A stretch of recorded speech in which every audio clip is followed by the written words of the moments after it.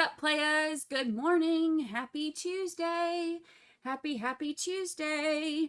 It is Tuesday, September 2nd. Yeah, because today's Tuesday, so tomorrow's my kid's birthday. Today is the 2nd, and we are here for the defense. The defense starts today. I am very excited to see what they have going on. We are about to jump in straight away because we're they started early, so we're about to jump in. I did a poll. The first poll today before we got started was, did anyone offer you or the first one was, do you think we'll hear from Donna today? The second one was, did anyone offer you $10,000 and a grand piano to be here? So let's get right into this because I want to see what's happening. Mr. Zellman.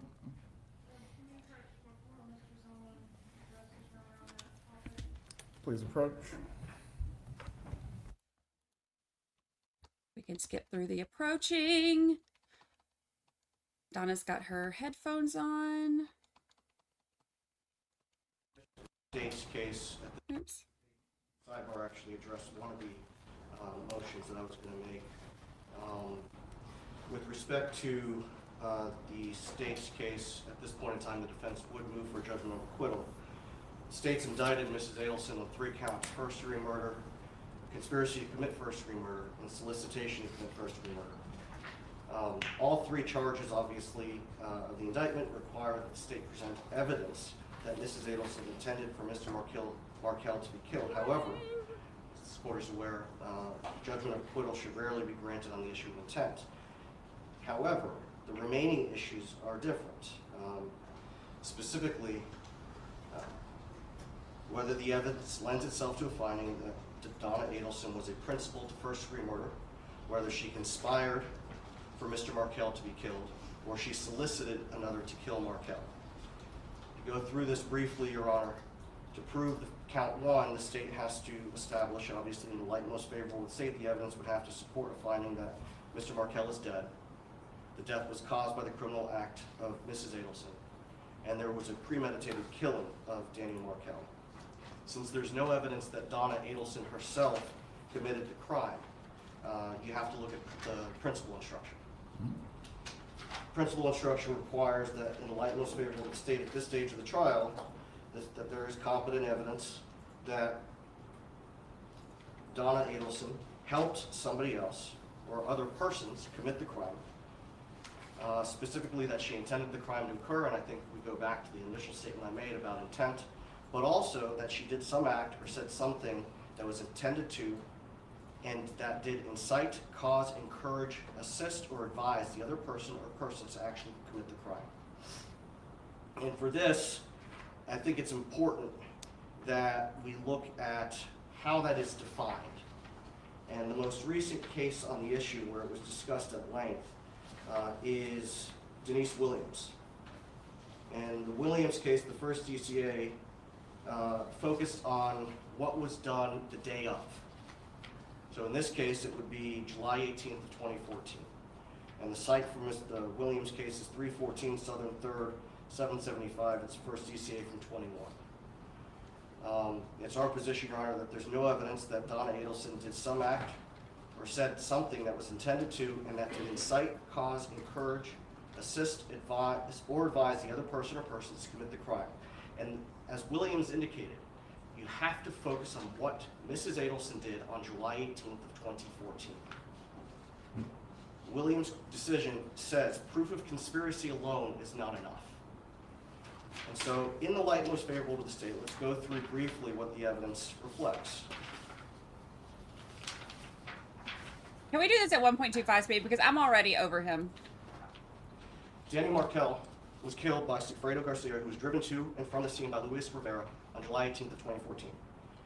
Both of them were solicited by Catherine McManaman to drive from South Florida to Tallahassee. Luis Rivera testified that they were hired by the Wendy lady to get her kids back. The Wendy lady. Luis Rivera testified that he saw that Sigfredo Garcia had a picture of Markel with some writing which he believed to be an address. They made 2 trips to Tallahassee. During both of those trips, according to Mr. Lacoste, Wendy Adelson acted extremely anxious and exhibited odd behavior. Oh my gosh, would y'all Time of pass both of those out if trips, he actually Mr. Lacoste was approved scheduled to this? be heading out of town, And he actually said, and yeah, he drove sure. a vehicle that looked similar to the one I would. rented by the shooter. There's no evidence that my client ever spoke with Catherine Magbanua, Sigfredo Garcia, or Luis Rivera. Your client did speak, however, with Charles Adelson in the chain of communications. I believe the state's wording was the train cars. Yes, Your Honor, I'm going to get to that. Go ahead. Thank you. Oh. The evidence The judge is like, I ain't The playing with y'all undisputed this morning. evidence is that Charlie Adelson kept stacks of stapled cash in his house. There is no evidence that Donna Adelson did the same. The evidence also reflects that Charlie Adelson had a safe the size of a refrigerator. There's no evidence that Donna Adelson had a similarly large safe. Before Mr. Markel was murdered, Wendy Adelson told Jeff Lacoste that the only way she could leave Tallahassee is if something happened to Mr. Markel. There is no evidence that Donna Adelson was aware of the statement made by Wendy Adelson. And there is no evidence that she also agreed that there was no way that Wendy Adelson could leave Tallahassee unless something happened to Dan Markel. Before Mr. Markel was murdered, Wendy Adelson told Mr. Lacoste that Charlie looked into hiring a hitman in the summer of 2013 after relocation was denied. There is no statement in evidence whatsoever that Donna Adelson was either aware of that, said or did anything to encourage that or incite that. There's also no evidence that had been admitted that Donna Adelson was aware of the claim, that Charlie Adelson had actually looked into that. And additionally, before Mr. Markel was murdered, whenever Charlie was on the phone with his mother, he would walk out of the house to speak with his mother on the phone when Catherine Magbanua was there. After Mr. Markel was murdered, Catherine Magbanua went to Charlie's house. Charlie, according to the evidence, the light most favorable to the state, Charlie told her that his parents had just left. I rewatched her testimony over the weekend. During her testimony, she did not say that Charlie said anything at that point about his parents leaving money at the house. She testified that she woke up the next morning and Charlie said he had put the money in the trunk. She then left and tried to locate Sigfredo Garcia. She testified that when she got the money back later that day or the following day, the money was stapled together. Her testimony was pretty clear. She said a couple days later, I'm pretty sure I contacted him and asked him why the money was left. She did not say that she did. After Mr. Markel was murdered, Donna Adelson followed her daughter's instructions and used the last name Adelson for her grandchildren. After Mr. Markel was murdered, Donna Adelson conveyed the message from their family attorney, Weinstein, to Ralph Adelson to not talk to the cops. After Mr. Markel was murdered, Donna Adelson wrote checks from Charlie Adelson's business account to Catherine Magbanua at Charlie's instruction. The evidence that has been admitted reflects that that business belonged to Charlie from 2012 to 2020. As this court knows, being a manager of an LLC is not the same as being the owner. After Mr. Markel was murdered and the bump happened, Donna Adelson begged the undercover to go to the cops and tell them what he knew. After Mr. Markel was murdered, Charlie kept up the lie that he told Donna Adelson when discussing the arrest of Sigfredo Garcia and Luis Rivera. Now, the only way, it is our position, the only way that the state overcomes counts 1 and 3 is by improper stacking of inferences. So they have evidence that Donna Adelson allegedly hated Mr. Markel. Allegedly. The evidence is that Donna Adelson didn't like how Dan Markel treated Wendy. The evidence reflects that from 2012 to 2013, according to the emails from Donna Adelson, a non-negotiable was relocation. However, after July 31st of 2013, there has been no evidence admitted in this trial that Donna Adelson said or did anything to convey the message that she would do anything for Wendy and the children to move to South Florida. There's no mention. As to the argument about inferences, however, inferences plus a confession, and you're saying the state is not committed to murder? Judge, I'm getting to that. Please do. Oh. There's no evidence that she solicited anyone to murder Markel aside from these assumptions.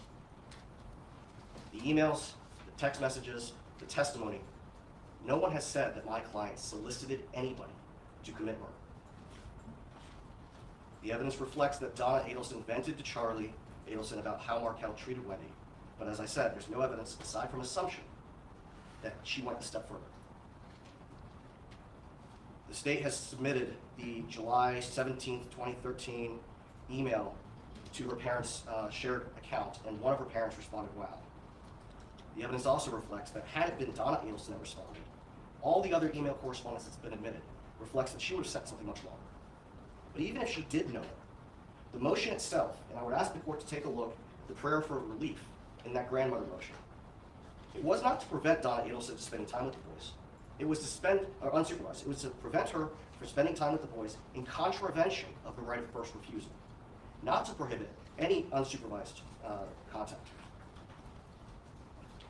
So even if the court were to find that in the light most favorable to the state that my client was aware that the grandmother motion was filed, the relief that the state believes was sought is not what was sought in the motion. As to the alleged confession, Your Honor, what the confession, as I heard it, was that she wrote the checks. She paid the money after. I think we'll get the court reporter to read it if need be, but go ahead, please. What she did after the murder is not evidence of her intent prior to the murder. And that's what Williams talks about. What evidence is there in the light most favorable to the state that prior to the murder, Mrs. Adelson did something? I think that if we were before the court on a different charge and the statute of limitations had not expired on it, that the situation might be different. But we're here for principle of first degree murder, conspiracy, and solicitation. Venting about how somebody's treating their daughter is not the same as asking somebody to have them killed. The evidence reflects that, I know that the state's argument or belief is that the birthday gift is a murder. The birthday gift, the evidence reflects, was the party and the catering. You have to make an inference, on top of another inference, that the birthday gift was murder. So focusing on what evidence exists as to my client's statements and actions prior to the murder actually happened. According to Williams, judgment of acquittal is appropriate on count one. Concerning Williams specifically, was there evidence of consciousness of guilt admitted against the defendant in the same way it's been in this trial? In Williams? Yes. I don't believe so. Well, So in addition to any circumstantial evidence, any inference, we also have in this record the defendant allegedly making a confession, suborning perjury, and attempting to flee. As to those pieces of evidence linking up with the others, what is your argument? Well, Your Honor, I think Williams speaks to the fact that there's even more evidence. Williams, you had the co-conspirator testify directly that Miss Williams was involved in the planning, but she wasn't involved in the execution. All of those, the after-the-fact things, yes, it might be relevant to consciousness of guilt. However, it doesn't overcome the absence of evidence as to what Donna Adelson did on July 18th of 2014. That's what Williams speaks to. And you are disputing that she dropped off any money to Charles Adelson on that date as payment to the trigger fund. What I'm saying is that there's no evidence that she knew on July 18th. In the light most favorable to the state, obviously I disagree ultimately that that's what happened, but in the light most favorable to the state, which is the standard that we're applying here today, there has to be that next step, that she knew what it was for. And there's no evidence that she did. As a result, Your Honor, we're asking that the court grant judgment of acquittal on counts 1 and count 3. Response from the state.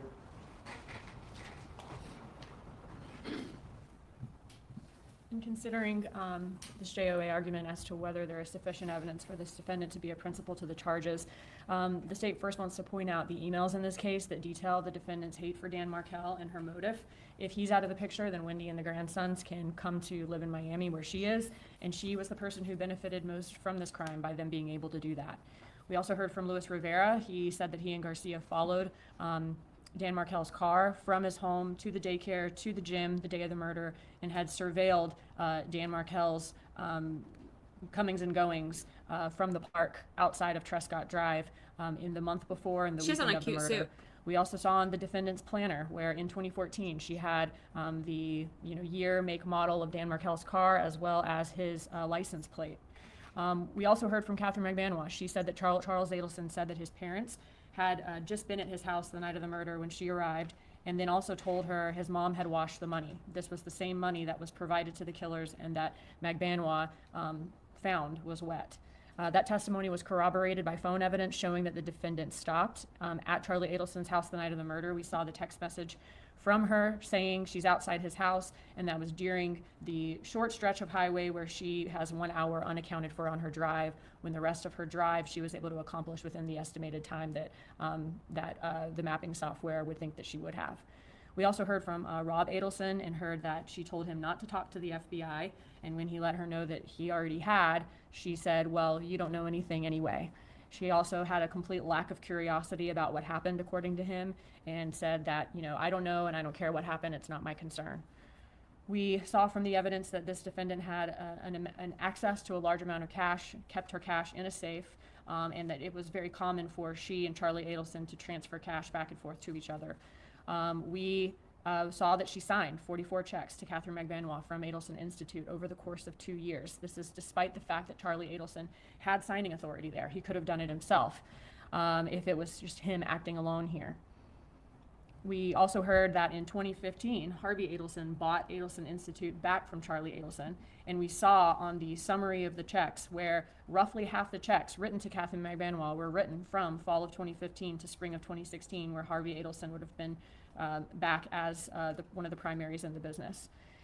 Donna Adelson, we also saw from the bump video, she was handed an article with Danny's picture about the murder. And she calls her son. He's the first call that she makes, and she tells Charlie specifically that this involves the both of us and that it involves the two of us when she's talking about the article that she was handed about Dan Markel's murder. So while there is a lot of circumstantial evidence and inferences in this case, there is also direct evidence, and the state argues that her admission that after being handed an article about the murder that it involves both of us and it involves the two of us to Charlie Adelson is direct evidence and an admission of guilt in this case.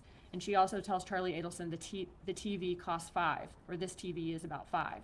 And that's the same TV that's referenced that Charlie Adelson bought instead of hiring a hitman, and that Wendy's family, that her mother helped set up as part of her alibi and emailed Wendy about that day after the appointment was made by her father. When the wire took place, she and Charlie Adelson are overheard discussing the fact that they don't need to be talking on the phone, they don't need to be talking in an apartment. They go to great lengths to take a walk outside, to sit down by the water where they can't be overheard, to sit by the pool where they believe they're not able to be heard by law enforcement. And on the wire, we see the same pattern of communication that was seen in the call detail records before the wire took place. Donna to Charlie to Catherine to Garcia. And this is consistent with McVanois' testimony of how communication was relayed in this case. Before you continue, Mr. Yes, sir. Dugan, specifically as to the argument of stacking inferences, what is the state's position? The state's position is there are inferences in this case. There is circumstantial evidence in this case. However, there is also direct evidence.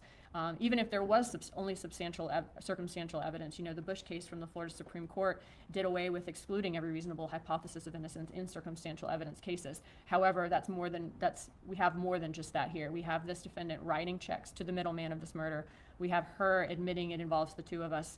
And we also have her suborning perjury by admitting to one of her friends in custody, Patricia Bird, that she did do what she was accused of. That's what Ms. Bird said on direct, and I clarified that with her on redirect. Was it that she told you that she just wrote checks, or did you specifically ask her, did you do what she's accused of, or did you do what they say you did? And she said that no, she said she did what she was accused of. And she's also offering to pay for false testimony from Bird and from Ms. Bernhardt, and even writing a script for Ms. Bernhardt to come in and recite in trial.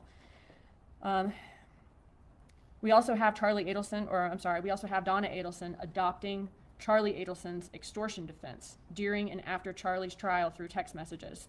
And on the other hand, we have texts between Donna Adelson and Charlie Adelson in 2016 where we see that Charlie Adelson is telling her that his attorney is meeting with Garcia's attorney, and we see her reaction to that, which is not consistent with someone who believed that they were being extorted by Garcia or by that group for the past 2 years. We also see the 2016 text messages where we see Donna Adelson's reaction to Charlie Adelson workshopping this other possible theory of Dan Markel's murder. And our argument is that reaction is not consistent with somebody who believed that she was being extorted, according to Charlie Adelson, for the past 2 years. We also have evidence of consciousness of guilt in this case. We have her fleeing with an emergency fast-track visa she sought to obtain within hours of Charlie Adelson's verdict. And within also hours of Charlie Adelson's verdict, sending a text that says, basically, I'm next, but that won't happen, and I'll take care of that. And then going to board this flight to a non-extradition country a week later. So the state's argument is all of that circumstantial evidence combined with the direct evidence in this case, in the light most favorable to the state, there has been competent substantial evidence that a reasonable trier of fact could find the existence of the elements of this crime beyond a reasonable doubt. Right, the legal standard the court must apply at this point is reviewing the evidence in the light most favorable to the state. I believe in Turner versus State 29 Southern 3rd 361. In moving for a judgment of acquittal, a defendant admits the facts and evidence in every conclusion favorable to the state that may be reasonably inferred from the evidence. As to the direct evidence, the circumstantial evidence, and also the consciousness of guilt evidence taken together, I believe this is sufficient to overcome the matter that was raised in Williams versus State. The motion for judgment of acquittal will be denied at this time. Does the defense, as to counts 1 and 3 specifically of the indictment, does the defense have any other motions to raise?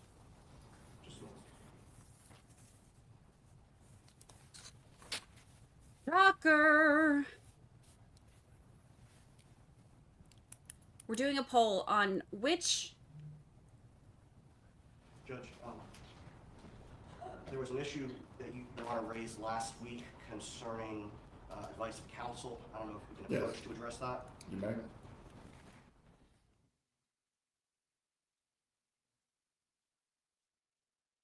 Okay.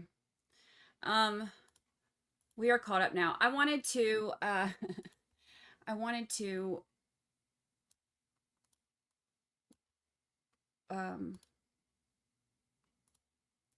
listen to that. We started just a couple minutes late, but I wanted to listen to that. But now we're caught up to real time. So it was denied, of course. I mean, are we surprised? No, we are not. But that happens in like every single trial. So we're not surprised that they asked for it, but we're also not surprised that it was denied. I put up a poll. Which is the most appealing offer for your testimony? BOGO murder boobies, new teeth, a grand piano, or land in a trailer? 40 acres in a trailer. All right, good afternoon, good afternoon. I guess it depends on how much land.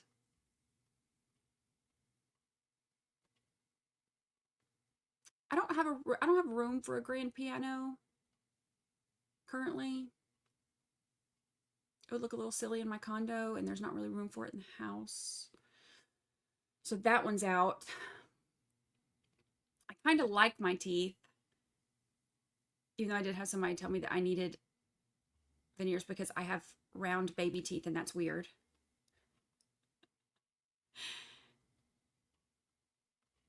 Me and my weird round baby teeth. Don't really care for the BOGO murder boobies. So I think the land in a trailer would be probably it for me. Yeah. Yeah, because then if I want to sell it, it would be easier to sell land in a trailer than it would be to sell. Well, I mean, if I got BOGO murder boobies, you can't really sell those. Can't really sell my new teeth. Could sell a grand piano, but not for as much as land in a trailer. So I'm thinking for me, it would be land in a trailer. That's what I'm thinking. It looks like that's what y'all are thinking too, because right now that's what's winning in the poll. Land in a trailer.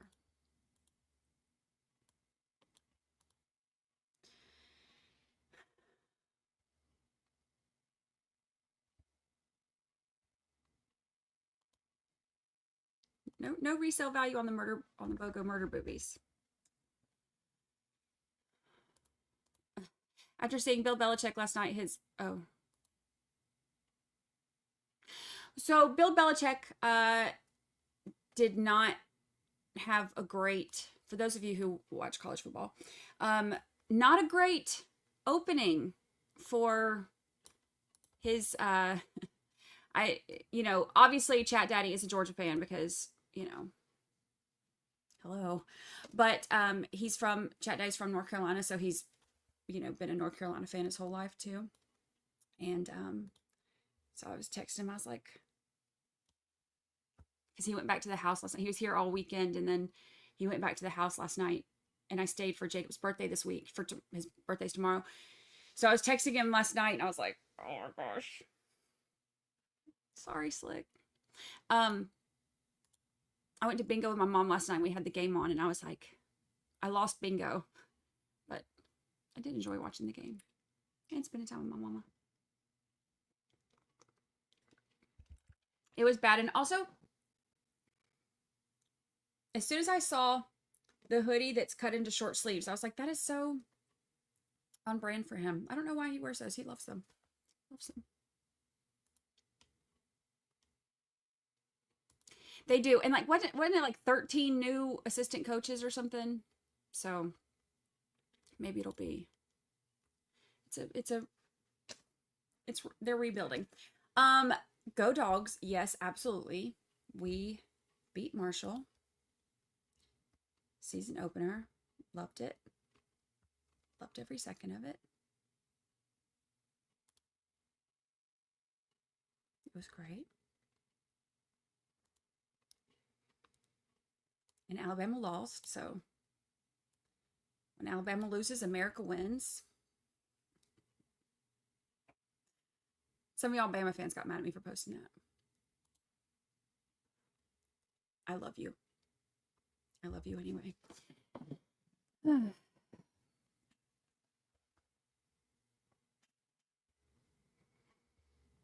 I wonder how much land she was offering, though. I have questions. I need to know, like, exactly how much land was offered.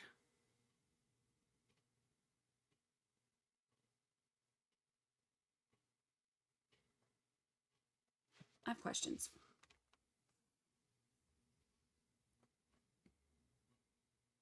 Yeah, FSU beat Bama. The state rested at the end of Friday.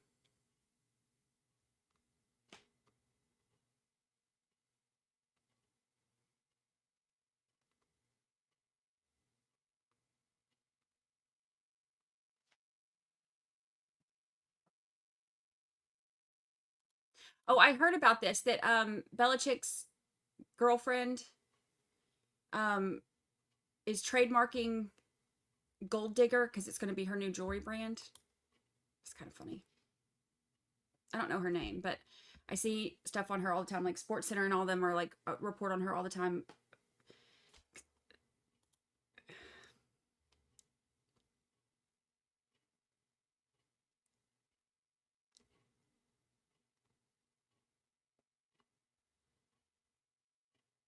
How much land? And where was said land at? The Everglades? Perhaps.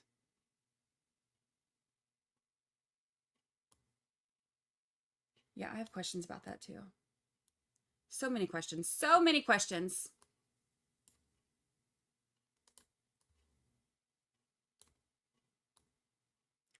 They're arguing outside. They're arguing at sidebar right now.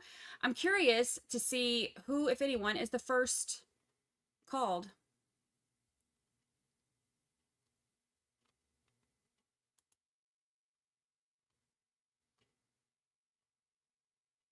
Alligator Alcatraz. Oh, yeah.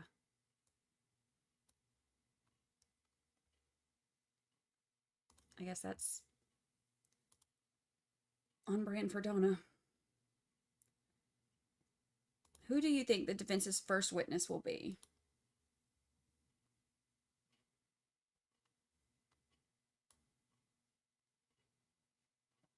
Who do y'all think? I'm ready. I'm like, y'all just skip it all and get to Donna because I want to hear Donna sue.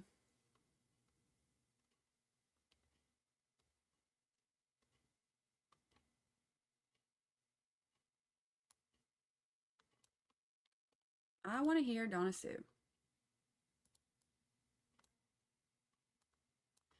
Give me Donna. I would like to call the revenge banana bread to the stand, please.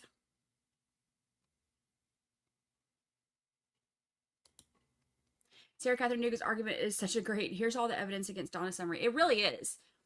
It was like, oh, You think there's not evidence? Well, here, just let me lay it all out for you right now.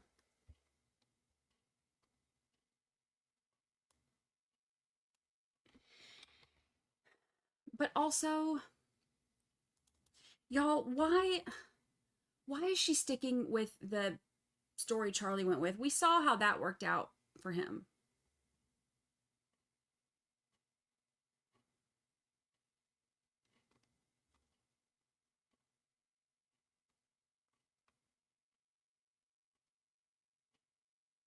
Oh yeah, concert tickets and limos.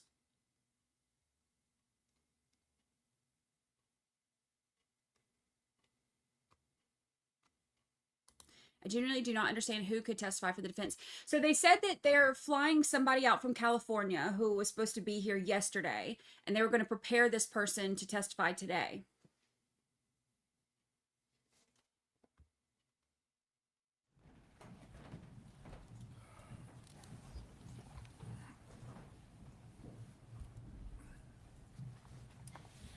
Please bring in the jurors. Bring the jury. They're expert to dispute the phone locations. Ugh. Don't waste our time. Like, they're going to waste our time. It's okay.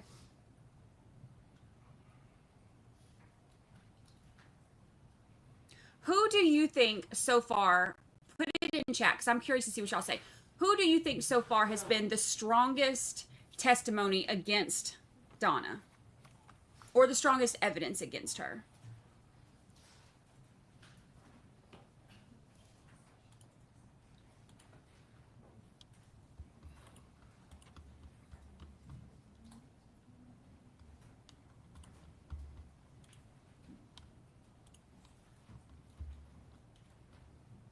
I think Special Agent Sanford, obviously, on the stand, he was one of the most damning because he presented so much of the evidence in the investigation. I think that phone call, that accidental phone call, is one of the most damning. And the bump. Yep, the bump.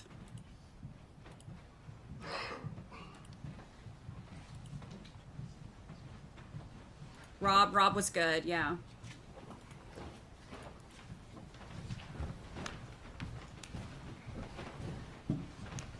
Yes. Okay. Everyone can be seated. Reaction to the bump. That was a big one. Good morning, members of the jury. Yeah. Good morning. I hope everyone had a good, restful, long weekend. At this point in time, we are going to begin with the defense's case in chief. Mr. Zellman, you may call the defense's first witness. Yep.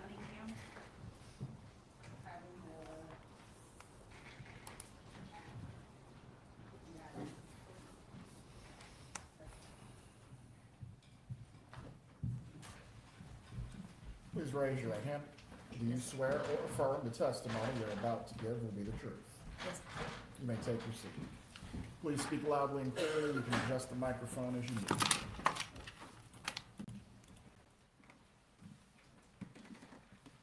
Morning. Good morning.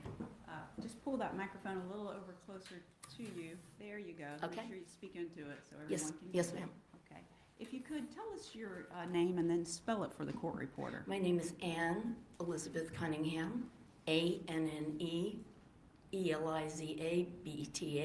Cunningham, CUNNINGHAM. Thank you. Ms. Cunningham, you're aware why we're here today, correct? Yes, ma'am. Okay. I don't want your address, but where do you live?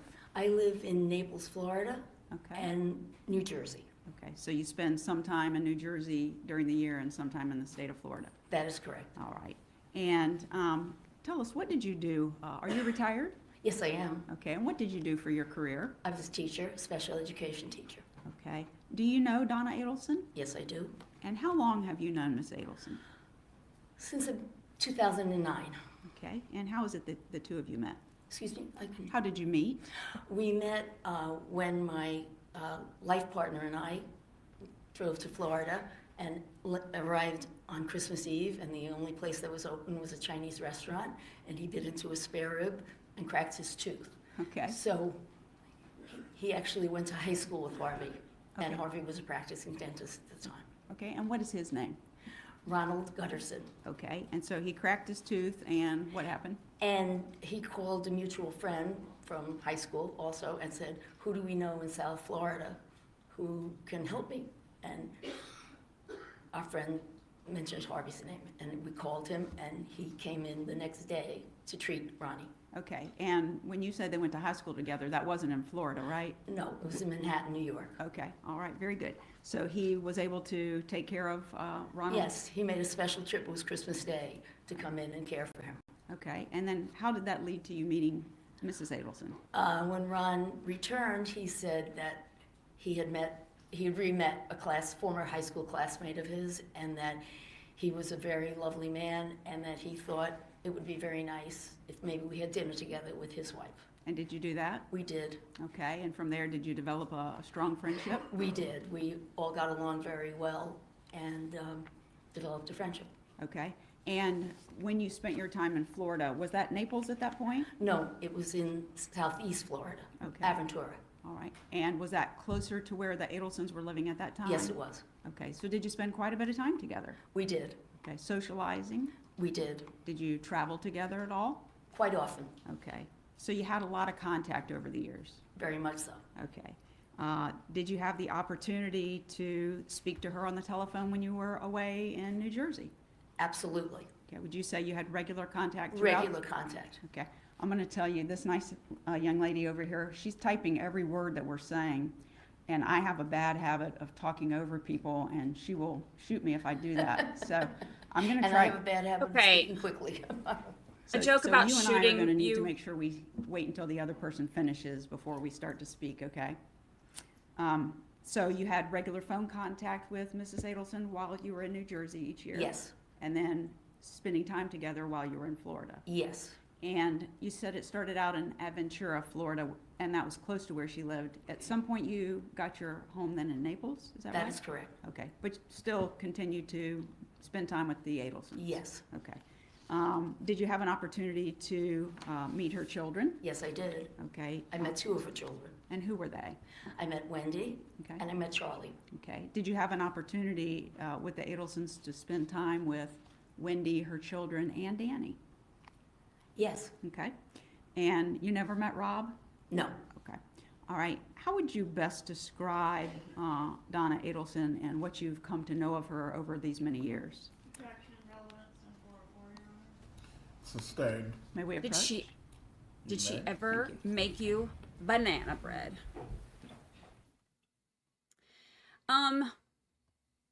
It's giving Dick Harpootlian with the gun in the Murdaugh trial. Just one of those jokes you shouldn't probably make in a murder trial where the victim was shot. We've all put our foot in our mouth sometimes. Okay, so Miss Analyst Cunningham here was good friends with Donna. So Harvey made an emergency repair on her life partner's tooth. There's Harvey. Look at Harvey fixing teeth for Christmas. He's basically Santa.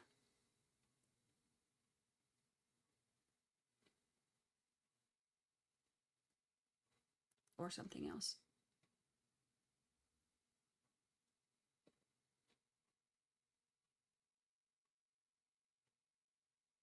Or like try to poison you with banana bread. Revenge bread. I'll never look at banana bread the same. Like I like banana bread, especially like, you know, if your bananas are getting like to the point where they're like too brown and you're like, there's no way I can eat these bananas. And then you make banana, like that's really good banana bread. But I'll never look at it the same. But I'll say this, for every potluck that I've signed up for the rest of my life, I'm signing up for revenge banana bread. I'm going to put it on there just like that. Revenge banana bread or paella. Probably revenge banana bread.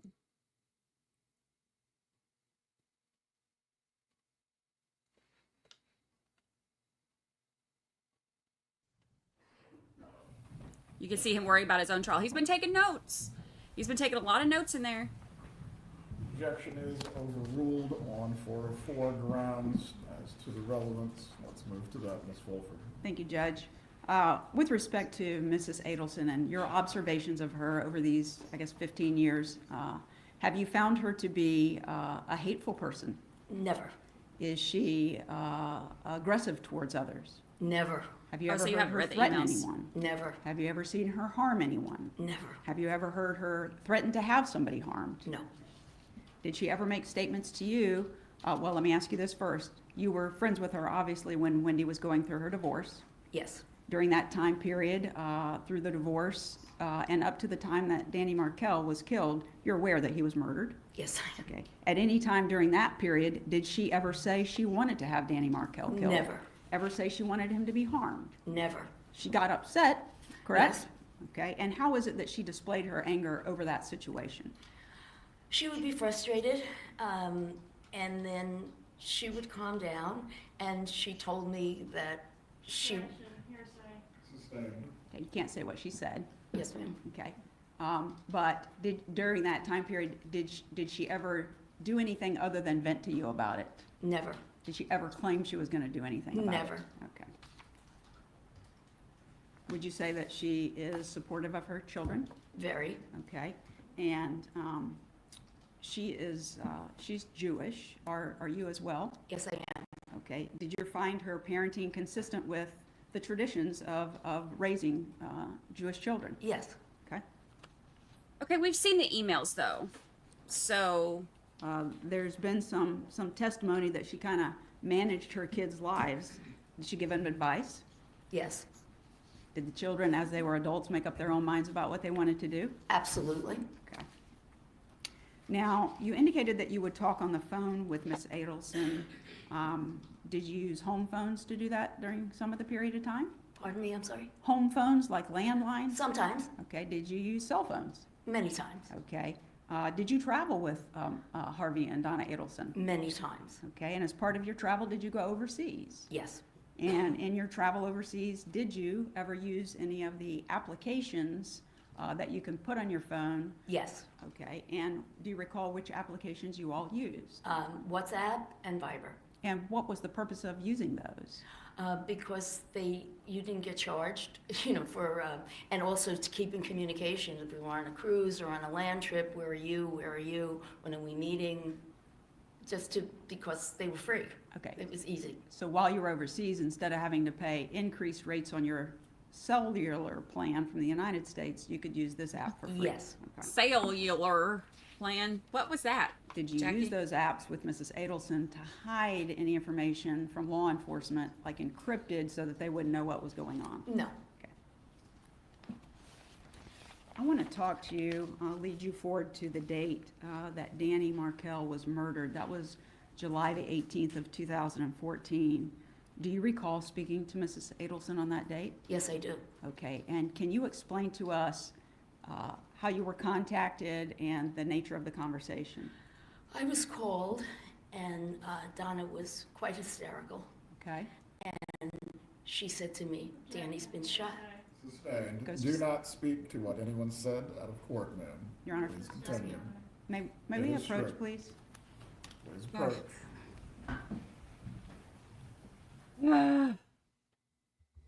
This is going to be the longest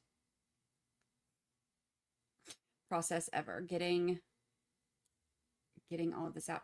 So, what I'm hearing from Analyst Cunningham is that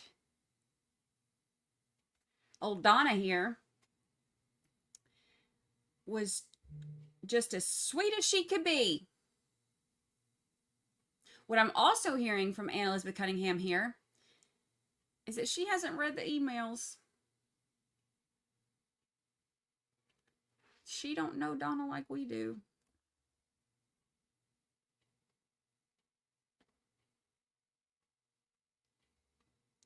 This is going to take forever. This is going to take... we're going to be here a minute. We're going to be here a minute.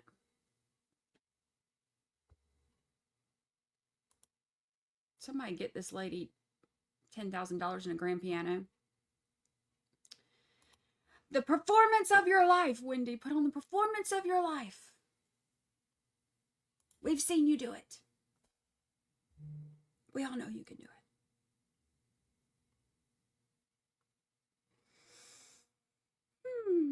There's no way Anne read the emails. Yeah. She's like, that's the thing. Is like some of this testimony is, I'm trying not to be overly critical. I'm not trying very hard though. The thing is, like, we've seen that. So we've seen, and look, you can't judge everybody by their worst moments. I get that. But y'all, she's got a lot of really bad moments. Like, this was not like one email where she's like venting. It was like a series of, it was bad. It was bad. It's bad, y'all. So like we can all pretend like we haven't seen that, but we have. So when she's like, oh, so she was Jewish. Did she raise her children, in a good, with a good Jewish upbringing? Yeah, until she said to dress her grandkids like Hitler. I mean, until she told her daughter to take them and have their pictures taken out in front of the Catholic Church and say that they're getting, baptized in the Catholic Church. Until she came up with an action plan to make the father of her grandchildren miserable.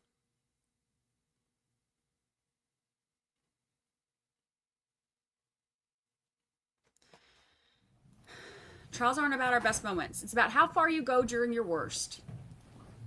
And she went pretty dang far.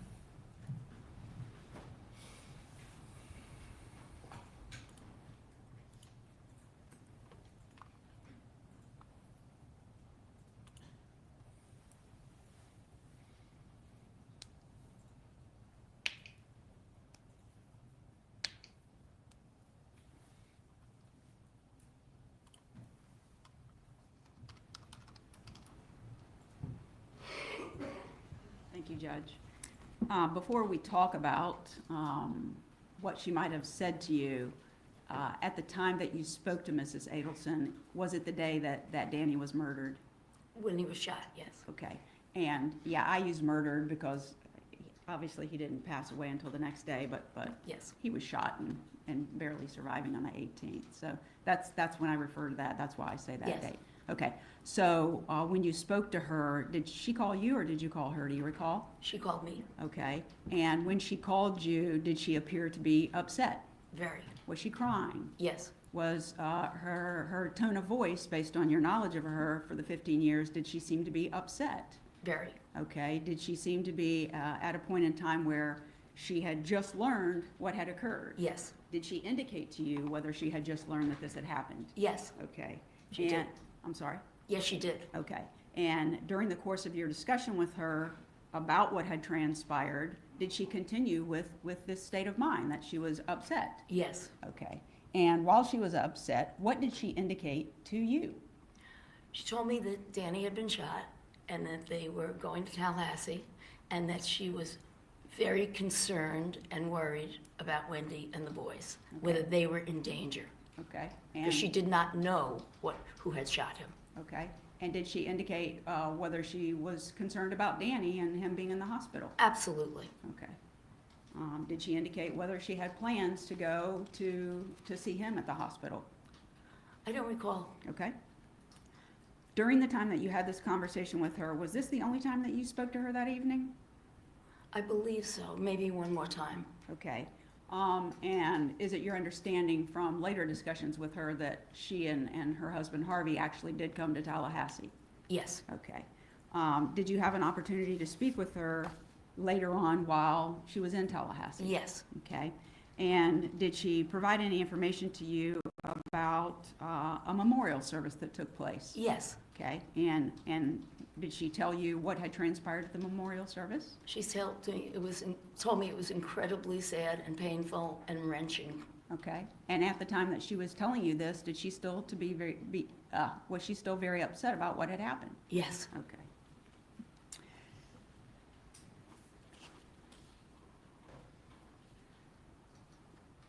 I want to Really? go forward just a little point in time.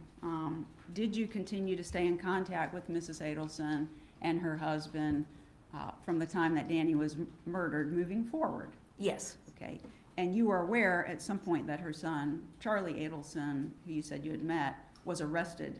Yes, I was. In the case, okay. And did you keep up with the case against Charlie in social media or news or anything? It was, no.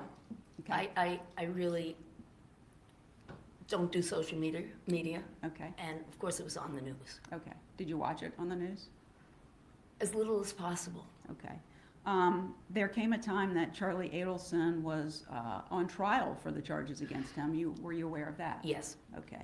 At that time period, in speaking to Mr. and Mrs. Adelson, was it brought to your attention that Objection, hearsay.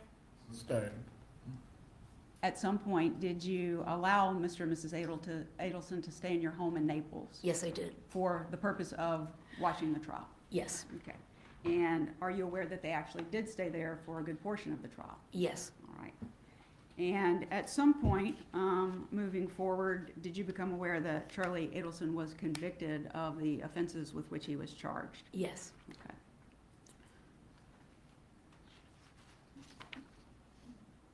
That's interesting.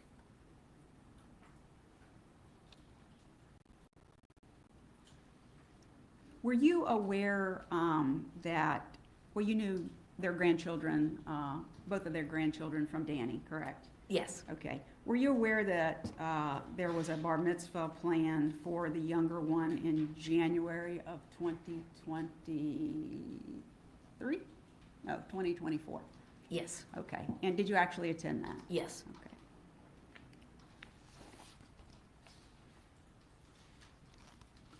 They're still trying to show that Donna planned on coming back for that. Did there come a point in time where, after the verdict, that you spoke to Mrs. Adelson about what in the world she was going to do? Yes. Okay, and did she discuss with you that she had planned? Objection, hearsay. The answer would call for hearsay. Do you have an exception to offer concerning this? It's going to go to her state of mind, Judge. You need to lay the foundation as to why this specifically would go to state of mind, Ms. Fulford. Thank you. So could you explain to us the behavior, how Mrs. Adelson was acting at the time? Don't tell us what she said yet, but how was she portraying herself at that time? Was she upset? Portraying herself. Okay. Did she, Good. how did she express that to you, that she was upset? Not in words, just your observations, hearing her on the phone, etc. She cried a lot. Okay? She was very concerned about Harvey, Okay? very concerned about Charlie, Okay? and just incredibly sad. Okay. And during the time that she was sad and worried about Harvey and Charlie, now that he's going to prison for life, you knew Yes, that? Okay. yes. All right. So during that, when she's having these emotions, did she tell you that she was planning on Objection, hearsay. Please approach.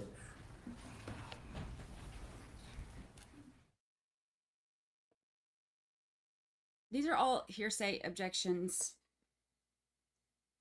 And she was a judge, so she should know this, right?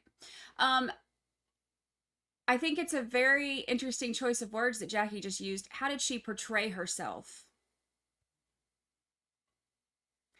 How did she portray herself? The performance of a lifetime.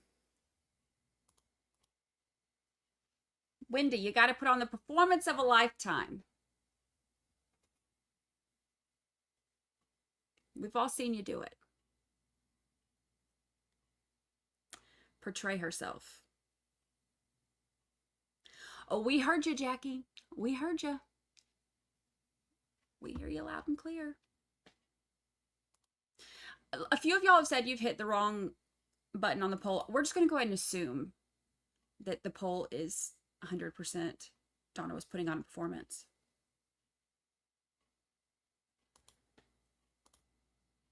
Oskalina. What's interesting too, remember the Google search with all of this? Remember the Google search? How actresses fake emotion.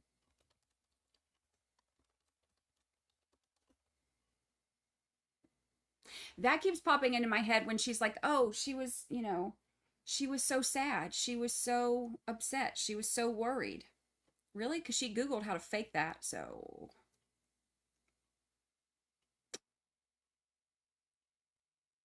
So there's that.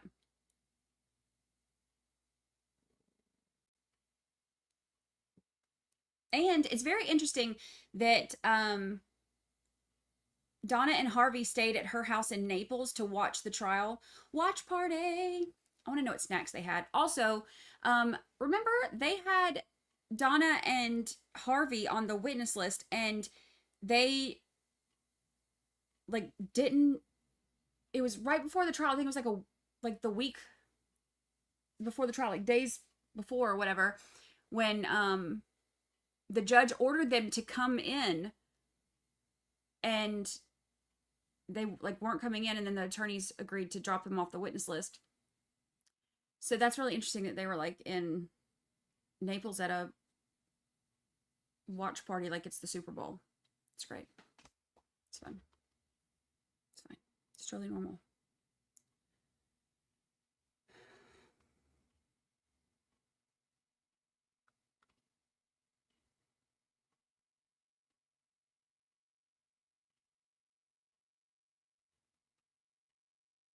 Donna was worried about Harvey and Charlie. Wendy's husband was just shot hitman style. Wouldn't Wendy be in danger?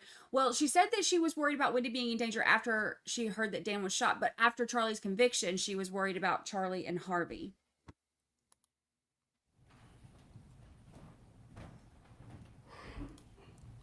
That would be funny.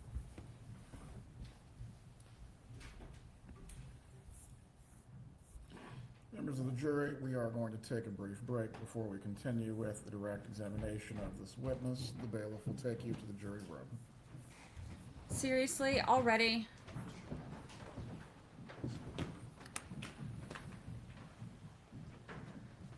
Ms. Cunningham, you may step down. Please step outside the doors. Don't discuss your testimony with any other person. Yes, sir. Y'all.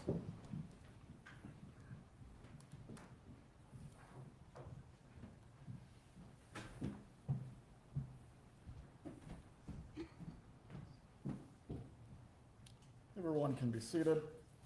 We'll resume with the testimony. We'll try to at least within the next 5 minutes. That should give the defense an opportunity to confer with the defendant. If anyone needs to use the restroom or stretch your legs, please do so now.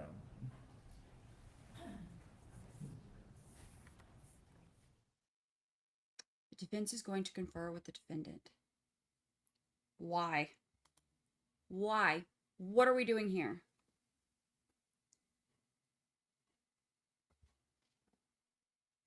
Bruh.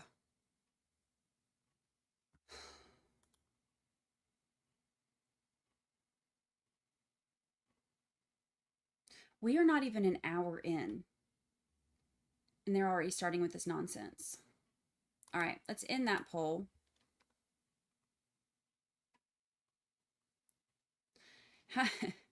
How many breaks you think they're going to make us take today?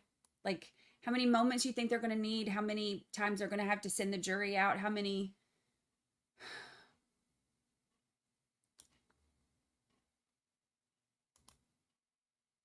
I have no idea. I have no idea. Also, hey, Kathy, I have no idea. This is our life now. This is where this is.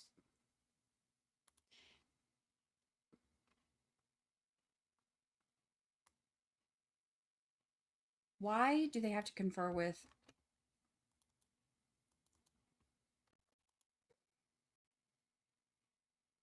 Still good looking out, Robin S. Still better than the wiretaps. I would still have this over having to listen to Charlie ramble on and on and on again. So that's true. It's true. About 5011, 111, somewhere in that range. I'm thinking y'all are right on there, somewhere in that range. So many moments. So many moments.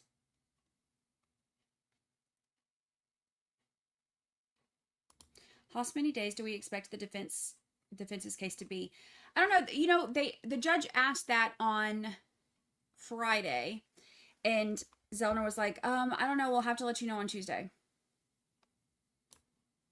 Because we all know that Friday he wasn't ready to answer any questions about anything. He could tell us nothing.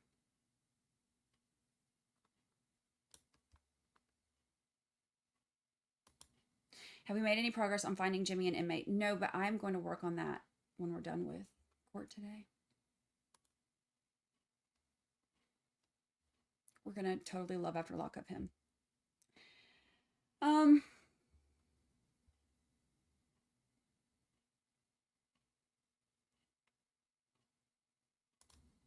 Show us your outfit. Love the top. Thank you. It's pajama pants on the bottom, so the outfit is not exciting. It's just it's a cute shirt. Can you see the shirt? Cute shirt, pajama pants on bottom. You should have seen me walking. I got really lucky she didn't hear me say that. Taking her OUT this morning because I had on cute shirt on top, flannel pajama pants on the bottom.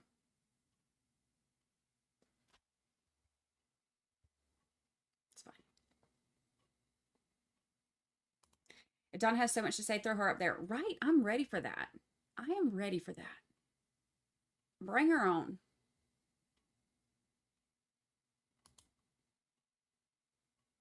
Bring her on.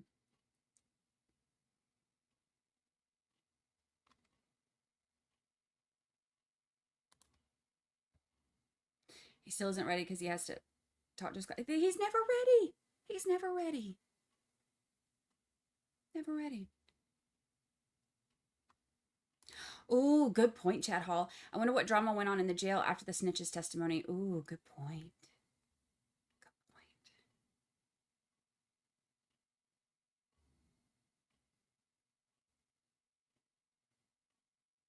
point. Oh, wait, where'd that go? What trial will we be covering next? I think Courtney Clenny, I think. Because I've been waiting on that one for a while. We'll see. My stomach's growling. Are they bringing Charlie? Well, Charlie is in town. Charlie was brought in for the trial because he's on the witness list. So he's like locked and loaded and ready. But will they call him? I don't know.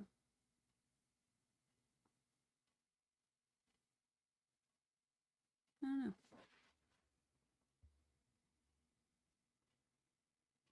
There really is no defense if Donna does not testify. Then again, her testimony will unlikely help her. I agree. I don't see how there's any way that the defense could possibly salvage this case for themselves. I just don't. I think that one of the most effective things for me last week was at the very end with the way that, and I put this in my recap on Friday, the way that they went through all of the text messages and stuff where she's like, you know, Donna is texting everybody and their mama and their sister's cousin saying, the truth is finally coming out. The truth is coming out. The truth, the truth, the truth. But then there's all those other texts before the trial where she's talking, you know, about all these different things. Like she basically, like her own texts have blown up that defense. So I don't understand how she can possibly think that this would work. She has all of those texts saying that, you know, the truth is coming out. The truth is coming out during trial. But then there's texts of her and Charlie talking about, you know, the dudes getting arrested and, you know, floating different theories that maybe they could present. Like, you know, oh, like it, because it comes across as like, oh, maybe we're off the hook. Maybe, you know, because that one witness is a, you know, convicted cocaine dealer, maybe, and this is the way it comes across to me. Y'all let me know what you think. It comes across to me as them saying, you know, well, you know, maybe, you know, those guys were just up there at the wrong place at the wrong time getting cocaine, and we're off the hook. Like, we don't have it, you know, it doesn't matter that we have these connections to them through Katie McBanawat because they were just up there, you know, at the wrong place at the wrong time. That doesn't have anything to do with us. You know, we're home free. That's the way it comes across. If they were being extorted, they wouldn't be floating these other theories. There wouldn't be all these other texts where, you know, they're talking about all these other things.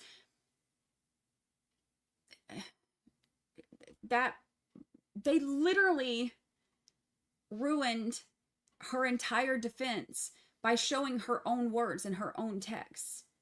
So, I don't know.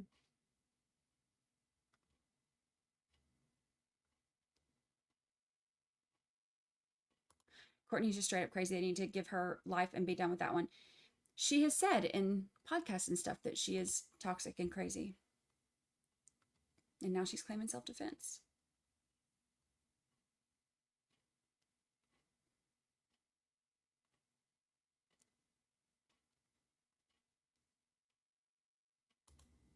This is the most Florida thing I've ever heard. My grandma's friend used to winter with Tom Cruise's mom. That is the most Florida thing.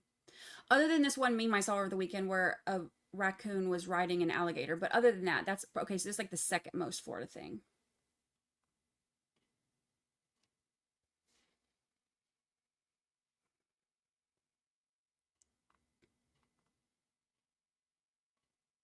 Nothing left to salvage. There's really not. I feel like it's so crazy to take Charlie's defense and try to stick with that. Look how well it worked for him.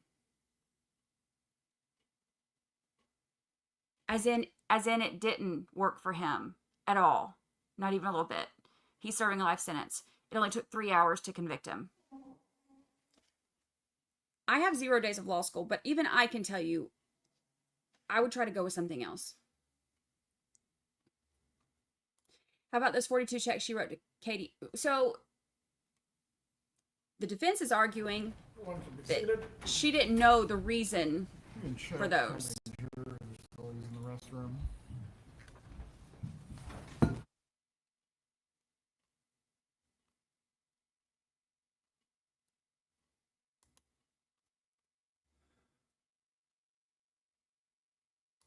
Hello, Jolene. Yes, they started already. We're already in our first break because the defense needed a moment. Shocker.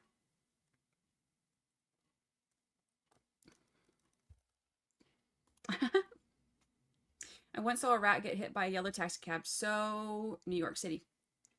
Okay, so you saw a rat get hit by a taxi cab. That's very New York. I saw a raccoon riding an alligator. That's so Florida. What's the most, whatever state you live in, thing that you've seen? Tell me what you've seen, and tell me what state. I'm so curious.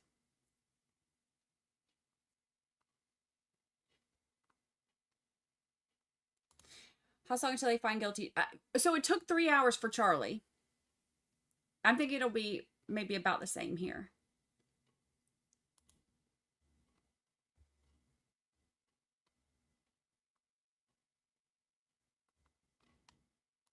Would you consider streaming Brian Walsh's trial, considering it involves some of our favorite Massachusetts law enforcement officers? Potentially. When is that one scheduled for? I had that one on my other calendar. I don't remember.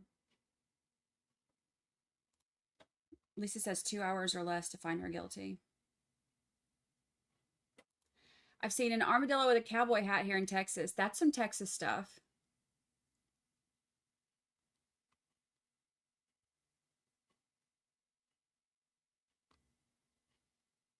Minnesota, ice skating on frozen streets. A pigeon eating a cheesesteak. It was so Philly. I like that. Getting proposed to during a tornado. That's so Oklahoma. Yep, love it. Also Oklahoma, the police had to block off a section of highway to wrangle a loose cow. I love that. You know, in Georgia, my aunt and uncle, after a big storm, my aunt and uncle had pictures and videos of like cows and goats in their backyard, and they were like, hey, somebody lost their cows and goats. Somebody's fence must be down. So they're like trying to, you know, lost livestock. Anybody? Charter boat hitting a lobster. Love it. Love it.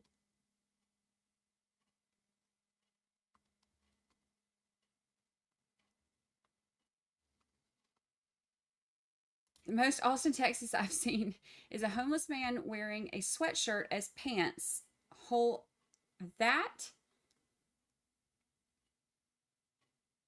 That's something to picture. That's something to picture.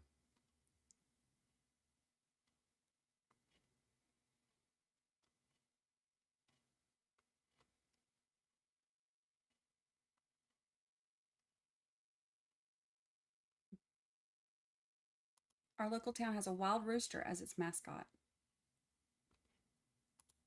I'm in South Carolina and people ride their lawnmowers to the store. I'm not going to tell you what family member, but I have a family member who got a DUI on a lawnmower, riding it to the store.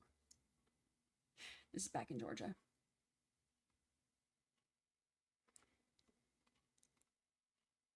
Not my immediate family, but.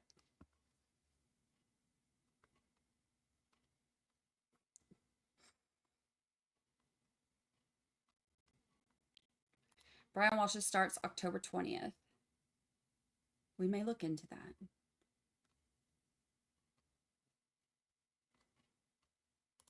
Indiana is going outside with a lawn chair to watch a tornado when the sirens go off.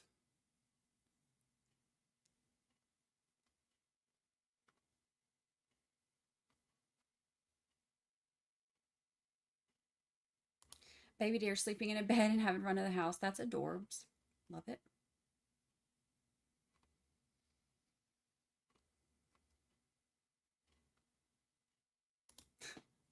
I don't live there anymore, but my dad found our neighbor's mule at the local Pizza Hut in Wyoming. I love that. I love that. I've seen people on horses in Georgia. I've seen people on horses in the drive-thru. Y'all saddle up, Bessie. Let's get up there and get us some fried chicken. In Norway, it's normal to see children skiing to school in a winter storm. Oh, that's wild. Outer Banks bird riding on a horse. Oh, we have cowbirds. Not in Panama City Beach, but back in Georgia. Well, in other parts of Florida. But we have cowbirds, and I love seeing the cowbirds. Like, they'll be out there. Like, they're these cute little white birds, and they're just out there, like, hanging out on cows and stuff. I love it.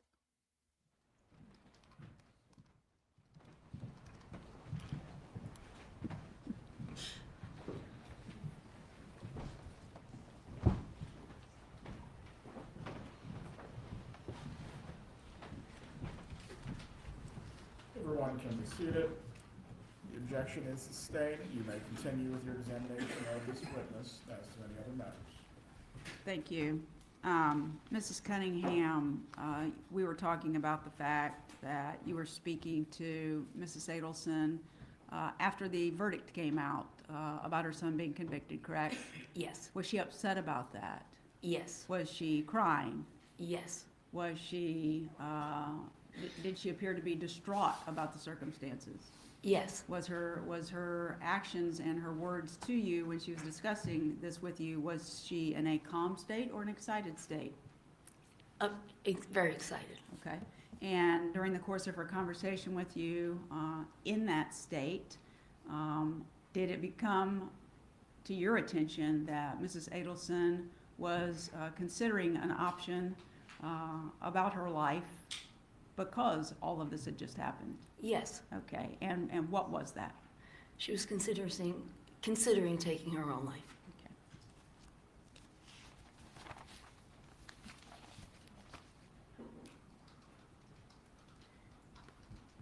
And if you know, and if you don't, just say you don't, but if you know from those same conversations with her in that state of mind that she had, did she ever discuss with you a potential plan to just get away to clear her head? Yes. Okay.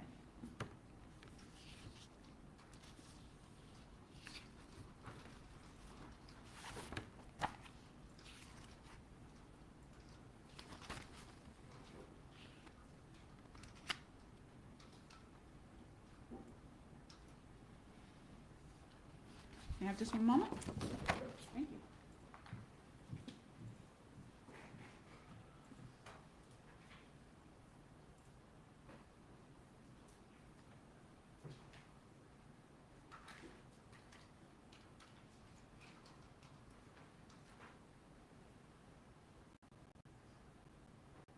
It was the objection that we had to break for and everything was hearsay.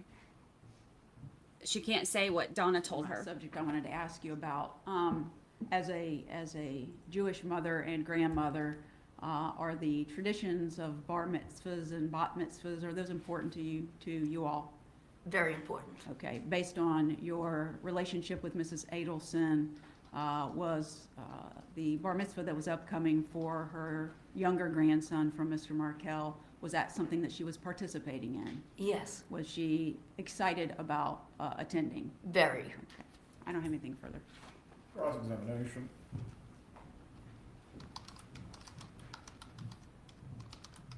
Watch Georgia come. Familiar with the defendant's statement that she could be buried in the bar mitzvah dress that she bought? No, I'm not. I guess if she was gonna be buried in that dress, she probably wasn't, at least at the time she made that statement, gonna be making it to the bar mitzvah. Would you agree? No, she Was was she- always going to be making it to the bar mitzvah, as far as I knew. Even if she was dead and buried, she was gonna make it? I never heard that. Okay. Was she suicidal when you spoke with her? After Charlie's verdict? Yes, Okay. You were best friends with her? yes, Okay. And she would call and vent to you about Danny Markel? sometimes. All right. And did she ever call him names? Not to my knowledge, not to me. Did she share with you that she was planning to offer a bribe to Mr. Markel to facilitate relocation? I don't recall. Did she talk to you about plans to threaten or to convert the children to Christianity in order to strong-arm Mr. Markel? She mentioned that she had said that, and she said that was so foolish of me. When did she say that? I don't know whether we were together or on a phone call, I'm not sure. Did she ever tell you that she was being extorted in reference to Mr. Markel's murder? Eventually, yes. Okay, and when you say eventually, when did she tell you that? We were on a trip to Japan together. Okay, when was the trip to Japan? We took so many trips, I'm not exactly sure of the year. Was it between the murder and the first arrests? I don't recall. And when she told you that she was being extorted, then naturally you learned that she knew who had killed Dan Markel. No, Obviously, it's the people that are extorting her, right? she didn't know what, are you talking about? Yeah, I guess, I don't know. She was forced to make payments to the people that killed Yes, Dan Markel. yes. That's what the checks were all about, right? I don't know about the checks. Well, when she told you she was being extorted, if it wasn't about the checks, how was she being extorted? She was, I'm confusing that with the bump, I believe, that Charlie was being extorted by Catherine. Prior to the bump, you knew that Charlie was being extorted by Catherine. No, I believe it was afterwards. After the bump, you learned that Charlie was being extorted by Catherine. I'm not sure of the timeline. Okay. And when you learned that Charlie was being extorted by Catherine, you learned that your friend, your best friend, Donna Adelson, was also being forced to write these checks as payment to the killers that were extorting. I don't recall.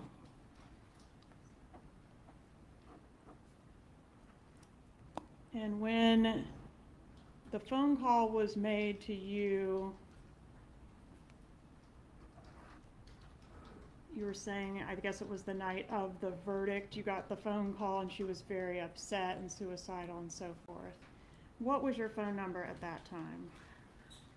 I believe my cell number, Okay, what's your cell number? Just give me the last 4 digits if you want to. 1655. And did you watch the trial of Charlie Adelson? At the very end. Okay, and during the trial of Charlie Adelson, were you in regular communication with your best friend Donna Adelson? Yes, but we didn't really discuss the trial. Well, would it refresh your recollection to review your text messages during the trial? Yes, it's a long time ago. Okay. An approach. Show you those. Oh, dang. Draw your attention to, I've circled a few here, but you're Sure. free to look at as many as you need to for context. Oh, yes, this part I do recall. Do you recall that? Thank you. You can show if that's the same messages you're referring to.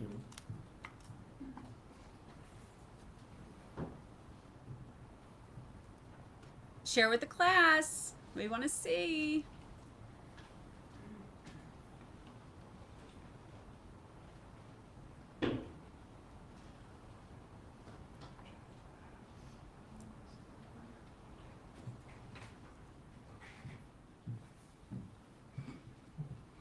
So you did keep some tabs on your friend during the trial of her son? Yes. Okay, and she was watching the trial of her son, as we learned, at your residence, right? Yes, Okay. And when Charlie Adelson was convicted, you disagreed with the verdict, right? yes, You think the jury got it wrong, didn't you? yes. And that was out of loyalty to your friend, right? No, I thought they got it wrong. They got it wrong. Okay, and you in fact said to Mrs. Adelson, I know you are all innocent, all caps, all, right? Yes, Meaning Charlie's innocent, yes, Wendy's innocent. definitely. No Adelson had anything to do with the murder of Dan Markel, isn't that what you think? Yes, Okay. And when she went to Vietnam, or was trying to go to Vietnam to clear her head, she was going to clear her head in a non-extradition country. Can you agree with that? I wasn't aware it was non-extradition. Okay. She was going to clear her head with a one-way ticket to go do the head clearing. She had no idea how long they were staying or where they would go. Are you familiar with her statement that she's hoping to make it out of the airport on time? Yes? Hoping to make it out before what? No, she meant the plane was on time. No, ma'am. I'm referring to hoping to make it out before law enforcement apprehended her. You aware of that? No, She didn't say that statement to you. I don't recall really. Okay. Do you remember Mrs. Adelson texting you after the verdict and complaining that Wendy had not even called? No, I don't. Would it refresh your recollection to review that message? Fine. Please show the front.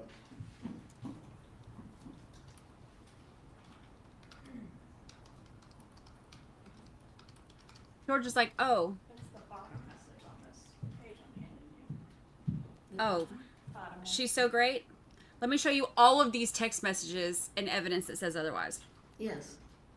Does that refresh your memory? I remember her describing Harvey being on the floor and crying like a baby. Harvey's on the floor crying like a baby, and Wendy hasn't even called, right? Isn't If that she what wrote it that. says? If she wrote that, didn't you just see where she wrote that? I did, she wrote that. And you offered to come and be with her during that difficult time, didn't you?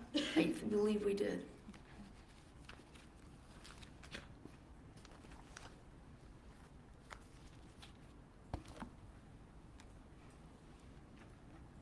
One moment, please, Your Honor.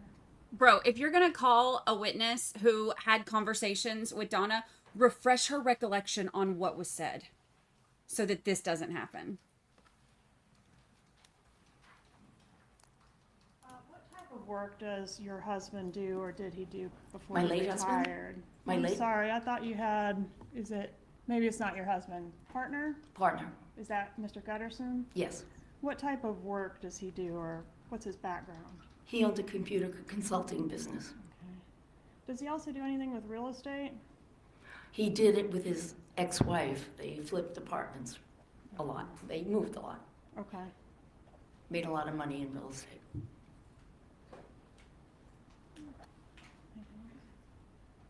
No further questions.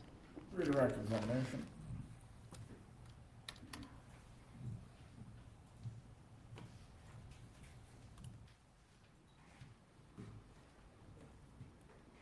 She needs a moment. Just make sure I understand your testimony correctly. Donna didn't tell you at the time she was writing checks that she was writing checks, correct? No, And when you spoke about extortion, you were talking about Charlie being extorted? yes, Donna, did she ever say she was actually being extorted or No. how? Okay. no, Okay. Now, you were asked questions by the state, which implied that Ms. Adelson was going to a non-extradition country. She wasn't returning, right? that's what I was told. Just now, while you were Yes, testifying? yes. You didn't hear that before? No, Did Donna ever tell you she wasn't coming back? never, In fact, she told you she was coming back, didn't she? definitely. And she was coming back without a doubt to go to what? Lincoln's bar mitzvah. Okay. I don't have anything further. You may step down. Will this witness be recalled by the defense or the state potentially in rebuttal?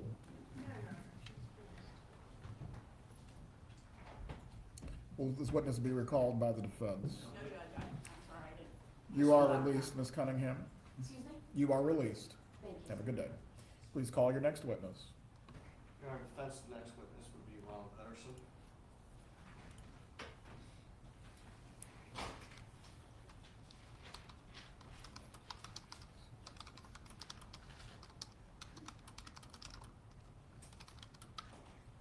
I don't think that helps the defense as much as they were hoping.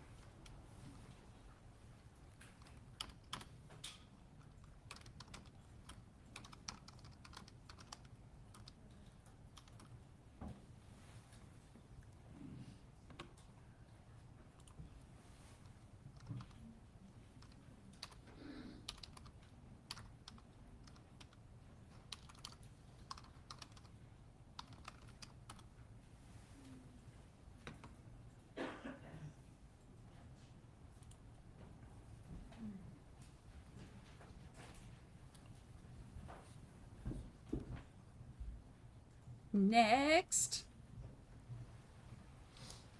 Mr. Gutterson, please raise your right hand to be sworn. Do you swear or affirm the This is testimony you will Anne's offer life will be partner. the truth? I do. You may take your seat. Please speak loudly and clearly so the jurors can hear you. Good morning, sir. Can you please introduce yourself to the jury and spell your last name for the court reporter? My name is Ron Gutterson, Gutterson. She called him Ronnie. I'll And put Ron. how do you know my client, Donna Adelson? I know her through her husband, Harvey Adelson, whom I went to high school with. High school where? New York City, And where was that? Stuyvesant High School. Okay. Did you keep in touch with him over the years? Initially, I would see Harvey yes. Initially, yes. At some point, did you grow apart? You lived in Au contraire. After graduation, I saw Harvey next, 25 years later at our high school reunion. And then we had one every 5 years thereafter, which I saw him.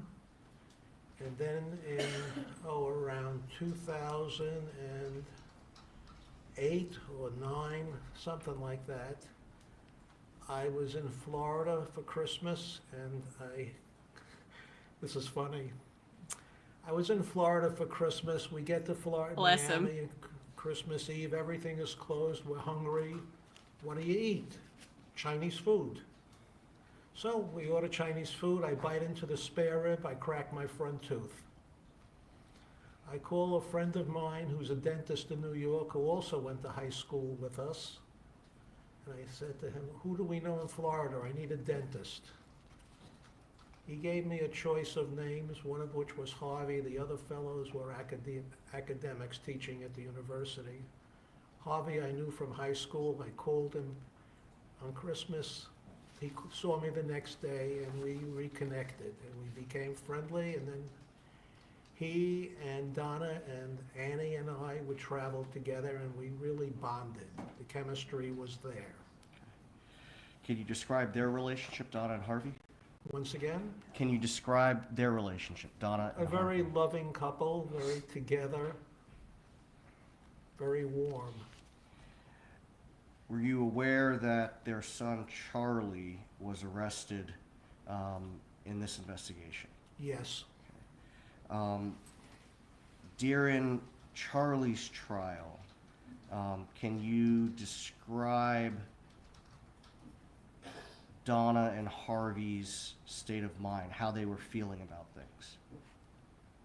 To put it mildly, extremely upset, off the wall, like most caring parents would be. Did there come a time, now your life partner is Annie Cunningham? Cunningham? Okay, and when you first reconnected in 2008 or 2009, did you all have a place in Miami or in South Florida? Yes, Annie had a place in Aventura. Okay.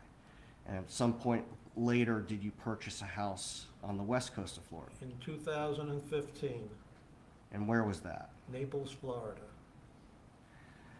Some point during the trial, did you and Annie offer to allow Donna and Harvey to stay at your place in Naples? Yes. Why was that?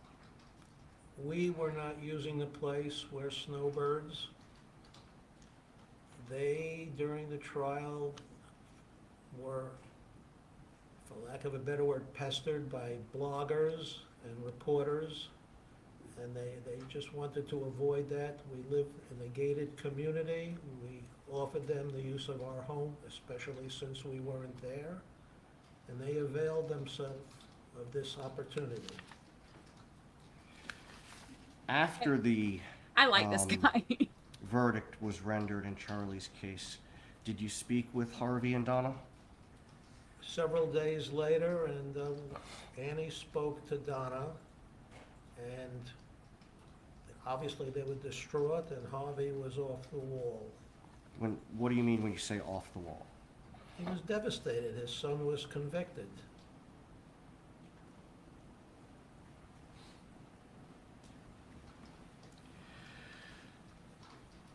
Now, I want to back up a little bit. Can you tell us a little bit about your background and education? I have an undergraduate degree in economics. I have a master's and MBA in finance.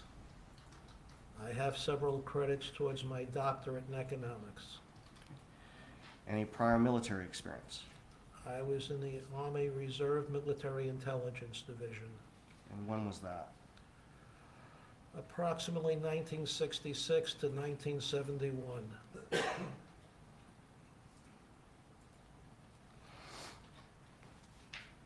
After the conviction, did you become aware that Harvey and Donna were trying to travel to clear their heads?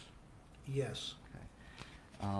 Did you know whether or not that was a permanent move or was it temporary? It was, to the best of my knowledge, a temporary move. It was approximately November, and they were coming back in January or February for their youngest grandchild's bar mitzvah.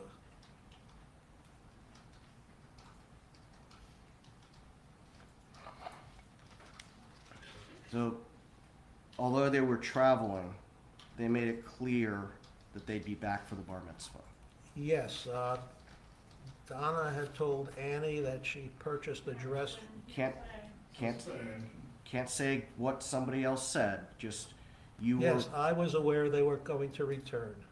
under any set of circumstances, would they not have returned? I don't know. Under normal circumstances, they would move heaven and earth to be there for that traditional occasion. Just a moment, Your Honor. I like this guy. I don't think he knows anything about who they really are as people, but I like him.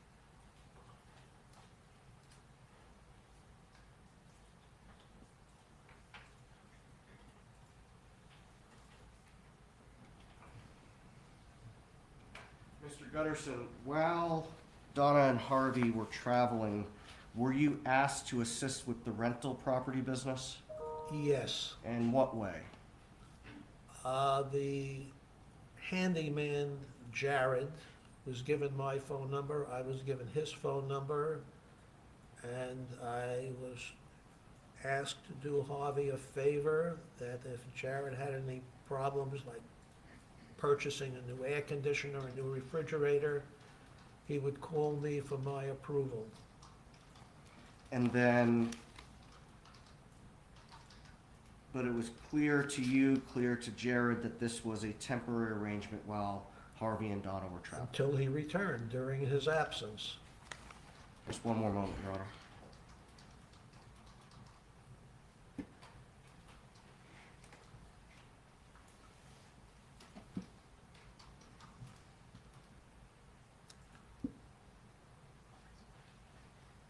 Nothing further, Your Honor? Cross-exam. You said that under normal circumstances, they were gonna make every effort to return to attend that bar mitzvah, right? Yes. Obviously, normal circumstances would not include a warrant being issued for their arrest for first-degree murder. That would be an abnormal I circumstance. am not aware of that. But you would agree that would be an abnormal circumstance that might Yes. prevent them from By the coming same back. token, at the time, there was no warrant out for her arrest when they left. Right, right, but might cause them to not come back, wouldn't it? Once again, It might cause them to not it come back. might, you'd have to think twice. Sure. And when the verdict came down on Charlie Adelson's case, do you recall Mrs. Adelson reaching out to the two of you saying maybe she might want you to come to where she was? Do you remember that? To Vietnam? No, sir, she wasn't in Vietnam.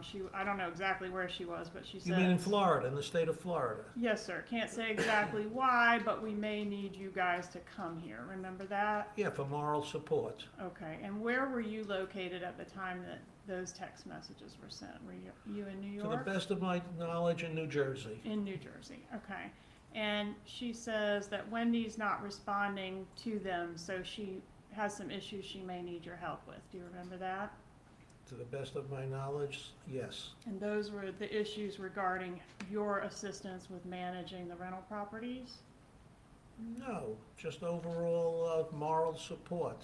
Okay, well, she says specifically Ron may have some work to do here. What is that reference? Is that the moral support?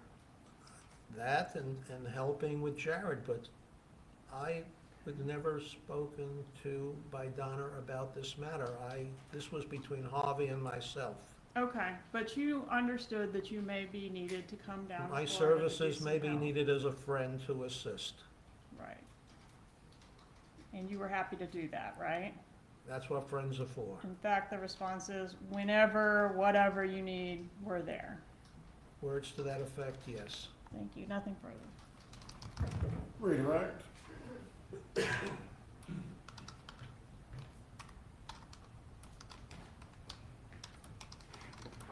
No questions, Your Honor. Is Mr. Gutterson released from trial? Yes, Your Honor. Is the state planning to recall him for any purpose? Have a good day, Mr. Gutterson, you are released.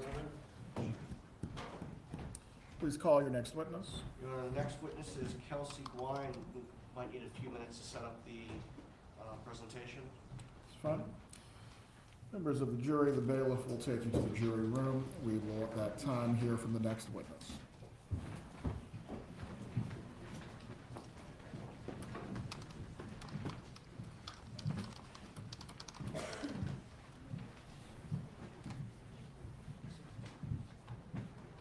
What are we thinking? How are we feeling?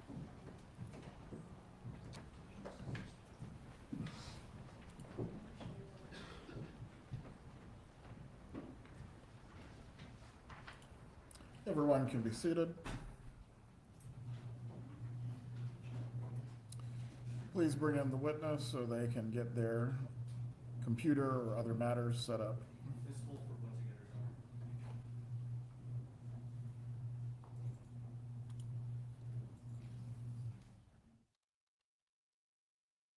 Okay. They need a moment. They need a moment. So they're getting set up for the next witness. What are we thinking? How are we feeling? Here's the thing. Do I think that Ron and Anne knew what was really happening? No. Think about your friends who you've known for a long time and you love. You're going to want to believe them, right? I get it. I get it. But also, like, we've seen the evidence and we've seen the emails. So,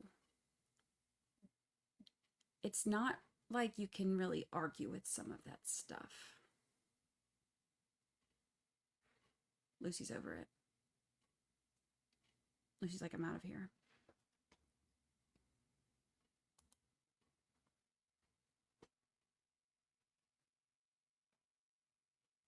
I don't even know what she's doing right now.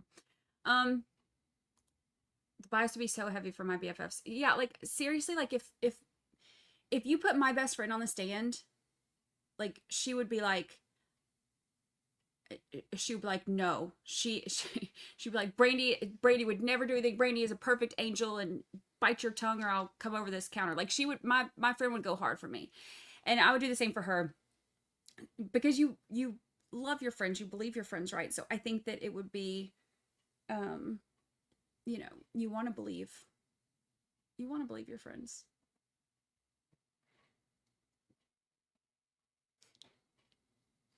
Oh, Ron, he was like, he was not a fan of Georgia, though. He kept talking over her. He's like, for moral support. I was there. No, I was there for moral support, nothing else. Okay, yes, also to watch the properties, but mostly just moral support. Okay. Got it. Got it.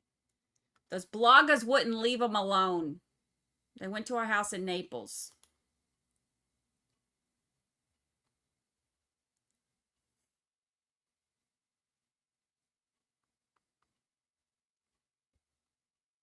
My BFF would tell you I was in Alaska at that time. I was there for Donner. I was just there for moral support for Donner and Blitzen and comment and keep. Is Donna herself going to testify? They said that she intends on it, so we'll see if she changes her mind. Donner and Harvey. Au contraire. I love that. I love that. Au contraire. It's actually a funny story. So there I was in Florida.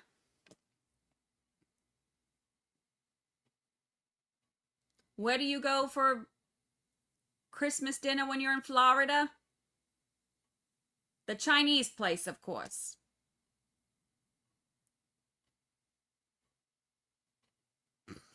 So there I was. I bit into a spare rib. Funny story, funny story. Bit into a spare rib, broke my tooth. Who did I call? Harvey and Donner.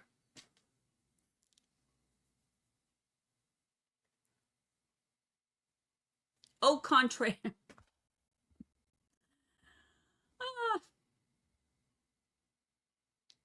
Picture it. Sicily, 1912. There I was.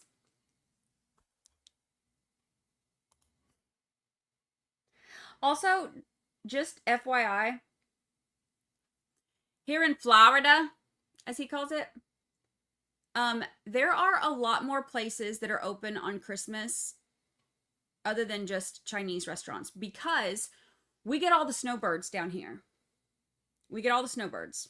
So there are a lot of places that are open. Maybe next time try some. pudding or chicken pot pie or something. Something that's not going to crack your tooth. Just throwing ideas out there.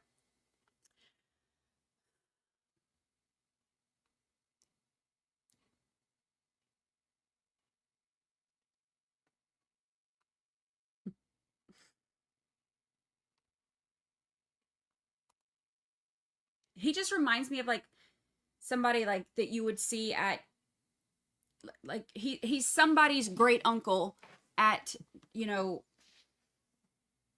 at some kind of party that you just want to go talk to and you just don't leave his side because he's just going to tell you funny stories.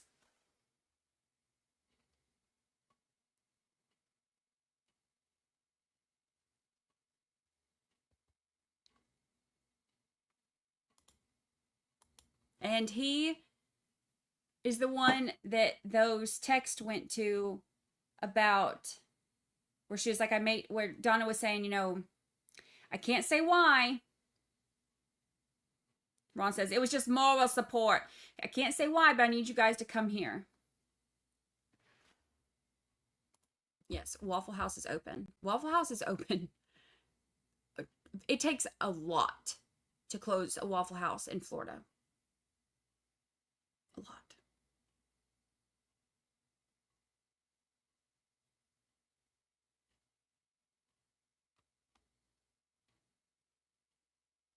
He is somebody's great Uncle Ron.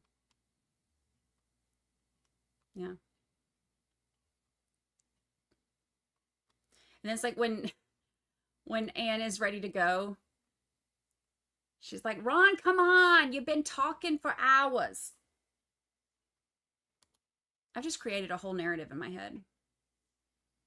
This is why people say I'm crazy.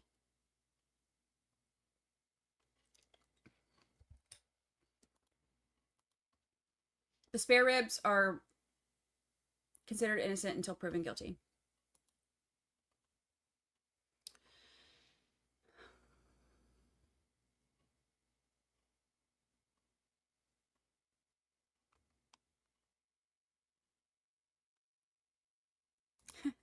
Now I have Dionne Warwick singing That's What Friends Are For repeatedly in my head. I love it.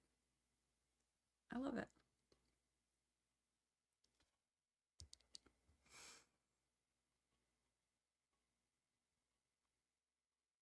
Can you talk like that? I will try. I think I'll just take on whatever accent for whatever trial we do. I'll just take on that accent. I love it.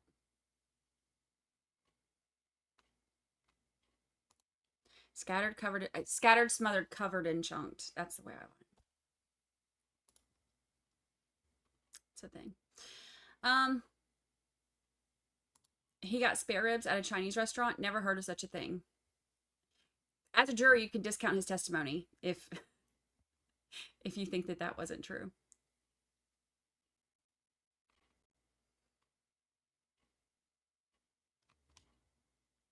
I liked him.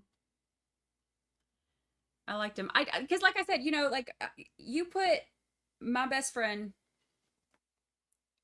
on that stand and she will fight you if you try to say something about me. So I get it. Like, you know, he's right. That's what friends are for. They are going to want to believe the best in their friends. I get it. I get it.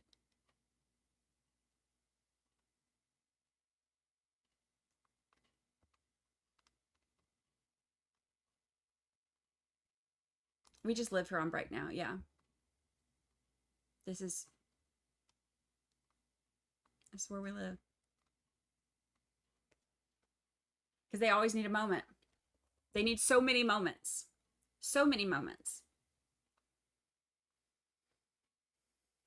What does everyone do while watching the stream? I have this on in the background while I'm sewing or crafting. What do y'all do? What do you do while I'm yapping in your ear? Or do y'all just mute me on breaks? That could happen too. I won't blame you. I won't be mad.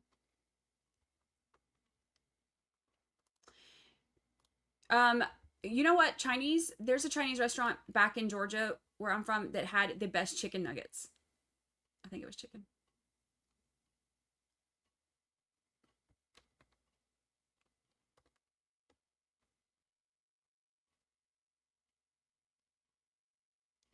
There's one here that has alligator nuggets. I'm assuming the other one was chicken. There's one here that has alligator nuggets. Alligator nuggets are really good too. You can find those a lot in Florida. Most of you say you're working. Try to do a little housework. Working while listening. Sitting on my couch, listening at work.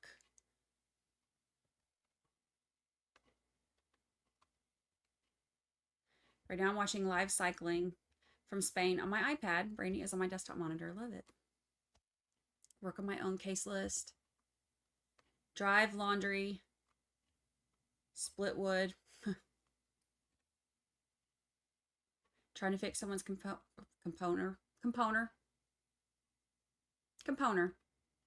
or phone. Componer.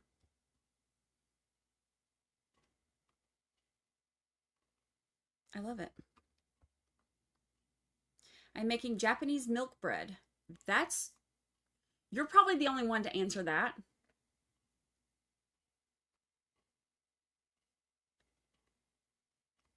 Oh, grand fur babysitting today. Love it. All of us at work are so funny. Yeah, production down the drain during trial time. Making banana bread. I think they're still trying to wake up Jackie. Yeah. Jackie, wake up. It's your turn. And they have to fill her in on everything that just happened.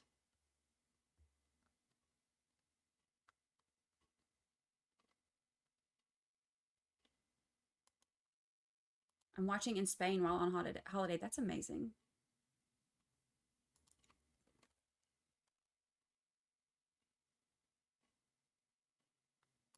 I've been in the pool daily trying to get tan, going to Costa Rica on the 8th. Oh, that's fun. Oh, actually, I did get out on the boat this weekend. You can see, I think, wait, can you see? Where's my camera? Hold on, I have myself hidden. Oh yeah, you can see, see, I have my tan lines. A little bit. So I did get some fun in the sun.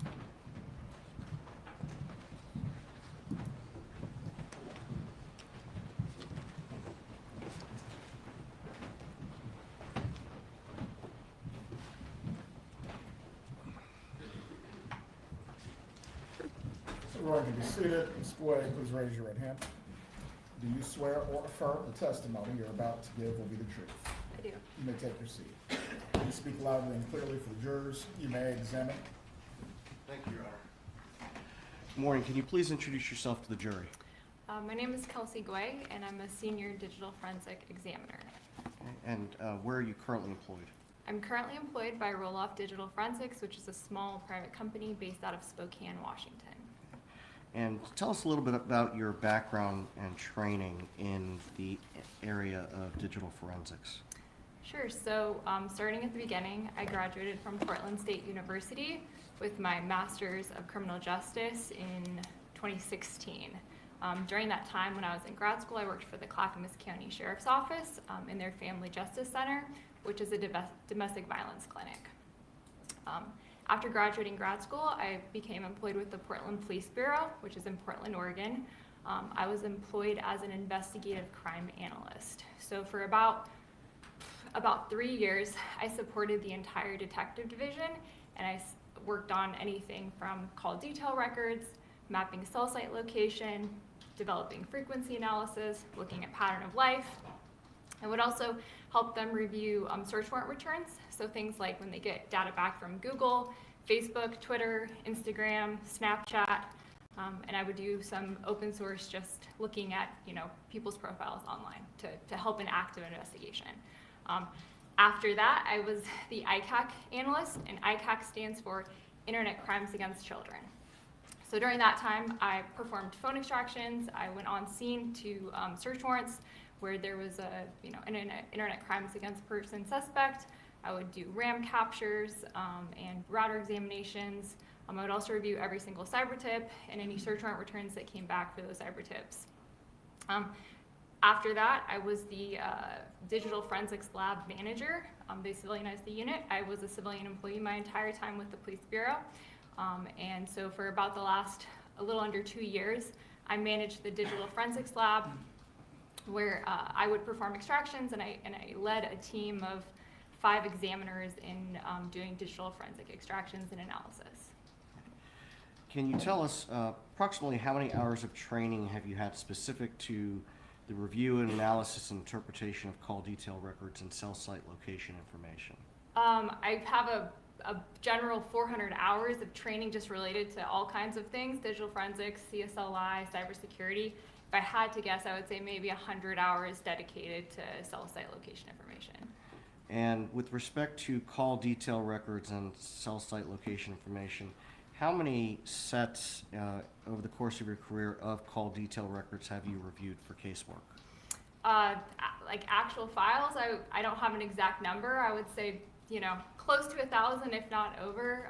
Some of the cases I work on can have, you know, 10 and more phone numbers. So each case can get quite expansive pretty fast. So I would say, you know, maybe roughly 1,000 different sets of records. And with respect to mapping of call detail records, can you tell the jury approximately how many times you've had to map cell site location information from call detail records? Sure. I would say maybe about half. When I was working in law enforcement, they don't always get location information for a call detail record. Sometimes they just get records without mappable location information, and they want like a frequency analysis, looking at, you know, patterns before event of interest. So I would say I've probably half of the records I've reviewed. Have you previously offered testimony in court concerning this subject matter? I have. And have you previously been qualified as an expert in digital forensics, specific as to cell site location and call detail records? In Oregon, it's a little bit different, but in at least one, they did provide me as an expert. Most of it was my employment at the police bureau. At this point, Your Honor, I would tender the witness. State wished to voir dire the witness as to her training or experience. Is there any objection to her ability to provide an opinion in the field of digital forensics? No, sir. Members of the jury, while this witness testifies, she will be permitted to provide you with an opinion in the field of digital forensics. You may continue. Thank you, Your Honor. Ms. Guay, in this case, did you review call detail records that were provided or obtained by law enforcement? I did. Okay, and specific, can you tell the jury what records you reviewed? So when I started working on this case, I was given a lot of different data, just so that I could see everything that had been obtained by law enforcement. However, my focus was on Donna's cell phone records, so that's where I kept most of my focus, was on her records. However, I reviewed all of the data, so essentially there's a lot of AT&T records encompassing various time periods, some of them, duplicate of the same time period. There were also Sprint records. I think there was also some Verizon and T-Mobile records, so there was a lot. Okay. Now, we did not provide you with the tower dumps. We just provided you specific with the records of the individuals that were obtained by law enforcement, correct? Correct, from like a company like AT&T, T-Mobile, related to a specific phone number. Did you also review any testimony that has been provided in the past by Sergeant Corbett? Yes. Specifically, what sets of testimony did you review? There was, I guess from this trial, 2 PDFs that I was given discussing testimony from this trial. I think there was also potentially other testimony from previous events that I skimmed because it wasn't necessarily relevant to what I was asked to look at. Were you provided, the information, were you provided call detail records that included cell site location for Harvey Adelson? I was. And specifically for Donna Adelson? I was. And Charlie Adelson? I was. Were you also provided with a PDF of a PowerPoint that was prepared by Sergeant Corbett? I was. Okay. What were you asked to review related to this PowerPoint? So to just look through all of it, there was about 350 slides, so I, kind of went through it slide by slide, but my specific focus was on slides 26 and 28, which were charts of a frequency analysis. Would it be helpful to the jury to see specifically what you reviewed and the work that you performed? I believe you guys have probably seen this already, but yeah, it might be helpful to have a visual. Can you pull that up, please?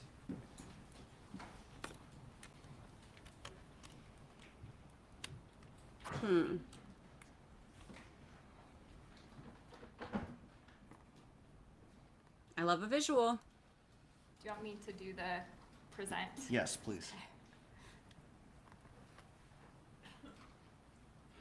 And if you go back a couple slides, please. To the beginning?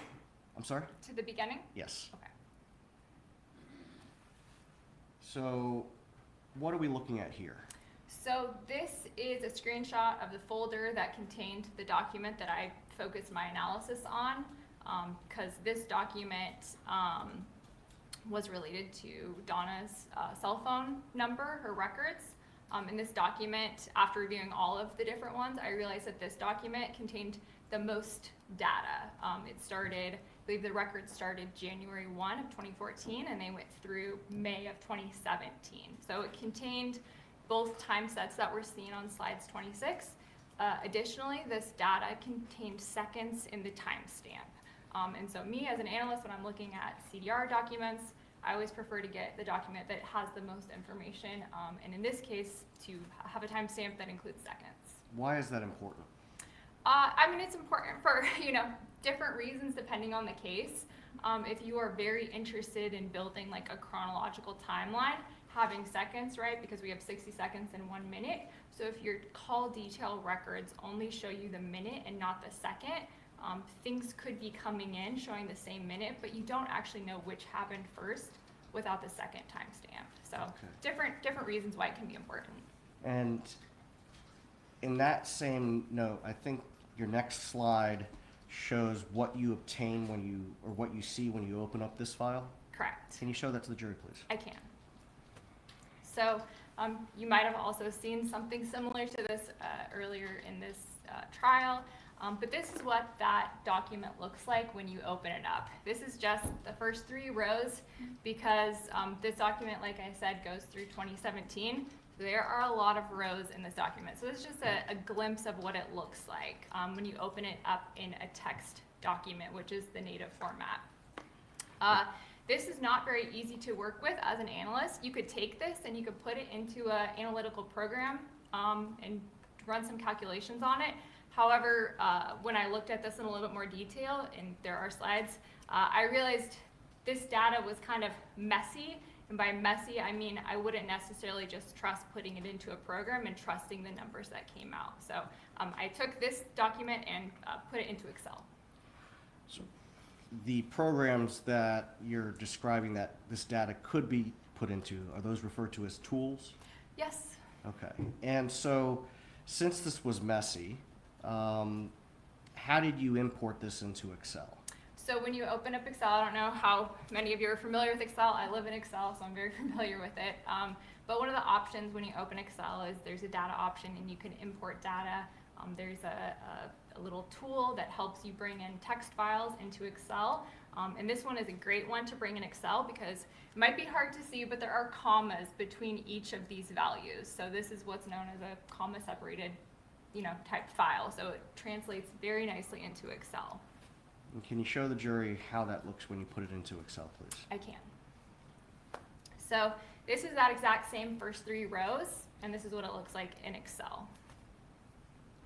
How does the software, does Excel know how to separate that, those 3 lines into making this correctly? So essentially there's like a little walkthrough tool when you import data into Excel from a text file, and it will show you a preview. Is this what your data should look like? And you can say, yep, it's using a comma, it's displaying correctly. Is there anything that you have to do with the times to adjust them for Eastern time? Yes, so this specific file, it's Again, probably very small, but in column 2 or B, the header says connect date or con date time UTC. So this is very common for call detail records to come in UTC, and if they explicitly say UTC, you know it's UTC. So for these records, the times of interest were in the summer, so I knew that this would be in Eastern time. So I was able to add a column in Excel. Again, very easy to do this in Excel. Add a column, write a quick formula, do that time conversion so that I could make sure that, you know, because if you have a call that's in UTC, it might be showing on a different day, but if it kind of happens within that, you know, ±4 window of when days change, I wanted to make sure I was looking at the right dates for Eastern time. Okay. And then and you did this for what data? I did this for Donna's records, the file that we had identified on that very first slide. Okay. And then did you also do similar analysis for Charlie's call records? I looked at his phone records. I did not go quite in depth as what I did with Donna's, but I did look at his in Excel as well. And I believe the next slide is that frequency chart? No, the next slide is essentially an example of kind of the messiness that I was referring to earlier. You could show the jury that, please. Yes, of course. Would you like me to explain? Yes, please. What are we looking at now? Okay, so this is that exact same document. Now, instead of just looking at the first 3 rows, we're looking at rows 1 through 9. And this is at the very top of the document. So as I open up any kind of call detail records, I want to get an idea of what the data contains. So in this example, that red box is just showing 3 unique rows of data. But when I look at these 3 unique rows, I see a couple things that indicate to me that these 3 unique rows might all be referring to the same one call event. And by call event, I mean like an incoming or outgoing call. So if a program takes this, it might see this as potentially 3 different call events. Whereas me as a human, I can realize, oh, there's indicators that tell me that this is one call event. Is there any way you can zoom in on that a little bit? Not in the presentation mode. Okay, if you could back out of the presentation mode and zoom in so that the jury can see what you're talking about, please. I will do my best. She I needs a don't know if moment. This is getting any better or worse. Dater. Okay, so the top line that we're looking at there on line 6, what does the data from that line of call detail records tell you? So essentially when I look at row 6, I see the connect date time, which is when the call was initiated, whether it's an incoming or outgoing call. I see a few things. I see the seizure time, which is the time it takes for the network to set up the call, the elapsed time, which is ET. That's how long the phones would have quote unquote connected. I see the originating and terminating number. So, oops, a little too far. There we go. Originating number, so the call that it was started on, terminating the call, the phone number that the call was ending on. And then because this is a screenshot of Donna's phone records ending in 0997, we also see the IMEI and IMSI. Those are just the, it's like a VIN number for a phone, is an IMEI, International Mobile Equipment Identifier. And then the IMSI is the International Mobile Subscriber Identity. And that's how the network can tell that you are allowed to be on their network, right? And make calls on the AT&T network. We also see the call type, CT, mobile terminating is what that MT stands for. So again, it reinforces the fact that we see Donna's phone number in the terminating column, and then it's reinforced by that MT. In the feature, this is unique to AT&T records. So this is some random, they look like maybe what might be random letters, but they all have meanings. And there's a record key that if you're not super familiar with what those letters means, you can go and look at that record key. But essentially what this is saying in human speak is that the number calling, there was number identity present, that's that NIOP. There's the CFNA, which is call forwarding.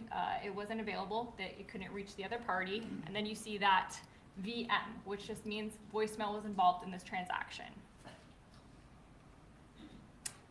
So the next line, so the features, what does that tell us about this call?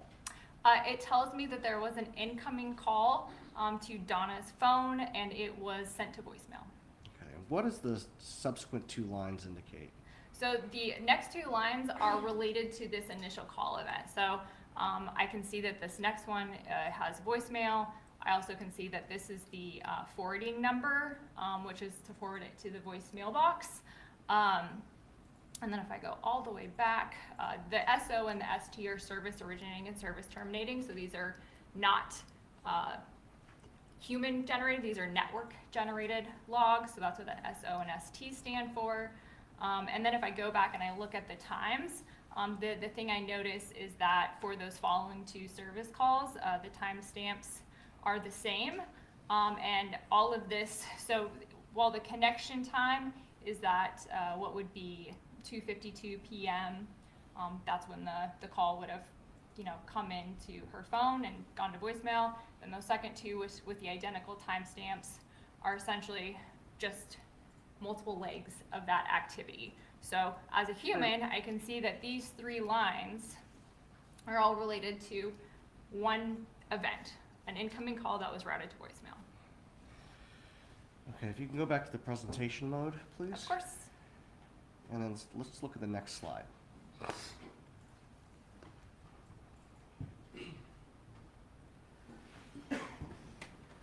What do we see on this slide? So this is slide 26 that I referenced at the beginning of my testimony. So this was one of the things that they had asked me to specifically review. Okay. And the number that's highlighted, whose number is that? I believe that is Donna's phone number. And according to the state's slide 26, how many times, what's the time period of these records, of this chart? So each phone number has a slightly different time period, but for this particular phone number, the date range was May 2nd, 2014 through July 20th, 2014. And according to the tool that was used by Sergeant Corbett, how many times did Charlie Adelson's device attempt to communicate with Donna Adelson's device? So it's my understanding that this would contain both directions. Charlie calling Donna, Donna calling Charlie, and both connected and attempted, right? So if it's a voicemail or if it actually, there was an elapsed time of, let's just say a minute, right? So this would theoretically contain all of that activity. So based on this chart, it appears that this tool said that there were 417 unique communication events. Did you take any steps to verify the accuracy of this number? Yes. So because this slide particularly was focused or created using Charlie's phone records, I went through all of those files that we had described earlier and tried to see if I could find any one particular file for Charlie's phone records that contained this entire time span, May 2014 through, or May 2nd, 2014 through July 2014. Again, going back, there were a lot of different records for this case. I couldn't find one specific file that encompassed this entire time frame. I did find 3 different files for his cell phone number. So essentially I had to take 3 different files to try to recreate this. And when I was doing that, I noticed that at least between 2 of the files, there were a few dates that overlapped, right? So when law enforcement gets a call detail record return, they'll ask for specific dates. So for example, you might ask for May 1 through June 20. And that would be one return. And then on another date, you do another warrant or a subpoena, and you ask for June 18th through July 18th, right? A month's worth of data. So when I found these 3 files, I noticed that there were at least 2 files that had some dates overlapping. Did you remove the overlap when you conducted this manual examination? I did, and the other thing I noticed was that out of the 3 files, 2 of them were in local time, so Eastern time, and then 1 of them is in UTC. So again, I had to, you know, try to see if I could make this a continuous May 2nd through July 20th, taking out any overlapping dates and making sure, again, that the dates were all correct by seeing everything in Eastern time. What did you do did you try to recreate this chart that Sergeant Corbett prepared? I did try to recreate it by how I just explained. And were you able to? I wasn't able to come up with 417. Can you explain to the jury what you did beyond what you've already described and what number you got to? So I did 2 different steps. I did the one that I just explained where I converted everything to Eastern time, ensured that there were no dates overlapping, and so that it was essentially just showing me, you know, May 1 through July 20. And I think when I did that and I took out these extra overlapping dates, and then I filtered to just only look at the incoming and outgoing calls. I did not deduplicate at all. That what I just explained, right, where I say that three for potentially 1 event, did not deduplicate. I just put a filter for Charlie and Donna's cell phone numbers. And at that point for these dates, I think I got maybe 383 unique call events. And that Seriously? was, again, taking out the overlapping dates. We just The went through second all step that for I that. did was I thought, well, maybe the tool didn't do that, and it just took everything and it didn't deduplicate the dates. So I tried it again, and I got 393 when I did not take out any extra dates. So, and these were just calls. I was only looking at calls. And these were, did you do anything to determine whether or not these events Seriously? went to voicemail? I did not. Okay. Did you take this a step further to determine whether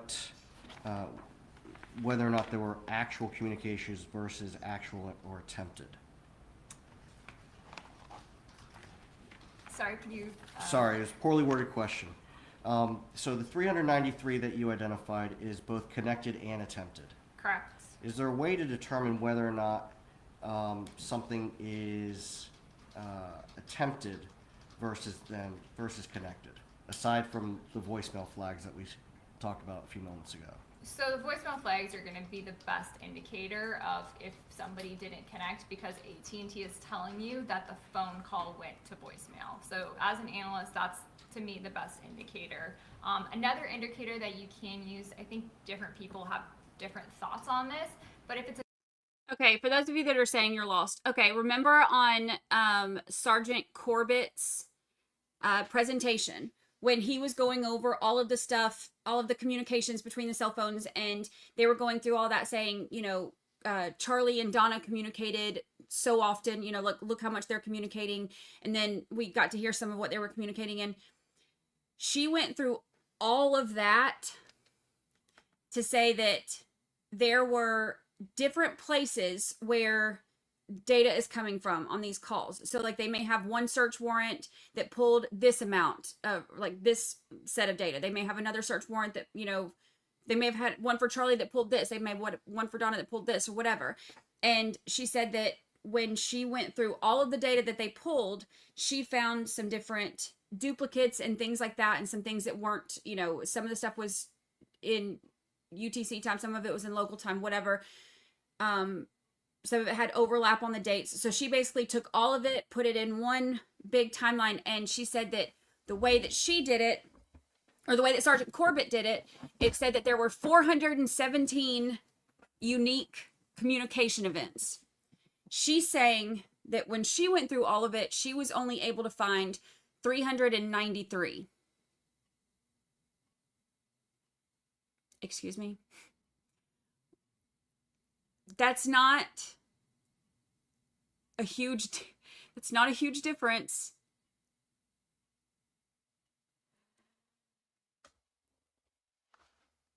But that's what she's got. So that's what we're going with. That's where we're at. Very short duration, like let's say under 10 seconds, could the phones have connected and there's just actually no communication, or it may be, you know, you answer but you don't hear anything, so you hang up. So different analysts will use different amount of elapsed time to determine, like, you know, I think some people will say, I think everything over 30 seconds indicates there was, you know, actual communication. So people have different thoughts on it, but I like to see, you know, if it's 2 seconds to 0 seconds, there probably wasn't any actual communication. Now, when reviewing specific to this, to Charlie's records, did you then go back and dedupe everything to determine the actual and attempted calls? I did not for Charlie's records. Okay. Well, let's talk about Donna's phone records. If we could advance to that, please. So this is slide 28. Okay, and according to this, there were, what was the time period of No, I was literally, hold on, I'm just gonna pause for a second. I was literally sitting here taking all of these notes, ready, thinking like, we're going somewhere with this. They're about to have, like, they have her going through all of this detail about what she did. And I'm like, we're about to get something that's going to be like a big, you know. It was very anticlimactic. It was like, wah, wah, wah. Like, that was not. Also, that they are not showing the dater on TV. They didn't want, I guess, they said they decided not to show the phone dater on camera.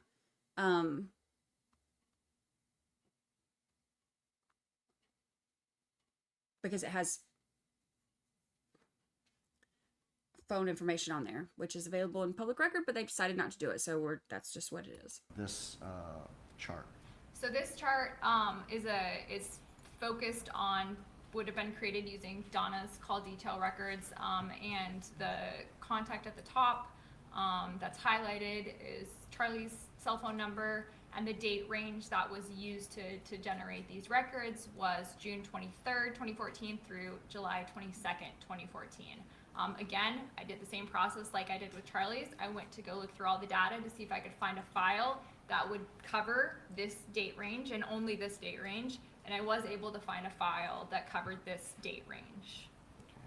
And when you went through the process that you've already explained, manually going through the records, were you able to determine how many unique call events took place during this time between Donna and Charlie? Unique. So for this one, I took the original file that I mentioned and I just looked at the filters between Charlie and Donna's phone number, and I was able to recreate the 80 when I just look at the, you know, the totality of the data.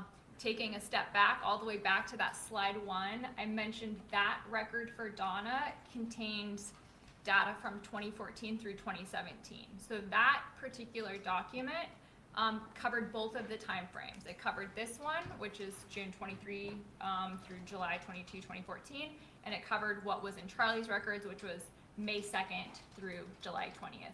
So I used that document that I showed you guys at the very beginning to dedupe. So I went through that document. I put the filters for Charlie and Donna's phone numbers, and then I went through each line during those time frames to determine, like, is this a voicemail activity? Is this just AT&T duplication?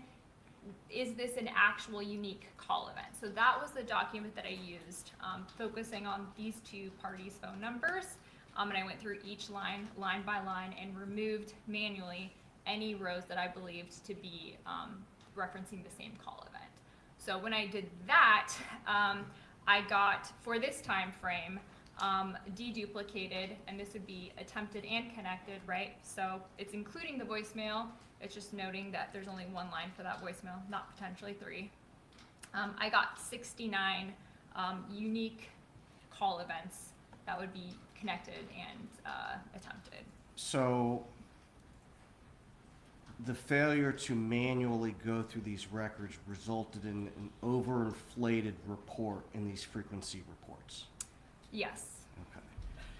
Now, In addition to this data, and I don't think we have any more slides. No, we do not. Okay, so get the lights, please. Would you like me to unplug it? Yes. Okay.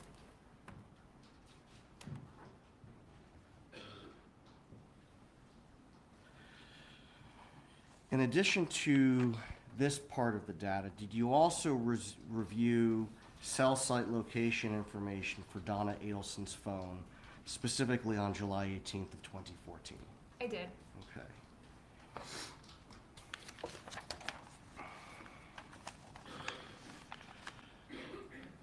And did you identify the cell phone towers that likely provided coverage to Charlie Adelson's home on July 18th of 2014? The towers that he could have been connected to from his residence.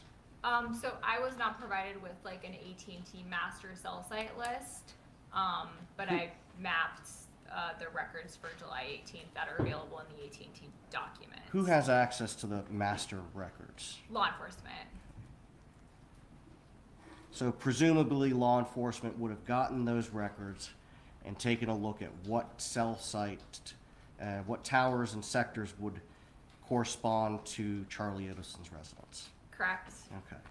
And in your review of the records, the call detail records that were provided to you, obtained by law enforcement, did Donna Adelson's handset ever connect to a tower that could provide coverage to Charlie Adelson's home on July 18th of 2014? No. With those same records, was there any instance on July 18th of 2014 where Charlie Adelson's handset and Donna Adelson's handset were connecting to the same tower? No. Nothing further, Your Honor. Cross-examination? Yes,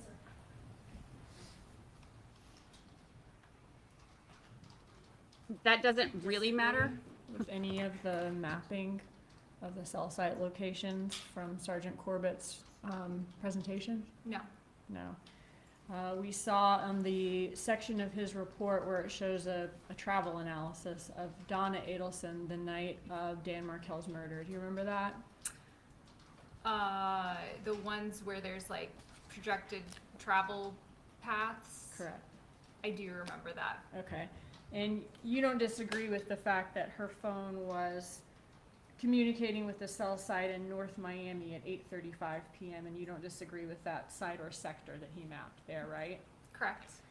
And you don't disagree with, on the following slide, that the next time she has location in her cell records is at 10:57, and you don't disagree with that cell site or sector that he mapped, right?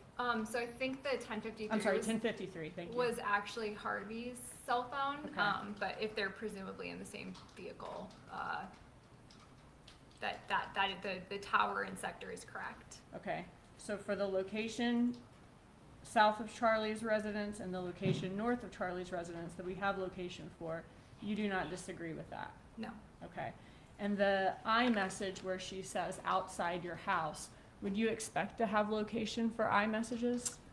If it's from an iCloud return, no, I would not expect there to be location information from iCloud. Okay, so I just want to be clear. It's not that we do have location for outside your house and it's not consistent with Charlie's house. It's just that we don't have location at all for outside your house. Correct. There is no location. But Donna Adelson says her location in that message, right? There's the text message from the iCloud, correct? Where she says outside your house. Correct, that's the contents. Okay. Bam. That one question undid all that. When you looked at Donna Adelson's records, was there a phone call between Donna Adelson and Annie Cunningham on the evening or night of July 18th, 2014? I'm not familiar with that name. You're not familiar with the name Annie Cunningham? No. Okay. What if I gave you her number? Would you be able to look and see? I don't have the call details memorized, so Do you have them with you?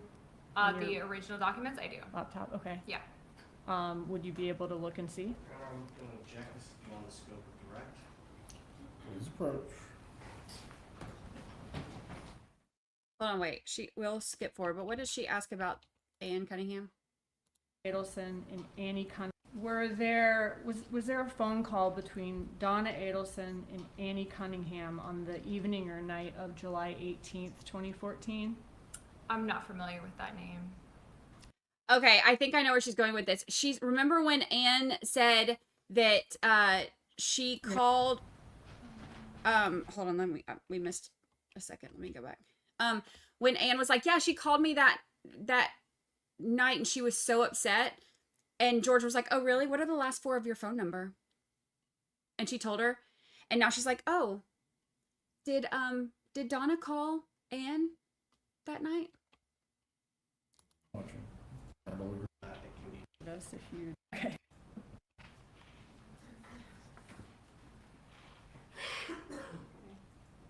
Let me know when you're ready and I'll give you the number. It's a fairly large file, so it'll take a second to load. If it needs time to load, I can ask some other questions and come back to this if you. Your Honor, I was just asking if we're going to provide the phone number that we not do it so that it can be published to the media. If we can- that's fine. Ms. Dugan, please handle your questioning on this matter discreetly so her phone number is not published to anyone watching. Thank you, Your Honor. I'm just going to filter to that date. You can approach the witness to show her anything that she may need to read concerning this matter. Yes, sir. I'm just trying to get to the Okay, and you don't need to say the number out loud, but is there a number next to it that begins with 845? correct. Okay, 845 being the area code? Yes. Okay, that's the number we're looking for. Okay. And my question was there a phone call between Donna Adelson and Annie Cunningham the evening PM on the 18th of July, evening or night?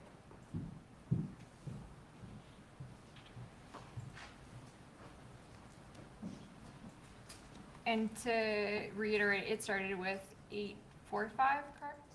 Show you. Please show it to her.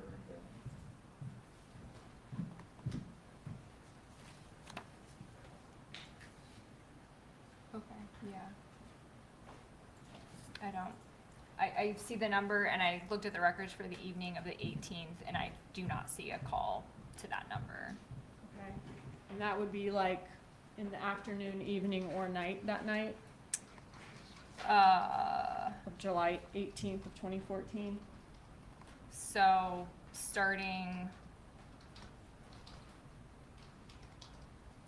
from noon to noon on the 18th through midnight on the 18th, I don't see a call to that phone number.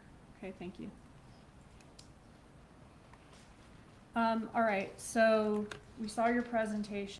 This is why this is a big deal. Part of the reason that they called Ann Cunningham to the stand is because she said, yes, Donna called me, you know, she had just learned about, she literally said, had just learned about it. Had just learned about Danny being shot. And she's like, she called me, she was crying, she was upset, she had just learned about it. You know, she was really concerned about Wendy and the boys. If they were in danger, she was going to be going up to Tallahassee. And they're like, Georgia and Sarah Dugan are on it, doggone it. They were like, they got up there on, and I knew they were going somewhere with it because Georgia never asks a question without intention. And Georgia was like, what are the last 4 of your number? That's not a random question. I was like, she knows the call records. And she said the last 4 of her number, whatever. So they sat there through the call records. Now they're looking through the actual data, and she's like, no, there were no calls that afternoon, that evening, that night. There were no calls between Donna and her friend. So that whole thing about how Donna called her crying, upset, because she had just learned about Danny getting shot and she was concerned about Wendy and the boys and if they were in danger, it can't be true.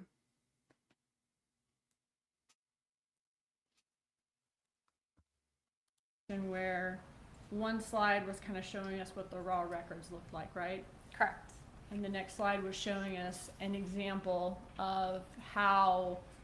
a duplicate event looks. It can look like 3 entries, but it's actually one event, right? Correct. And then we saw the Sergeant Corbett's frequency reports for Charlie Adelson and Donna Adelson, right? Correct. Okay. What is the purpose of a frequency report? There's a lot of different purposes. So when I worked in law enforcement, I would do them for lots of different things. One of the things that you can do is just see who's the #1 caller for a particular person. Sometimes that's a significant other or family member. So that's one reason you can do a frequency analysis. Another is just to do more of a pattern of life and look at activity over matter of days, months, years. Is another reason like to show a relationship between 2 parties, whether there is one at all, and if there is one, how often they talk Yeah, that's definitely a reason. in comparison to the other people they talk to? Correct. Do the frequency reports in Sergeant Corbett's presentation that we saw in your presentation, do those accurately reflect the call detail records? They represent the raw data accurately, correct? Right. They represent the raw data of the records accurately. Correct. And do they accurately reflect that Charlie Adelson is Donna Adelson's most frequent contact? For that particular time span of June 23 through July, I think it's 22? Yes, ma'am. Correct. Okay.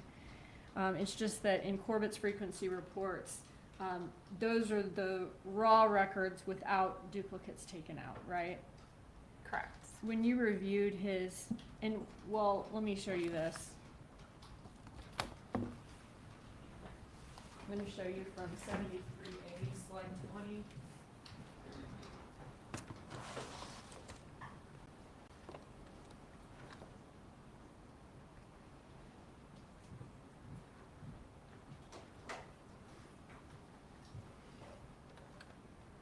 Are you familiar with this slide of the presentation? I might have seen it at some point. Okay. Would this be a representation in Sergeant Corbett's presentation of 3 entries that are actually one event, like a duplicate event? Potentially. I mean, I would like to see the feature flags or the call flags, but yes, based on the timestamps, the minutes, there's no seconds in this, but it does appear that this looks like a phone number is calling a phone number. It's being routed to what I know to be like an AT&T voicemail routing number, and then I see the first 2 numbers replicated. Again, I don't see the call type or the feature flags, but it does appear to be a 3-in-1 incident. Okay. And when you reviewed Sergeant Corbett's testimony from this trial, did you review a portion where he explained that call we just saw, what a duplicate is, and that his frequency reports did contain duplicates? Yes, there was some testimony that I reviewed that he did say that there was like voicemail routing events that could show us more than 1 line. Okay. When we see throughout that presentation, when we see the call detail records for a particular day, let's just say the day of the murder in this case, July 18th, 2014, those summaries, the duplicates have been taken out, right? Are you talking about like the slides that have just like the different rows? Yes, for significant events in the Correct. case. Okay. Yes. And if you take out, if you were to go through that frequency report and you only took out the duplicates for, like for Donna's records for Charlie and Donna communicating, right? Correct. If you were to go through that frequency report though and take out all the duplicates across the board, it would reduce the total amount of communications for each contact, right? Correct. Okay, but it wouldn't change the frequency ranking of each contact. I'm not entirely sure about that because as I mentioned, the first one, when I was trying to recreate Charlie's, there were 3 different documents, and at least 2 of the documents had like dates that overlap. So I'm not sure if you would, because you would have to also take out like the extra for those dates, so that might change the numbers slightly. If it did, it would be slight though. Yeah. Okay. And your testimony was that for Donna Adelson's frequency analysis, just with Charlie Adelson, instead of 80 events, she actually had 69 when you take out the duplicates. Connected and attempted. Connected and attempted, okay. What do you think that shows that's helpful to the defense in this case? I think it just goes to, when I look at records, I like to be precise with my numbers. Okay. And when Sergeant Corbett testified, he did let the jury know that this contains duplicates though, right? For the frequency report? I think he said that it does include voicemail forwarding events. Okay. So what I'm trying to say is he didn't say anything that was unreliable or inaccurate with that.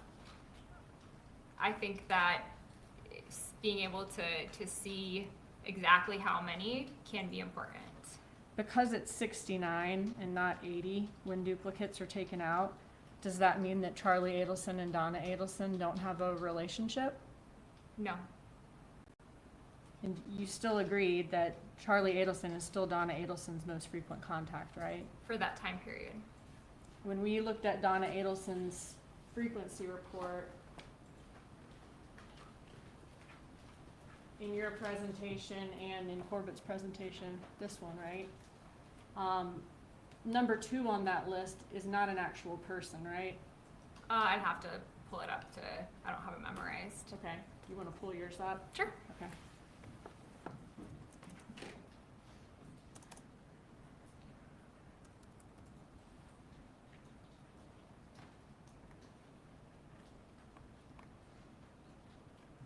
Is the second ranking on that list her voicemail, AT&T voicemail routing number? Correct. Okay.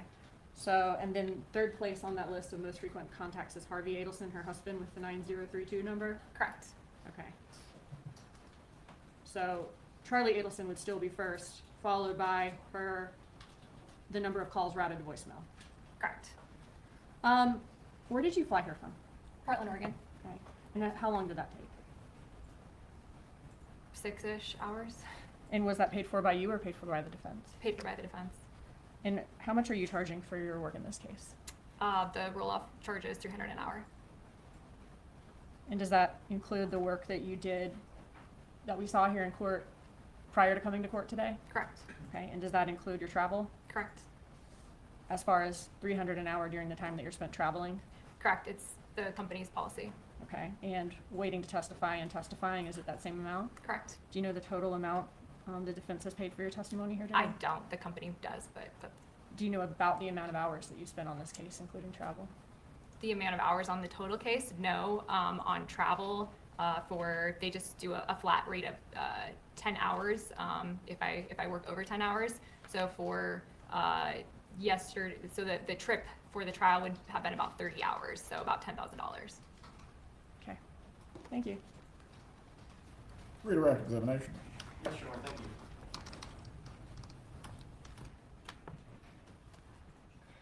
Ms. Guay, did you prepare a written report that you provided to my office concerning the manual review of Charlie Adelson's phones?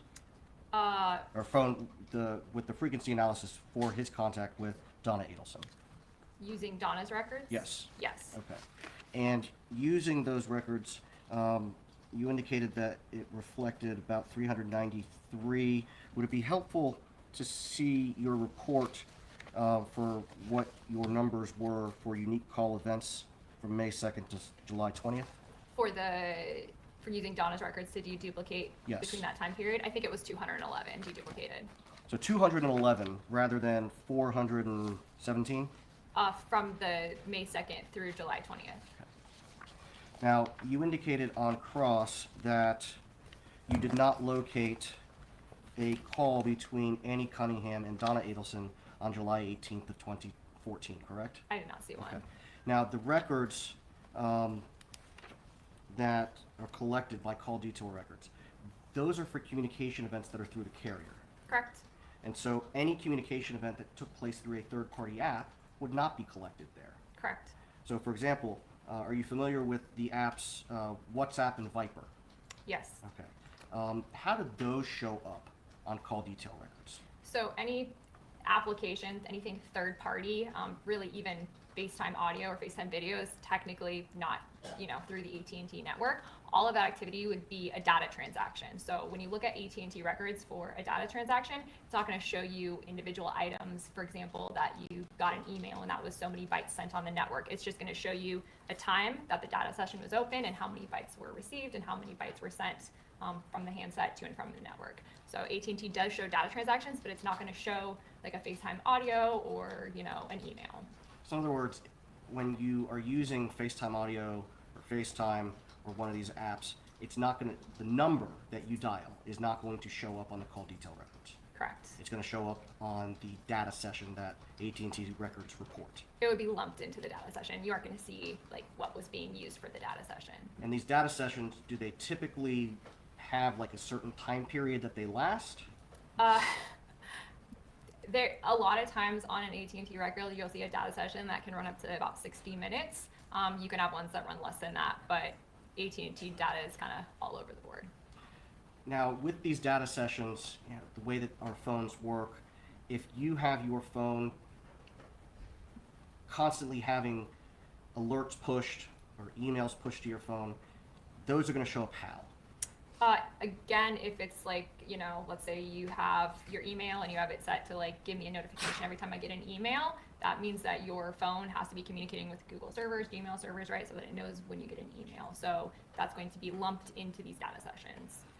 In the call detail records that you reviewed for Donna Adelson, specific as to July 18th of 2014, did those records reflect that Mrs. Adelson's phone was engaged in data sessions? On the 18th, it was. Was it consistent throughout the evening and night of July 18th, 2014, that Mrs. Adelson's device was engaged in data sessions? There were data sessions throughout the day, including the evening.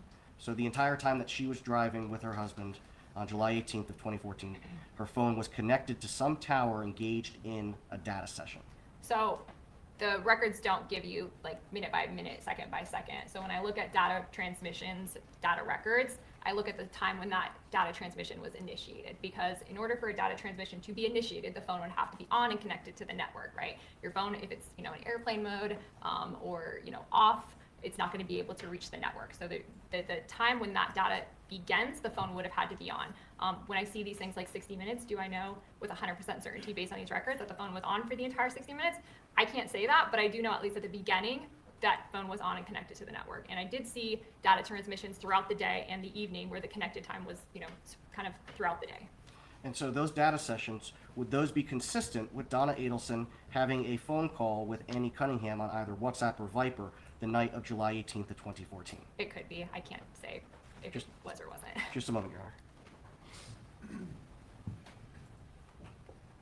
You're saying that the call could have been on the data on one of the apps instead of an actual call.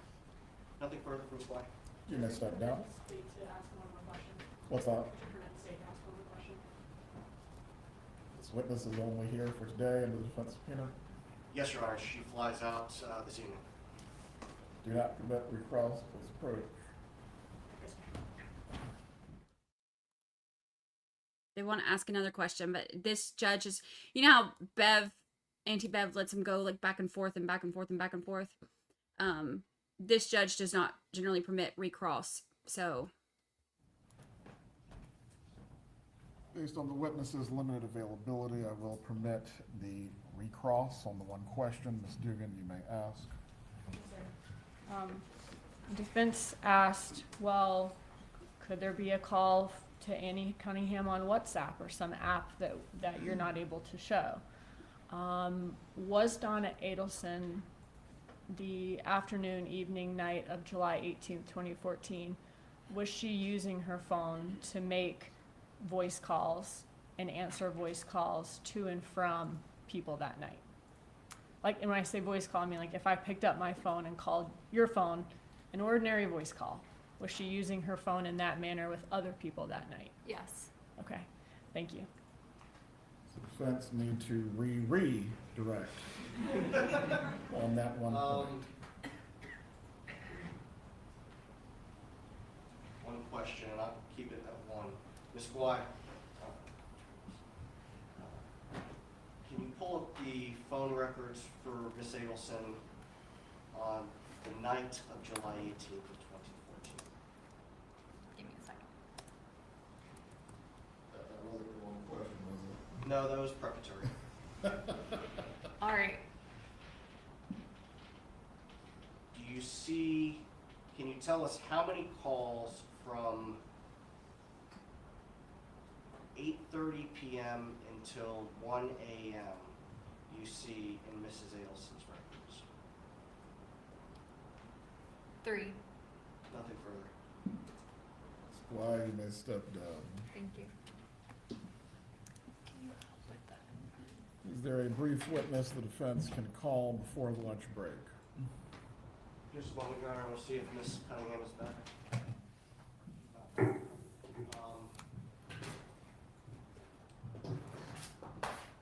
Without being able to predict how long the state's cross is going to be of our next two witnesses, I can't say with any degree of certainty how long it will take. We'll take our lunch break then at this point. Is Ms. Cunningham available? She's supposed to be returning from the airport, Judge. Okay. Members of the jury, at this time, we will take our lunch break for today. Please do not discuss this case with each other or any other person. Do not seek out any additional information about this matter that has not been discussed in court as well. We will resume with our case at 12:45. Enjoy your lunch break. So they're calling her back. Please report at 12:45.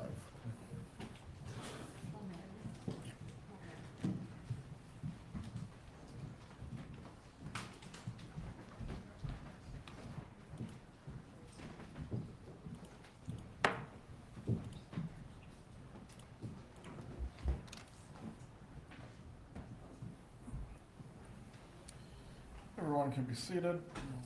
Please report back by 12:40. We will await the jurors, and we will resume with the testimony and the defense's case in chief. Thank you, Your Honor. Well,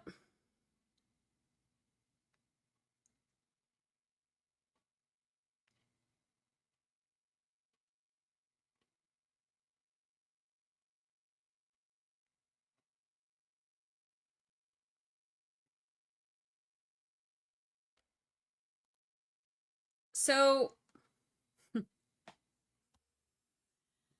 oh boy.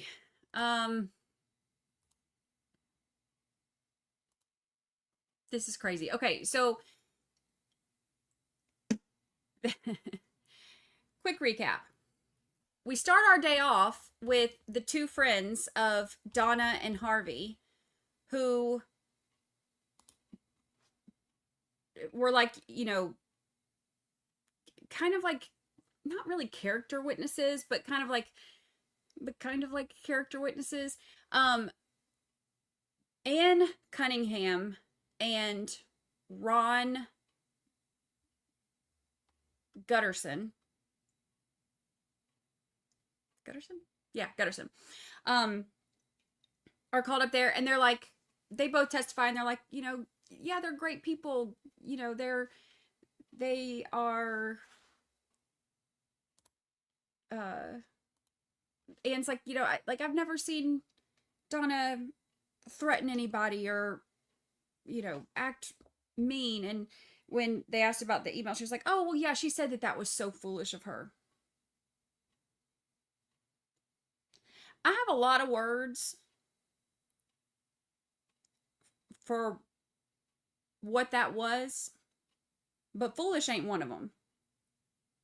My words are a little bit harsher than fool. Anyway, so Anne tells them that Donna called her right after learning that Dan had been shot.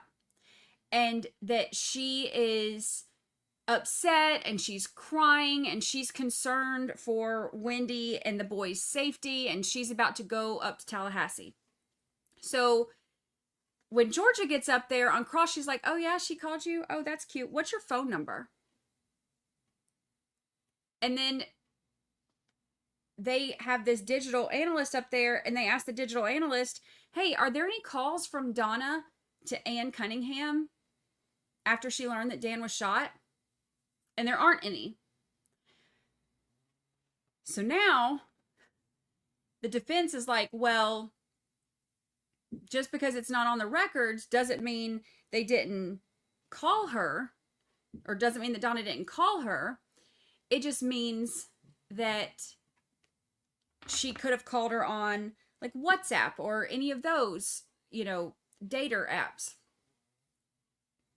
So the thing is, this call, for the defense, this call represents Donna being concerned for Wendy and the boys' safety. If she's concerned for Wendy and the boys' safety, that means that she doesn't know who was involved in the murder.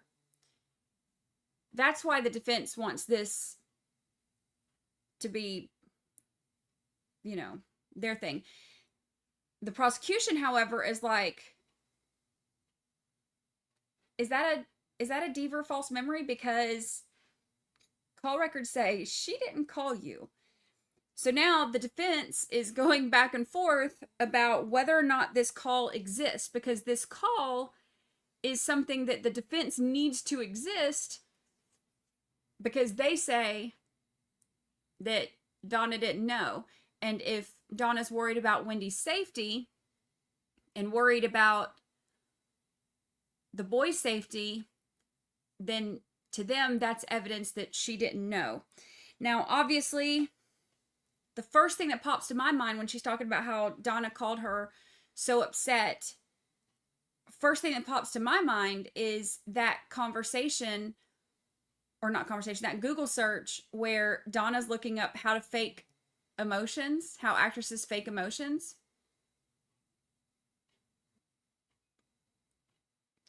So let's do a poll. Do you think the call, let's do it this way. Do you think Donna really called Ann that day and was upset? Yes, on an app, but fake emotion. That's one app. Yes, on an app with real emotion. Or no, Deaver false memory.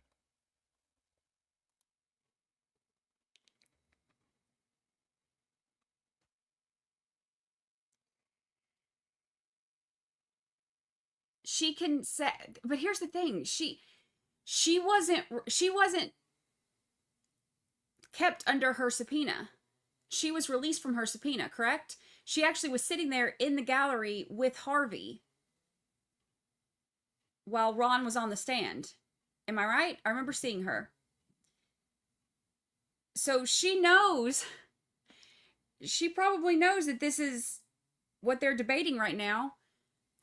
So what is she going to do? Of course she's going to come in and say, oh yeah, it was on WhatsApp. But also, they have Donna's phone. Remember those WhatsApp communications that they have where they were able to see the communications between them, between Donna and everybody else? That's how they found, what was it? The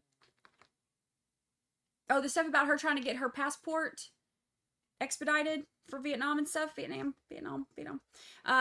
They got that off of WhatsApp because they had her phone.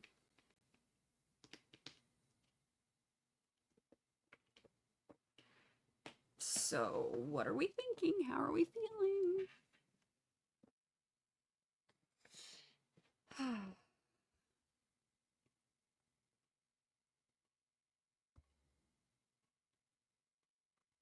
Yes, WhatsApp is encrypted, but they had Donna's phone.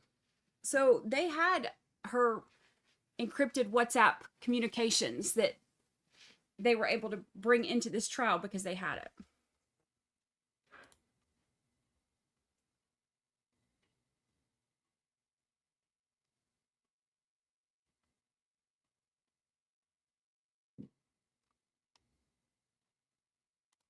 The absence of the WhatsApp data doesn't prove anything, but it also gives me more doubt to what they're saying because I don't trust anything that Donna Sue says. I'll be honest with you. Donna did use WhatsApp. I don't know when she started using WhatsApp, but she did use WhatsApp.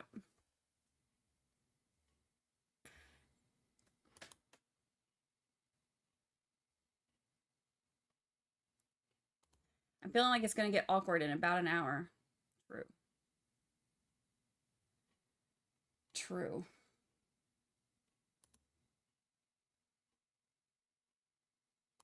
Annie said that she uses WhatsApp because they communicate on that because she said it's free because you're using data.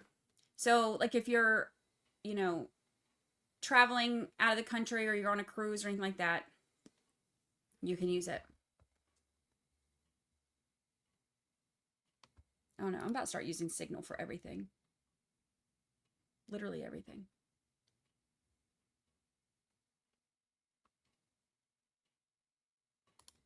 Jessica said everyone in Miami has WhatsApp.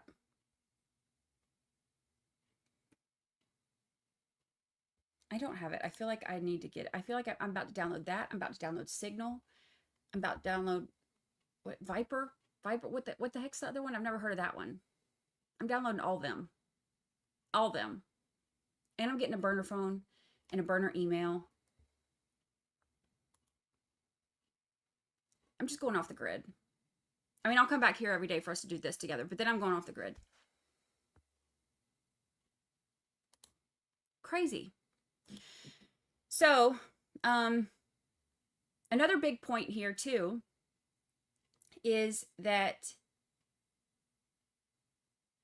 all of that stuff that they went over about the inflated call records, they're like, okay, even if you deduplicate that, and which Sarah Catherine Dugan points out, she's like, didn't he say that there are duplicates on here? Which he did. He pointed out, because there was one that had like 3 duplicates, and he pointed it out. I remember that specifically. So he's like, well, didn't he say that there are duplicates on here? And, so it's not like he was like trying to like get one over on the jury. He specifically said there are duplicates, but also the frequency reports are not, it's not going to like all of a sudden show, oh, Charlie wasn't the most frequent one she talked to. It was all of a sudden Anne or whatever. It's not going to, like, he's still the one that she talked to the most. So the prosecution's or the defense's point here is saying like, oh, well, they have, the data inflated, and they weren't really using, they weren't really communicating back and forth all that much. And then with the cell towers, he made the point of there were never any times that night when Charlie and Donna were connected to the same cell tower at the same time. Okay, that's fine. But also, we don't have cell tower data for her during that specific time frame. What we do have is a text from her saying, I'm outside of your house, and then him responding that he's going to be there in 10 minutes. That's what we have. Those are her own words. And then Sarah Catherine Dugan is like, also, do you disagree with the cell tower presentation that was done? She said no. Do you think it was wrong? No. It's not that like their cell towers were, hitting on different parts of the state. It's just that they don't have cell tower location for her during that time. But we have her own text with her location. We have her own text saying, I'm outside. And him saying, okay, be there in 10 minutes. They're trying to make fetch happen, and it's just not going to work, I don't think. So, I don't know.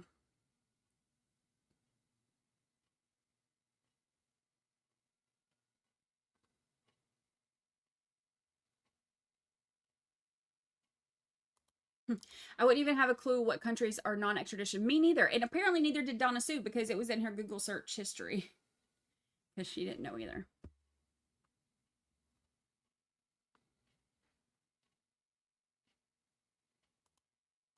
They're going to say, like, the defense is trying to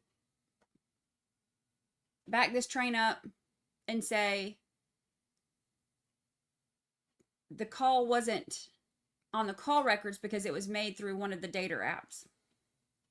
So we'll see what they have to say about that. Oh, I don't know.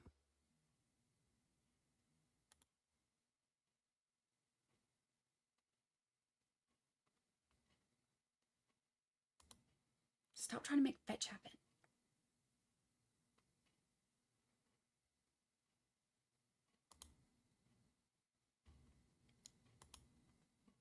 Okay, so we know that they said that they're going to call Anne back to the stand. Who else do we think they're going to call? He said that he's not sure how long the cross-examination is going to go for the next 2 witnesses. So who else do we think they're going to call? There's another forensics analyst who's on the witness list. I can't remember his name. I think he might be from the same company if I remember right, but it's been a minute since I looked. So I could be wrong.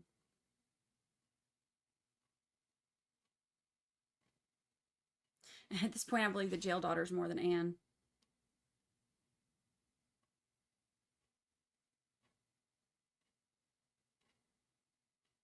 Is it too late to call Anne back since she was released? I don't know. I mean, I guess they're doing it. I guess they're calling her back. They said she's on the way back from the airport.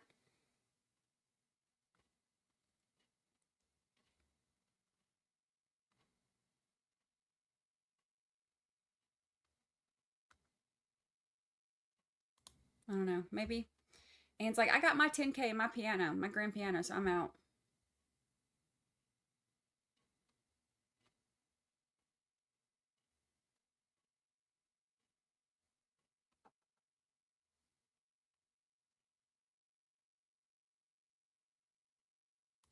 Could you imagine a handwriting expert trying to create a rebuttal?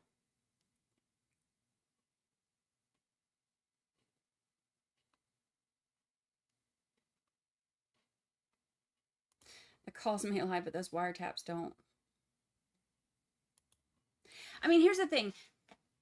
If they're able to show, because this is not one of those things where I think they're going to be able to show one way or the other that this absolutely did or did not happen. Okay, we can see that there was absolutely not a call between Donna and Anne on the phone records, right? But could they have used a third-party app? Potentially.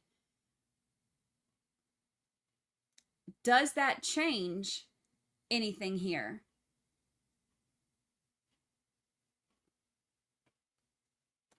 Basically, it's like the defense is hoping to prove that this call could have happened.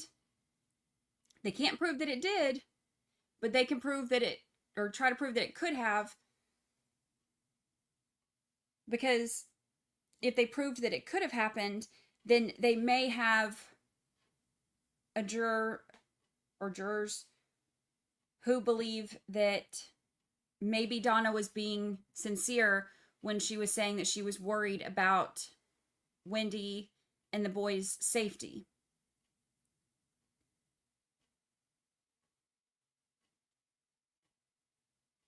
I don't know.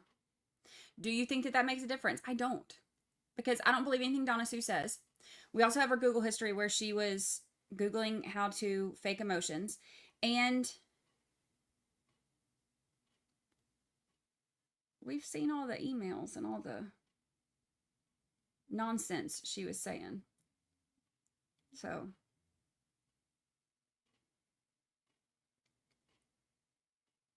But also, like, even if she did call, I don't trust that it was sincere.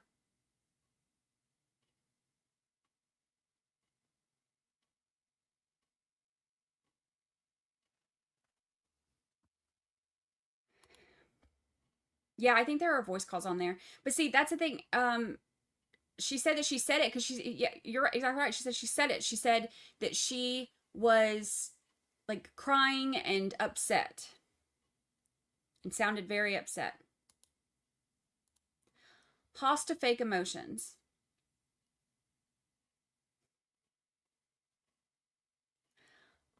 Host long to get to Vietnam.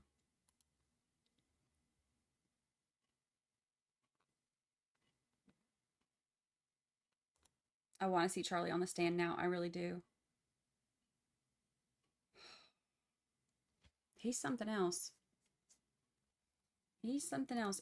It is so rare that anyone is charged with perjury. The thing is all you have to do is say that you don't remember. Because in order to do that, like, they have to be able to prove that you intentionally lied. And people's memories are not great. They change over time, you know, especially based on how much more information you get or how your emotions impact it. Like, people, like, memory is not reliable. So giving false diva memories on stand or getting something wrong or whatever, you have to be able to prove that they intentionally did that. And that's not an easy task. Because all you gotta do is say, oh, I got it mixed up. I forgot. My bad. I was in the garage and got confused. And it has been many years. Yes. Plausible deniability.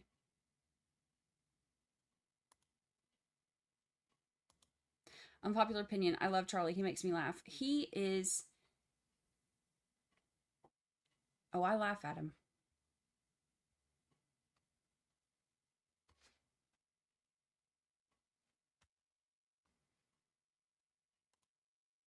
I just like to collect money. It's something I've always liked to do. Okay, but most people like collect like baseball cards or, you know, coins. Gnomes, perhaps. But he likes to collect cash. Totally normal. Totally normal. All right, let's end our poll. We have about 50 minutes before they come back. So we're going to take a little luncheon recess.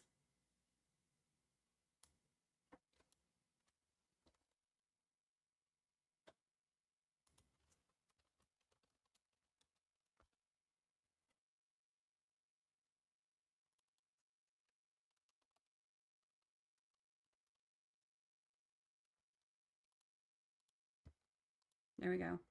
All right, sidebar, and I'm gonna scarf down some food real quick, and then we will come back and dish about all of this before they come back, and we'll go back over everything.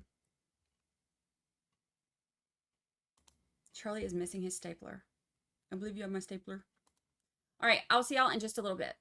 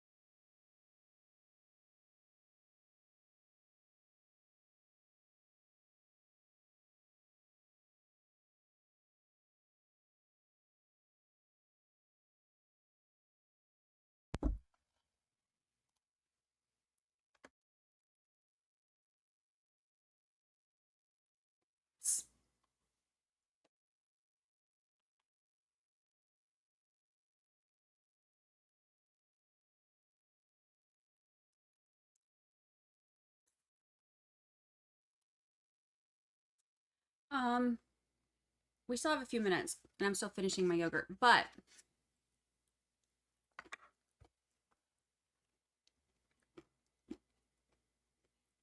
fun fact.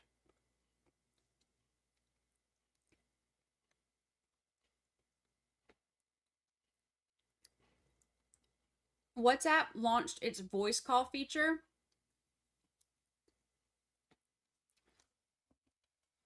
in late March and early April 2015.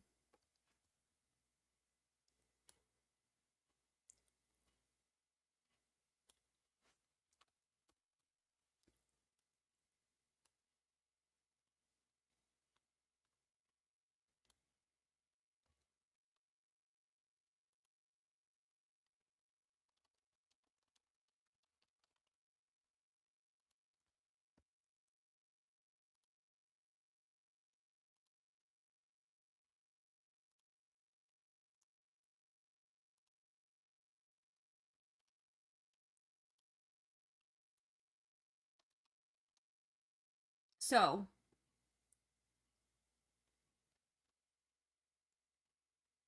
if they come back and say that it was a WhatsApp call, it can't be a WhatsApp call. Because WhatsApp calls, voice features didn't start until 2015.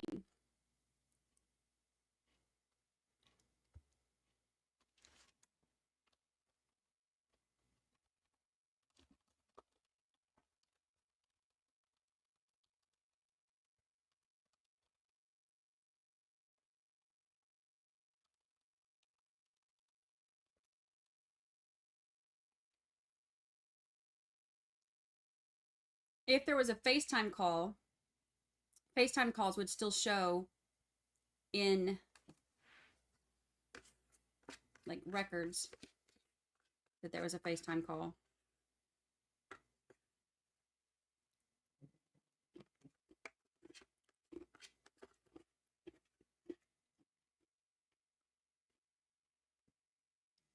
But also, she didn't say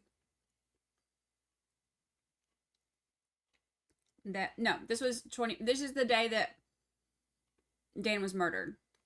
They were talking about. Because the call in question is the night that Dan was murdered, after she found out.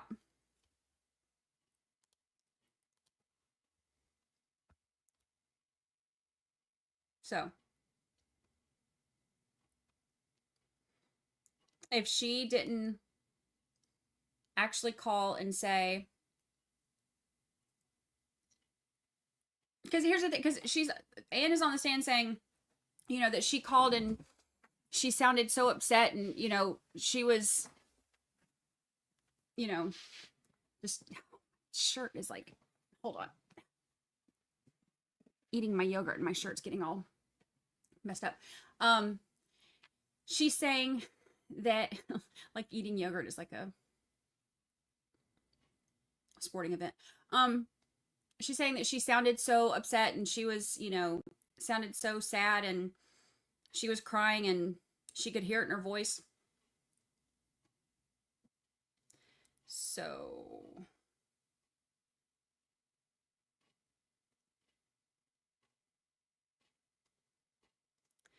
the only other thing would be that Viper. What was it? Viper? I've never heard of that one.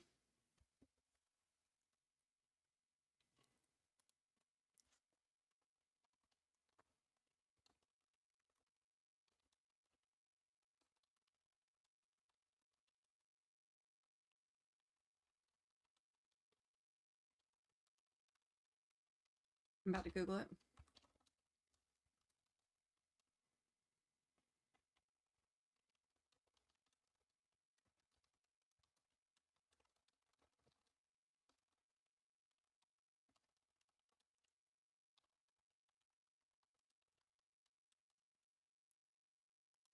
Was it Viper? Viber. Okay. Viber. Never heard of it.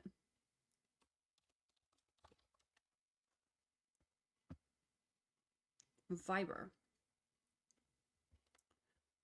Viber voice calls connect to other Viber users for free over Wi-Fi or mobile data and offer a paid service, Viber Out, to call landlines or mobile phones that don't have Viber. I've never heard of this.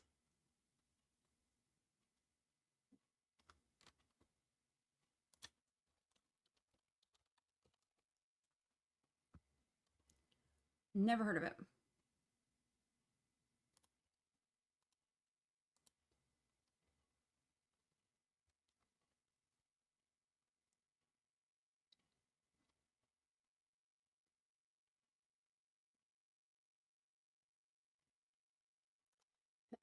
Key milestones for Viber's voice call feature.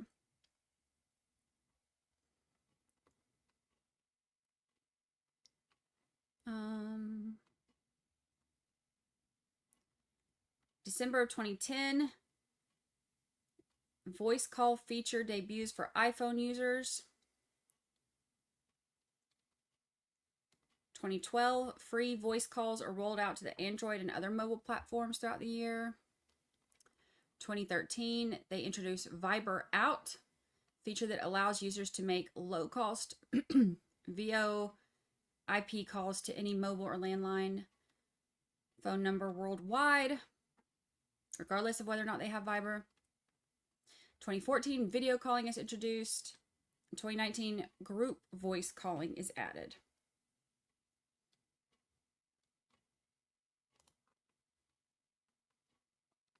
I've never heard of it. Let's do a poll. Start a poll. Have you heard of Viber? I'll say this. If I have, I don't remember it. Because I kept calling it Viper.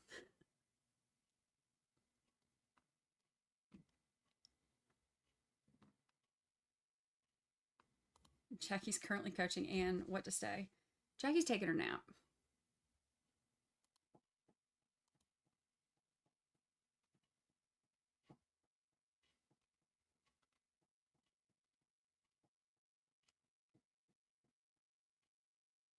I only heard of Viber from one other trial watched earlier this year. It was used in the Cementelli trial.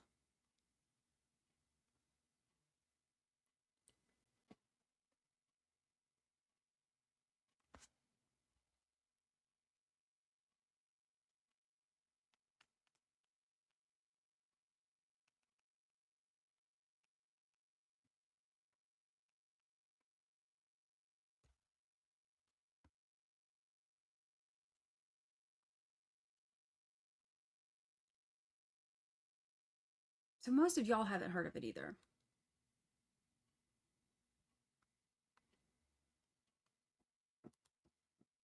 Okay, but also why use Viber to call for something like that? I get it if, you know, they were out of the country or, you know, whatever, but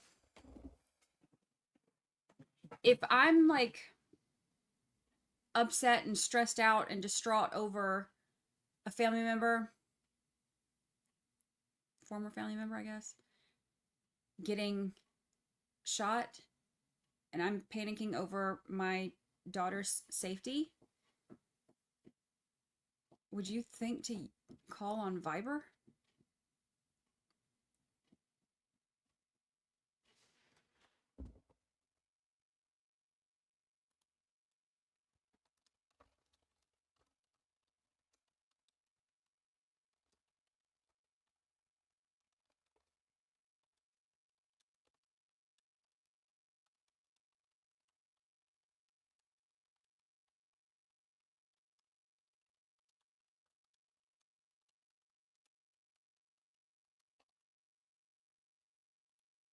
I don't know. I want to see what other people think.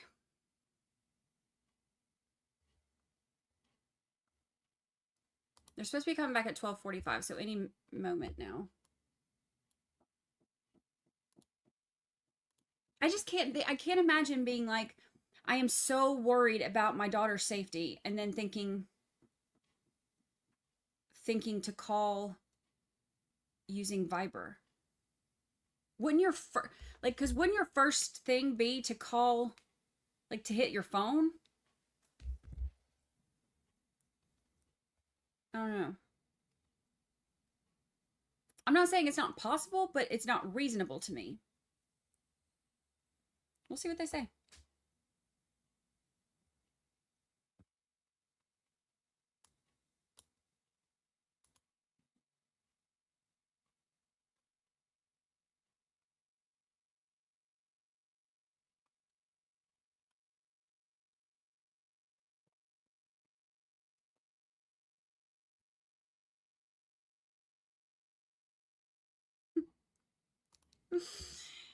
Jackie, aka Tom Petty, they could be twinsies, to Donna when she heard about Vietnam.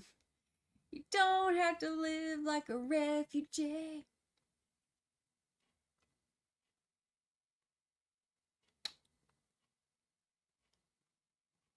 You're welcome. It is sus, right? It's weird.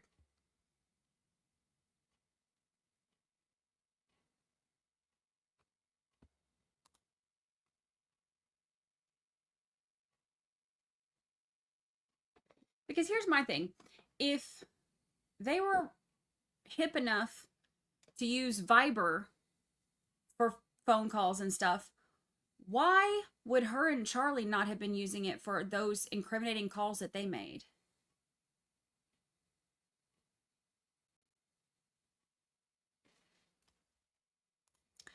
I am not going to be doing a podcast on this one until the end of the trial. But there are recaps in a playlist on the Crime Junkie Jury channel. So you have the recaps from each trial day with all the most important stuff. Some clips and whatnot. Okay. All right. Mr. Zellman, were you able to obtain Ms. Cunningham, or was she able to return? She has returned. Okay. Return of the Anne. She's back. Return. Oh, all right. We're back. Judge, can we approach on scheduling matters? Yes. They need a minute. They need a moment. Need a moment.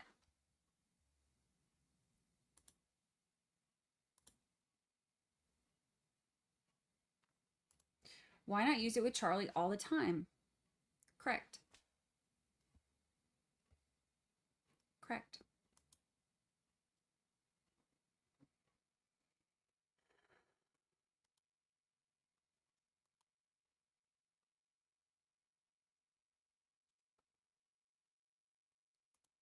Guess who's back?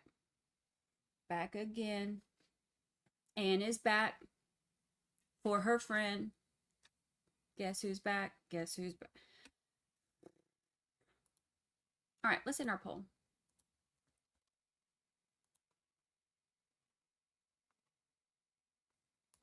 If I had a damp dollar for every time that they needed a moment, I'd be rich. Good point. I like the way you think. Anne is the friend who testified this morning for Donna.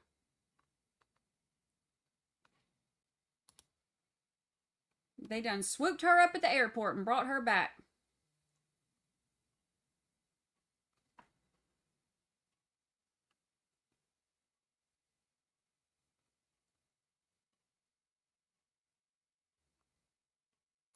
Why isn't Georgia objecting to this? She was released and sat in court after. Yeah, she sat in there with Harvey while her boyfriend or life partner.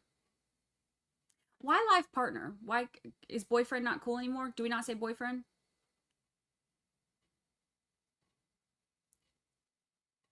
Is that not a thing anymore? Her life partner.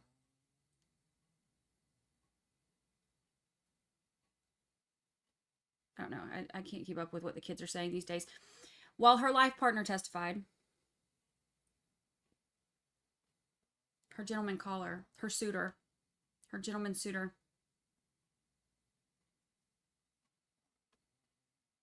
Lucy's snoring again.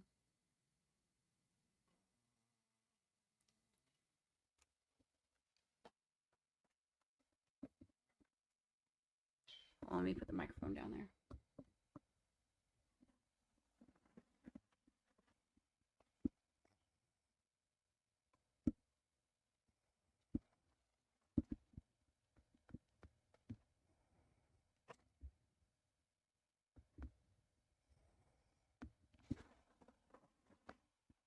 I go through all the trouble to put the microphone down there and she stops snoring. Watch, I'll put it back up here and then she'll start again.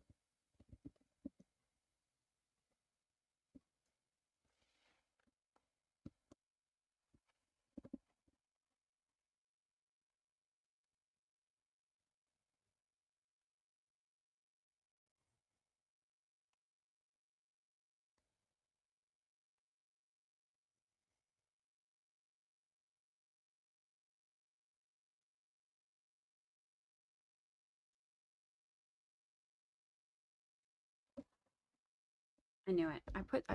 I went through all the trouble to get the microphone down there, and then that little brat stopped snoring.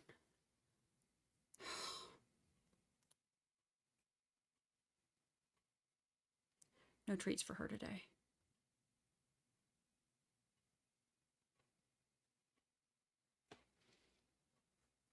Also, why are you like rubbing yourself into this? Here. Hi, little nugget.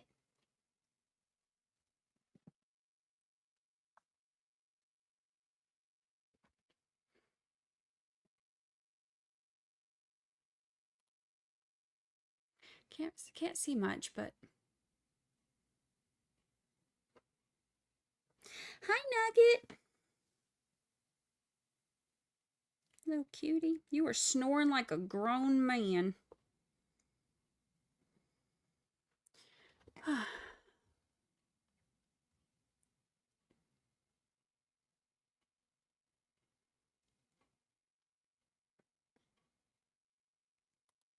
I think life partner is because Anne wants it perceived as permanent, even though not married.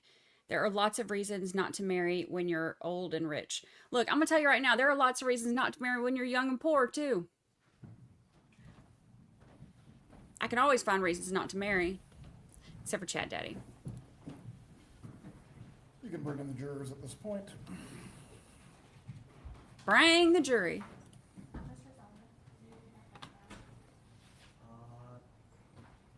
Not until later this afternoon.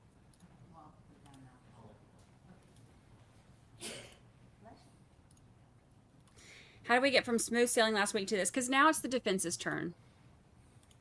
And here we are. And here we are.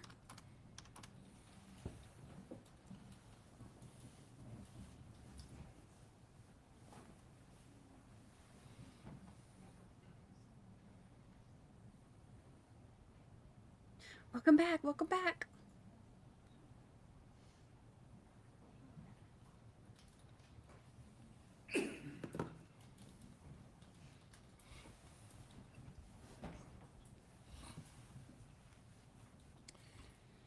For everyone observing in the gallery, please turn your phones off once again.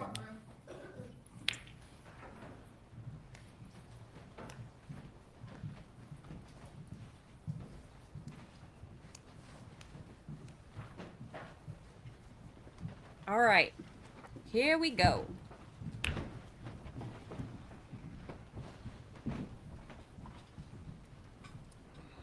Please be seated. Members of the jury, I hope you had a restful break period. At this time, we are going to continue with the defense's case in chief. Defense, you may call your next witness. Guess who's back?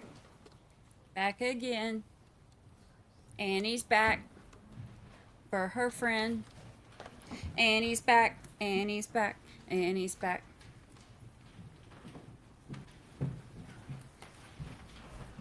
Ms. Cunningham, you remain under oath from being previously sworn. I'm just going to remind you, you are to tell the truth in this matter. You may be seated, and at this point, you will be examined. You may examine when you're ready. Thank you. If you could pull that microphone down, Ms. Cunningham. Oh, sure, thank you. Thank you. I have a question about your use of cell phone service, and we touched briefly on things like WhatsApp, and what was the other one you said you use? Viber. Okay, Viber. When you communicated with Mrs. Adelson, did you routinely use one of those apps? Quite often, yes. Which app did you use mostly? WhatsApp or Viber. Okay, all right. And as opposed to picking up and using the cell phone service, you would use those instead? Yes. Okay, I don't have anything further. Cross-examination. So you had gone to the airport after your last testimony, right? That is correct. And returned to the courthouse? Yes, To tell us what, that you used Viber or WhatsApp to make Yes. that phone call? yes, So it wasn't a regular phone call? correct. Okay, so you misspoke earlier, or it just wasn't clear? No, I said she called me. Okay, and she called you and made a regular phone call on June 23rd, the month before the murder, right? I don't recall many, she made many phone calls. And she called you on a regular line on July 20th, just 2 days after the murder. Do you recall that? If you say so. Okay, and July 21st, What's the objection? Yeah, the witness is not being shown the evidence that she's being confronted with. I believe she is not wasn't asked, asked you. or she is not asked to recall, or, let me clear this up. Ms. Cunningham, do you need to see the items that the state is referring to refresh your recollection? Do I? Would Yes, you like if to I see call, them? if I spoke with her, I spoke with her. Okay, so you have no reason to contest that you spoke with her via regular phone call, June 23rd, July 20th, and July 21st. If it's in the record, yes. But you're saying it was a WhatsApp or a Viber on the 18th. Yes, they were in the car and they often called on those apps in those car, in the car. Would it surprise you to learn that WhatsApp didn't offer voice calls until March of 2015? Then it was on Viber. Must have been Viber, huh? Nothing further. Redirect examination of the witness. You may step down, Ms. Cunningham. All right. I'd be so mad if you made me turn around. At this point. That was safe travel. Thank you. Please call your next witness. Defense would call Richard Chagrin. I'd be so mad if you made me turn around from the airport for that.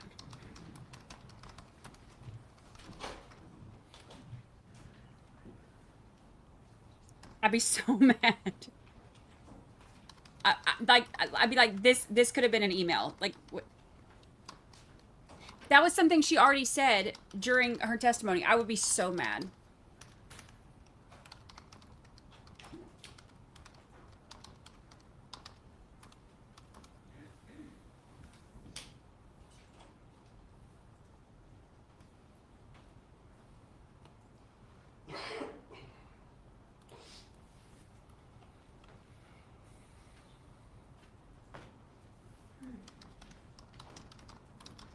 Did that do anything?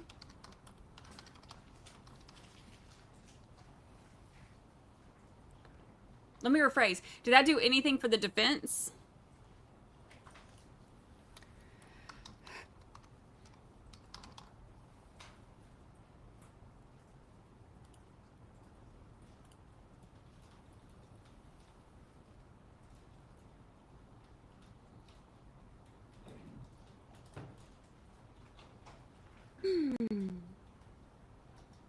No, everybody's like, no.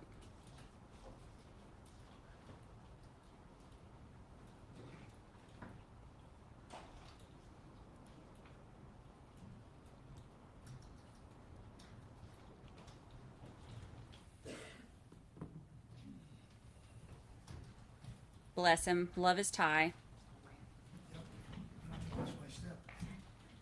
Good afternoon, sir. Please raise your right hand. Yes, sir, Do you swear or affirm the testimony you will give today will be the truth? I do. You may take your seat.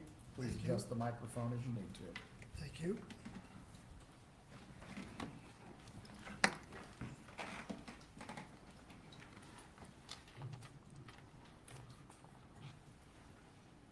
Good afternoon, sir. Can you please introduce yourself to the jury? My name is Richard Chagrin. Mr. Chagrin, how do you know my client Donna Adelson? I met them 37, 38 years ago. They're best friends. The wife was the president and CEO of a nonprofit. I was chairman of the board. And you grew close with Donna and her husband, Harvey Adelson? When I first met my wife 36 years ago, we formed a gourmet club, and they were part of the gourmet club. And we met probably every 2 to 3 months. And then as the years progressed, we became friendlier and went on a number of vacations with them. Okay, you say gourmet club. Is it? Gourmet dinners at people's houses. Fancy. Now, are you married, sir? I am. Okay, and what does your wife do for a living? She's an attorney. What kind of attorney? Specialty is real estate, corporate, and bankruptcy. Estate planning? Yes. Okay. Now, did you speak with Donna or Harvey on the day that Charlie was convicted? No. How about the next day? Yes. Without telling us what they said, did you and your wife go to their residence in Miami? Yes. Okay. And when you got there, can you describe Donna for us? She was distraught. And what about Harvey? Harley was like in shock.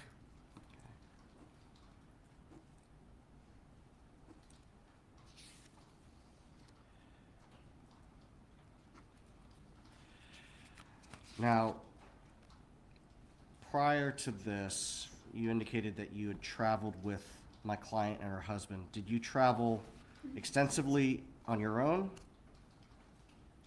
Well, we went on cruises, and then we did there was 13 of us, did I guess 2 weeks in Israel. Okay. Were you somewhat savvier than they when it comes to booking travel? Oh yeah, I've been to 75 countries around the world. Okay. And were you asked to assist them in any way on November 7th of 2023? Yes. And specifically, what were you asked to do? Initially, I helped Donna with the visa. And then when we were done applying for the visa, Donna took Susan to show her the dress that she bought for Lincoln's bar mitzvah, and then she asked Harvey to sit down with me and make plane reservations. Okay. When you sat down to assist with the reservations, what did you discover? The ironic thing was that the round trip was a fraction more than one way, and I suggested, since you don't know when you're coming back until sometime in January, book a one-way. And I remember commenting to Harvey, I said, I'd be willing to bet it's cheaper to fly from Vietnam to the United States than it is from the United States to Vietnam. Now, let's back up a little bit. Let's talk about the visa. Were there options that were given when selecting which visa to apply for? To my recollection, there was only two options, a 30-day or a 90-day. Do you know why the 90-day was selected? Well, I said they didn't know how long they were going to be gone. And do you remember if the visa that was applied for only allowed them to come into the country once, or did it allow them to come into the country multiple times? I'm not aware. Now, you indicated that they were coming back for their grandson's bar mitzvah? Yes. Okay.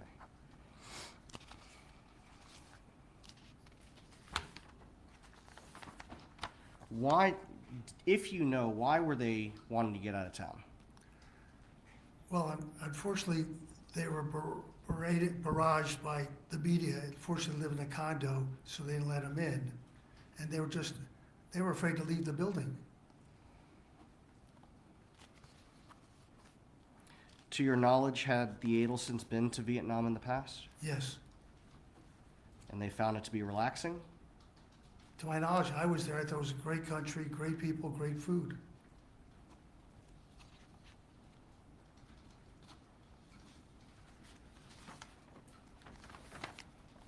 Now, although you are the one that suggested the one-way ticket. Who booked the flight? Harvey.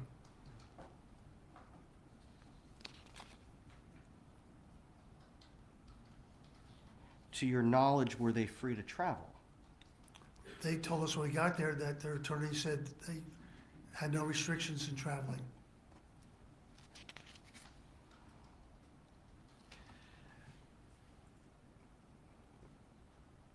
Can you describe the type of mother and grandmother that you observed Donna to be? Well, Donna was the ultimate Jewish mother, not unlike my wife, that was very involved in their children and grandchildren's lives. I think Donna maybe was a little more involved in her grandchildren because of the situation of grandsons losing their father, Wendy working, and also they live close by, Donna and Harvey in South Beach. So, am I hearing you correctly? You would describe Donna as a typical Jewish grandmother More than typical, and a typical Jewish mother? yes. Other than that whole Nazi thing, other than that.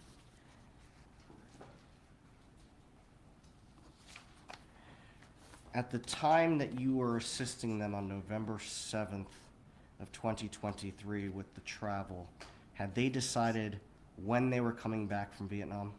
They were undecided, other than the fact that they were gonna, whether it was prior to the bar mitzvah or just before the bar mitzvah, they didn't know how long they were gonna be gone. But they were coming back for the bar mitzvah. Oh, definitely. They wouldn't miss it for the world. Just a moment, Your Honor.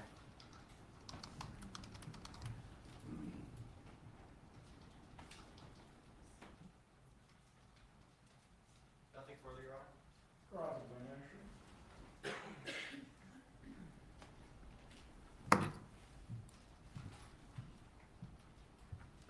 Sir, at the time that the travel was booked, the bar mitzvah was less than 90 days away, right? It was in January. Do you recall giving a deposition? It was by Zoom, but I was present, August 29th, 2024. Vaguely, And in that deposition, weren't you asked, so did you make any of the decisions when to travel or how to travel, or were you just the conduit to the technology? And your answer was the conduit for the technology. yes. But today you're saying you're the one that suggested that they fly one way. Objection, Your Honor, improper impeachment. Overruled. Isn't that right? Well, to me, that's part of being the conduit, just suggesting. Conduit You for were there technology, that's different. because You were more computer savvy than Harvey or Donna, right? I was there that day. Yes, sir. To help with the computer is what you said in the deposition. Well, once we got there, I was there because my wife had done estate planning for them. Okay, but what you did in reference to the travel planning was help with the computer, Yes, because you were more computer savvy than these two. correct. Okay. But today you're saying you suggested the one-way flight, right? I just offered my suggestion. Okay. And you said that Donna Adelson is a typical Jewish grandmother.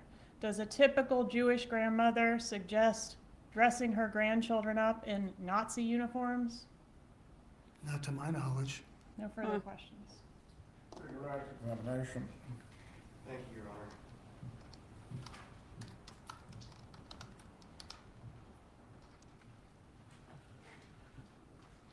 Would you say that you are more travel savvy than Donna and Harvey Adelson?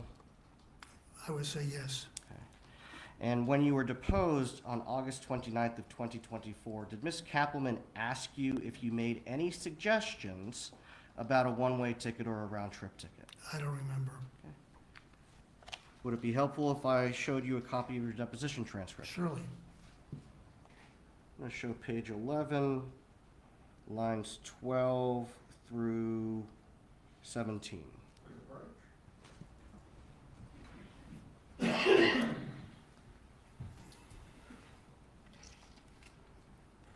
They traveled all the time, but all of a sudden now they need help.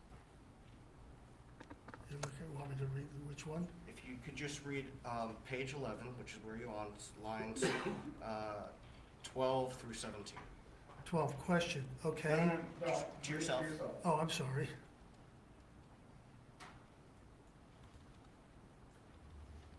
Okay. Did Ms. Kaplan ask if you made any decisions? No, Well, she asked if you made decisions, but you did not make decisions, did you? no, You made suggestions. yes,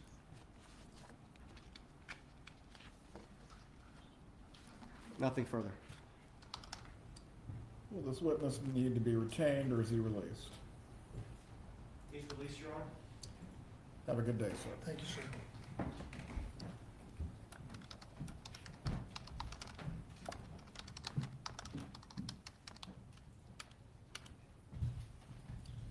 Please call your next witness.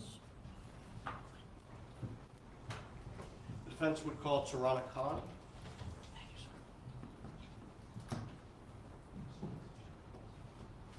Uh,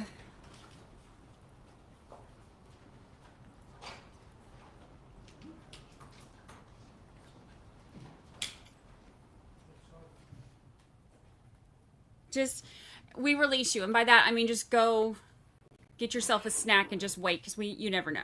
You never know. I release you to the hallway, but just don't go anywhere.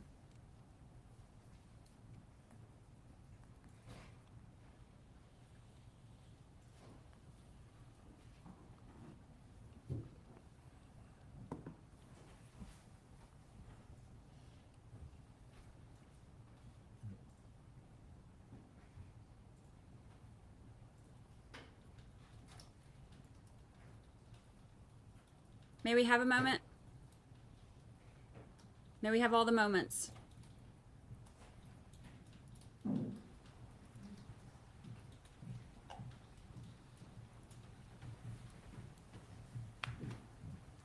Please raise your right hand. Do you swear or affirm the testimony you will give today will be the truth? I do. You may take your seat. Please speak loudly and clearly for the jurors. You can adjust the microphone as you need.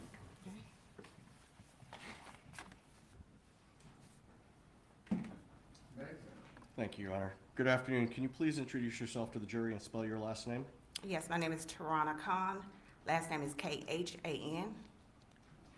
And Ms. Khan, how are you employed currently?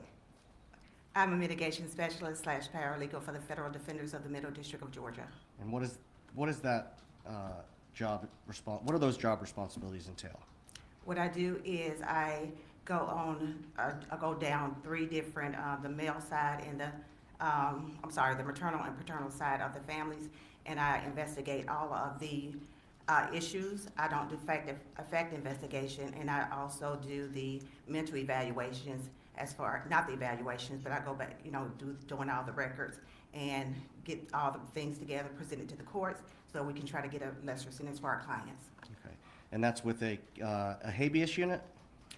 Not right now, I'm just with the Middle District of Georgia. But I was doing that with the habeas here in Tallahassee. Okay. And how long have you been in your current role in the Middle District of Georgia? 1 year in Georgia. Okay. Prior to that, did you work for the Federal Defender's Office here in the Northern District of Florida? I did, the Capital Habeas Unit. And can you tell us what you did there, please? Yes, I did investigation, went to talk to clients, all their families. It was more of a fact investigation at that point. Okay. And so that entailed you going out at the direction of the attorneys that you worked with, interviewing individuals, Correct. gathering records, Yes, and that included individuals that were in custody, correct? correct, And preparing reports correct. and presenting that to whom? The attorneys. Okay. Did it also bring you to have occasion to testify in court ever? No, No. Now, how long were you employed with the Northern District of Florida Federal Defender's Office? from 2016 until July 2022. And can you tell us a little bit about your educational background? Yes, I have an associate's in paralegal, a bachelor's in legal studies, and I've studied sociology, and I've earned a certificate in that. Okay. And when did you complete your bachelor's? In 2000, around 2014, maybe? Okay. Now, in between working for the Federal Defender's Office in the Northern District of Florida and the Federal Defender's Office in the Middle District of Georgia, did you work as a licensed private investigator in Florida? After I left the Federal Defender's Office in Tallahassee, yes. Okay.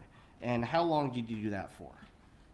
Since 2022, and I never, I guess, stopped. I just took the job in, for the Federal Middle District of Georgia and left. Okay. And as a licensed private investigator, were you retained by my office to interview an individual by the name of Patricia Byrd? Yes, And where was she located? in the Leon County Jail, Okay. How many times did you meet with Ms. Byrd? once, And that was at the Leon County Jail? yes. And do you remember when that was? I want to say January, can I look? If it'll help refresh your memory, Okay. sure. I'm going to change the paralegal thing because I'm just going to put it on the banner. She worked as a private investigator for them so that we don't confuse it. She's not working in a legal capacity.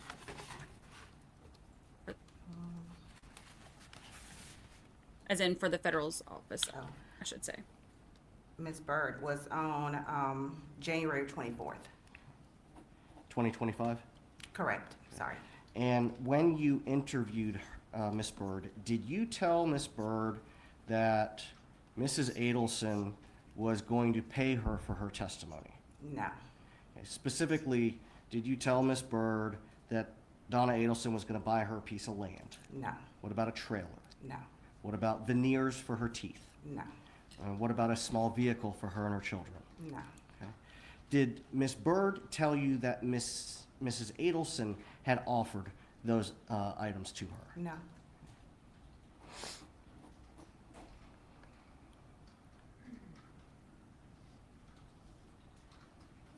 Did Ms. Byrd tell you that Mrs. Adelson confessed to any portion of the crimes with which Mrs. Adelson is charged in this case?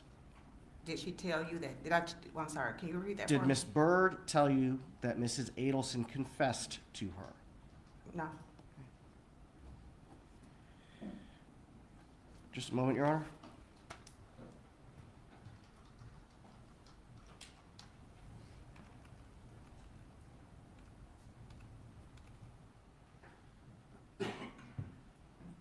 Ms. Kahn, prior to interviewing Ms. Byrd on January 24th, 2025, did you meet with or speak with Donna Adelson? no, Have you ever met with or spoken with Donna Adelson? no.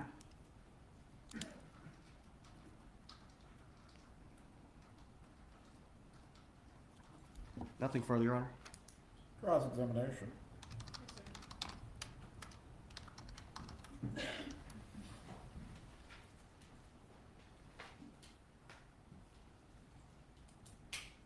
Why did you interview Miss Byrd? I was given a list of names to interview, By defense counsel? correct, Okay. And she was not a state witness at that time, right? I wouldn't know. Wouldn't know. Would it refresh your memory to see a copy of the state's amended discovery when we did list her as a witness? I Interesting. didn't see that, I wouldn't have seen that. Okay, so that wouldn't help you to know when she was amended as a witness in the case? I wouldn't have known it, no. Okay, so you were not asked to go there because she was a state's witness, I'll just put it No, that way. No, All right.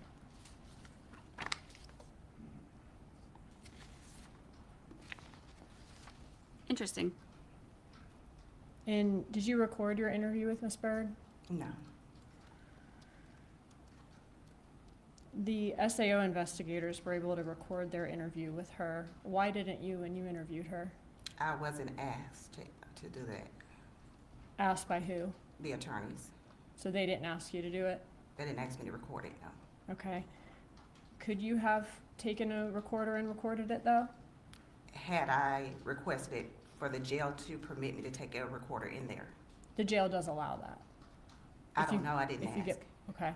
If you get permission in your experience, is it typical for Correct, yes. jails to allow you to do that? Yes. Okay.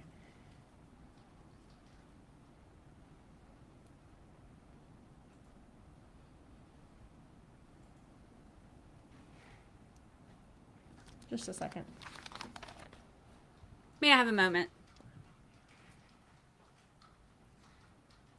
That's all I have, thank you. Redirect examination. Just a moment.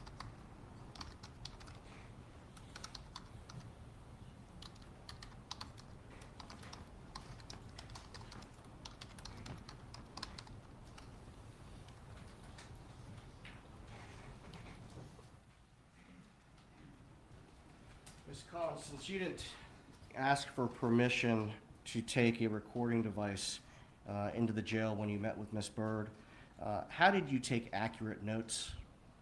As I was speaking with them, I wrote everything down that they said, that they were saying to me. Okay. So I did pen and paper. Pen to paper. And had the state requested those through the discovery process, you would have been able to produce those. Correct. Nothing further. Will this witness need to be recalled or retained for any reason?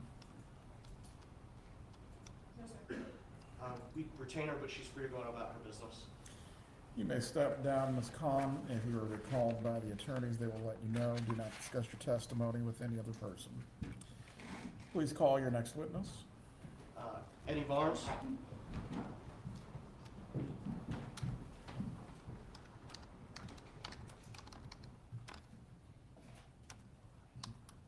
I mean, what did that do?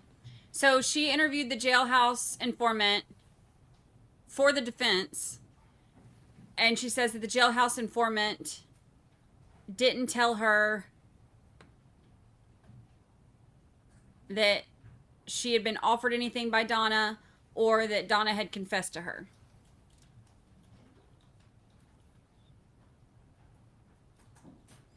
Am I missing something? What's that proof?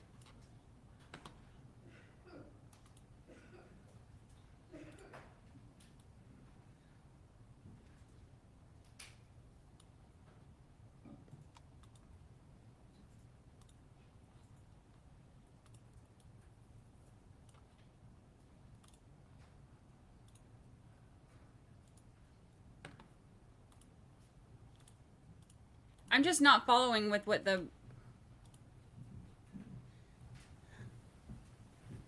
point of that Please was. raise your right hand. Do you swear or affirm the testimony you're about to give will be the truth? I do. You may take your seat. Thank you, sir. Please adjust the microphone as you need to. We'll do it, okay. Thank you. Good afternoon, sir. Can you please introduce yourself to the jury? Yes, my name is Eddie Varnes, excuse me, E-D-D-I-E. Last name V as in Victor, A-R-N-E-S. How are you employed, sir? I'm a private investigator. And how long have you been a private investigator? I've been a private investigator on my own for 10 years. Prior to that, total 27 years. 27 years as a private investigator? Yes, 27 years as an investigator. The last, yes. I'll come around then.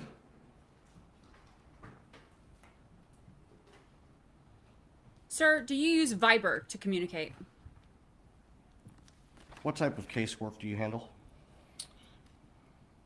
Mostly criminal at this point in time. I also do insurance, civil stuff and insurance, but I've been exclusively pretty much criminal for about the last 10 years.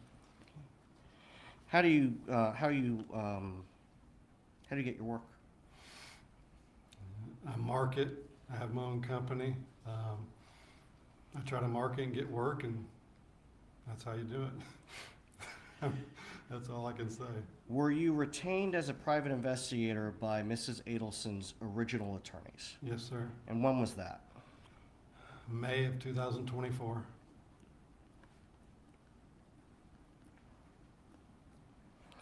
Now, I want to specifically direct you to when you were asked to speak with an individual by the name of Patricia Bird. Yes, sir. Do you remember when that was? That was August 30th, 2024. And what did you go to the jail to meet with her?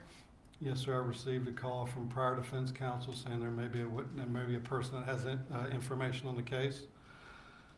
He gave me the name, so at that point I had traveled to Leon County Jail, got there about 11 o'clock, and then was able to meet with Ms. Bird. Okay. Now, there are different kinds of visits that you can do at the jail. How did you meet with her? I met with her in an attorney booth. Okay, so you don't need to schedule an appointment for that? No, sir. Okay, just normal business hours? Yes, sir. And tell us, without telling us what was said, how did the conversation go? Basically, I met her and I introduced myself and explained to her who I was. And I said, you understand you might have some information on the case? And she said yes. And she might have some information on Donna Adelson's case? Yes, sir. Okay. What did she have information about? She told me she had some information about what Katie McBanawa had stated to her back in 2021 when they were incarcerated together.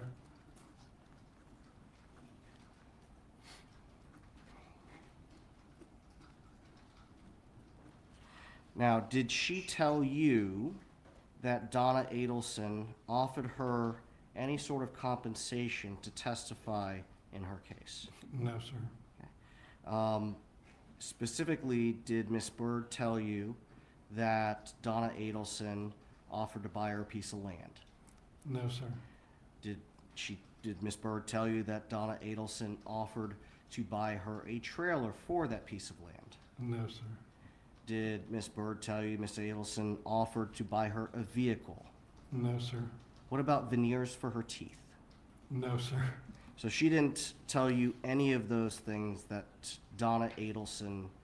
she is saying Donna Adelson offered? Absolutely not. Did she tell you that Donna Adelson confessed to her? Absolutely not. Did you record your interview with Ms. Bird? I was instructed by prior defense counsel to not record the interview. That wasn't unusual because we spoke to I spoke to several prior inmates throughout those 2 or 3 months. So to answer your question, no, sir, I did not record the interview. Now, did Ms. Bird talk extensively about Ms. McBanawa? Yes, she did. Did she say that Donna Adelson told her to say those things? No, absolutely not. Did Ms. Bird know who Donna Adelson was prior to meeting Ms. Adelson? No, she did not. Had she heard the name Donna Adelson? No, she didn't. She actually told me when she met her When in Ms. the jail, like she never heard of Donna's name. She met her like maybe 4 weeks earlier inside the jail at that point in time. Now, when Ms. Bird is telling you about Ms. McBanawa, did you caution her in any way about her cooperating on Donna's behalf?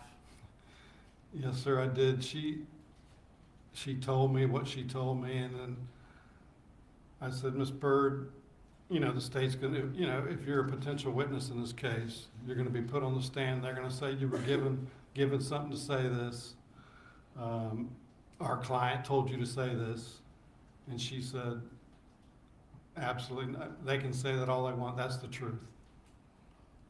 Did Ms. Bird tell you that Donna told her to say anything other than what was true? No.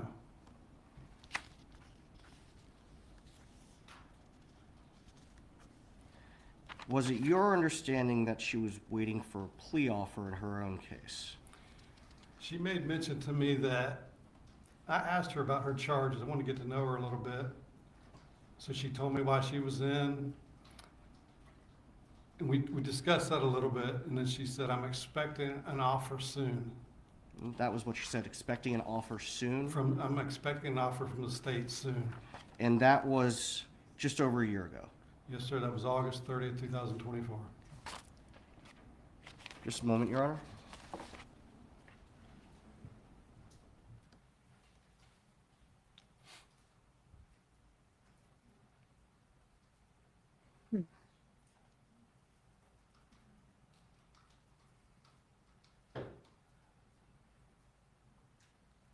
Nothing further at this time?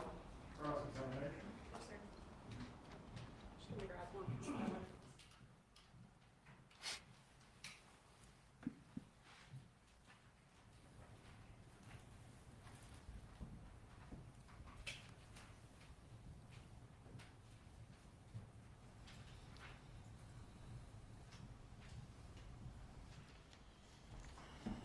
So, Mr. Varnes, you said that you interviewed Ms. Bird because Donna Adelson's prior defense counsel said that this may be a person who has information. That's correct. But that was prior to July 25 when the state listed Patricia Bird as a possible witness for the state, right? That was August 30th, 2024. Okay. So in August of 24, the defense, for some reason, would have thought this person may have information and gone to you to interview them. Correct. Okay. And defense counsel asked you about this, but you said you did not record your interview with her? No. Okay. You could have taken a recorder, like a pocket recorder, into the jail and recorded it, right? I If could they'd have, asked but I you was to. instructed not to record the statement. Yes, sir. Now, after hearing this statement about how Magbanwa basically lied on the Adelsons, killed Dan Markel just to extort them for their money, is that right?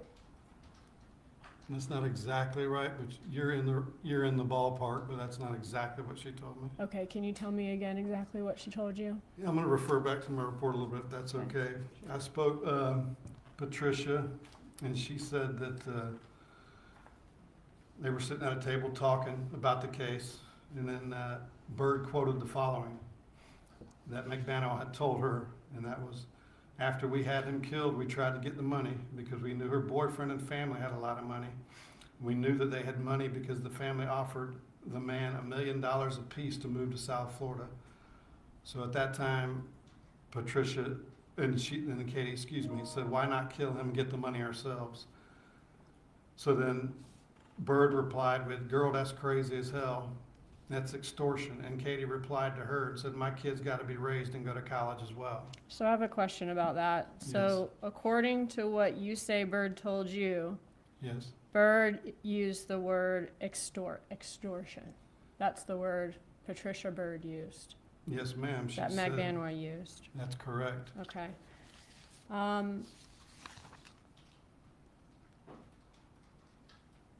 Now, when you heard this story, that would be very helpful, right, to Donna Adelson's case. Did you call her prior defense counsel and say, listen to what this lady's telling me? Can I have permission to record this? Can I do a recorded interview with her? This is going to be very important. You didn't do that, did you? I did call them immediately when I left the jail, and I sent them an email with my summary within an hour. Okay. Did you ask to go then do a recorded interview with her so you would have evidence of that? No, I didn't ask. Okay. And did they ask you to? They didn't ask me. No, I told them what they told me, and if they have any additional instructions for me, I'll gladly go do what they asked me to do. All right. Now, if Miss Bird, after all that, do you know why the defense never listed Patricia Bird as a witness? I don't know the specific reason. I'm not the attorneys on the case. That's Do their you know job. why these attorneys never listed Patricia Bird as a witness? State allow the witness to answer the question before cutting off, please. Stugan, please wait for him to finish the answer. Just repeat, please. Do you know why either defense counsel never listed Patricia Bird as a witness? I have no idea. Good You were point. hired by prior defense counsel, you said? That's correct. Okay, and you did charge for your services? I did charge for my services, yes, Okay. ma'am. That's all, thank you. For your direct examination. Just a moment, Your Honor.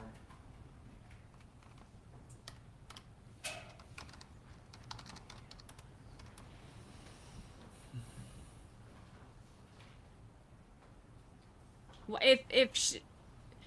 if Katie really said that to this person, why would they not call her as a witness?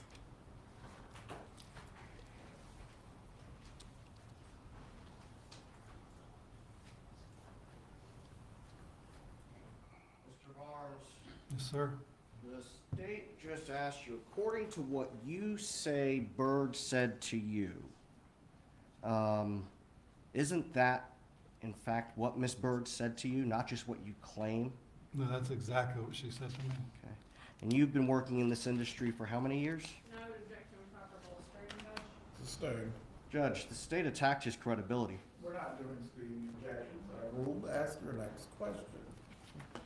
Would it surprise you, sir, to learn that contrary to what the state implied, To relevance as to what he would be surprised by. Overruled, please let him finish his question first before you object. thank you, Your Honor, would it surprise you to learn that prior defense counsel in fact listed Patricia Bird on the witness list that they submitted prior to this case being set for trial September of 2024? Would that surprise me? No. Okay. And so, contrary to what Ms. Dugan indicated on cross-examination, it was your understanding that Ms. Bird was listed as a defense witness. Yes, sir, that is correct. Okay. Just a moment, Your Honor.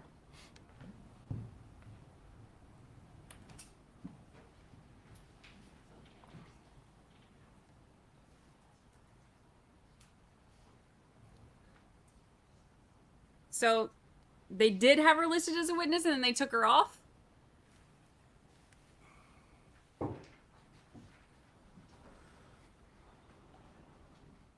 Nothing further, Your Honor? Will this witness be recalled by either party? He'll be retained, but he's free to go about his business. Mr. Varnes, do not discuss your testimony with any other person. You may step down. Sir, thank you. Please call your next witness.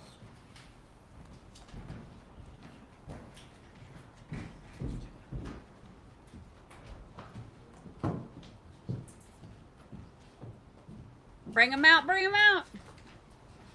We're getting spicy now.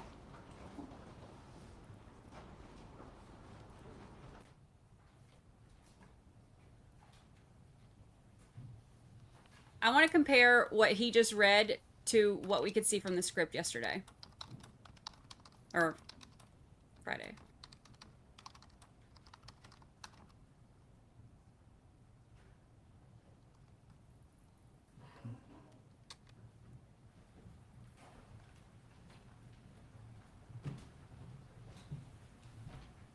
Please raise your right hand.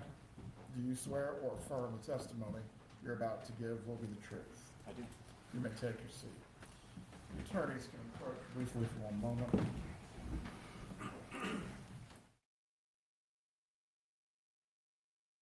OMG. Okay, so two private investigators, both of them talked to jailhouse informant Patricia Bird, and one of them basically looks like read the script.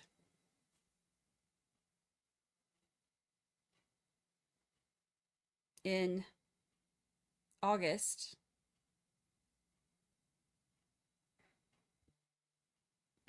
August 30th of 2024. And then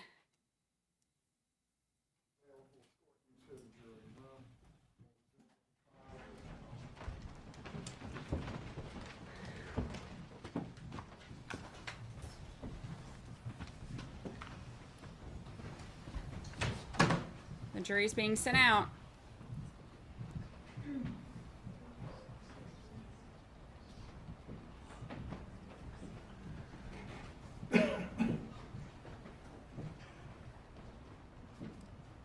Everyone can be seated, sir, I'm going to need you to step down from the witness stand and step outside the courtroom doors.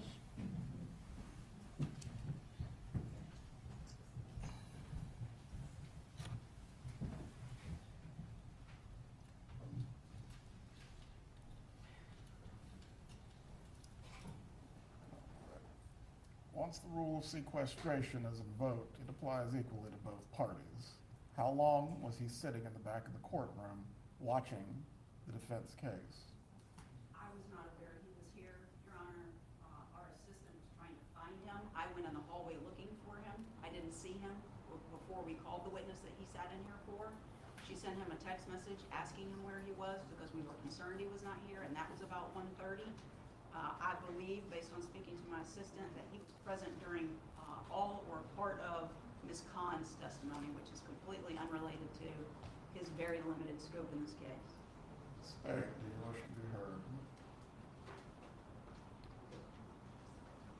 No, sir.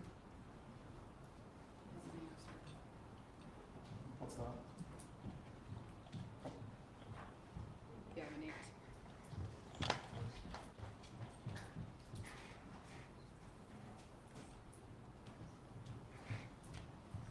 Oh What boy. is the substance of the testimony to be offered? The substance of the testimony is a home search with Mr. and Mrs. Adelson and Dan Markel. He's a realtor, Your Honor. The bailiff has informed me that he was present for 15 to 20 minutes. I'm not entirely sure how this testimony would relate to other matters that we've gone over. We need a moment to determine if the witness should be permitted to testify. We'll take a brief break. 10 minutes.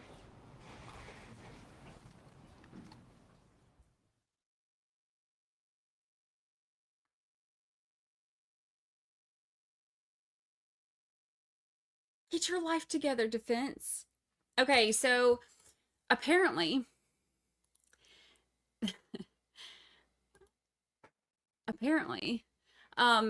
the witness who is just about to testify was sitting in the courtroom for about 15 to 20 minutes and heard some of the previous testimony. And that's not allowed.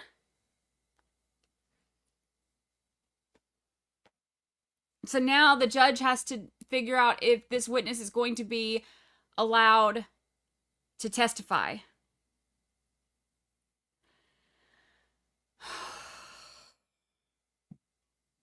Y'all. All these moments and they still can't get their stuff together. Lord, help them all. Like, that's like the number one rule of Fight Club is you don't talk about Fight Club. Like the number one rule of being a witness is not sitting in there listening to other witness testimony. Oh, Lord. Judge is so mad. Judge is so over all of their stuff. He's so over them. He's like, y'all, I had a 3-day vacation and y'all already, like, y'all already got my nerves up to here. Y'all.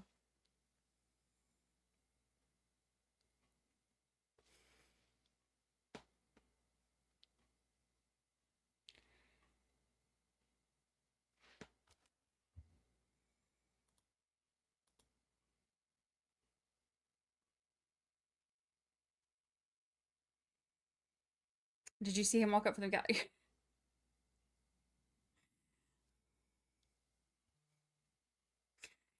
Oh, hold on. Let's...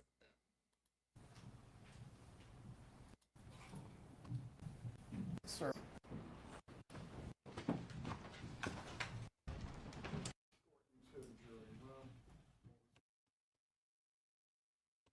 Let's see him come up.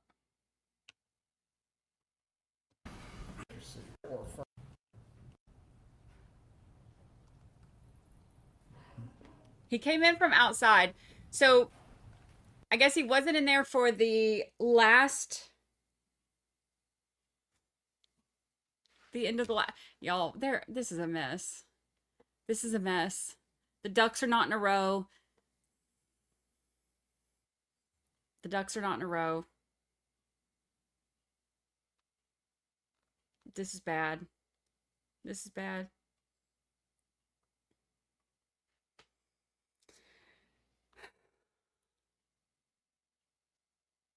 What, if anything, is even going on right now? Donna should ask for a refund. He snuck out to walk back in.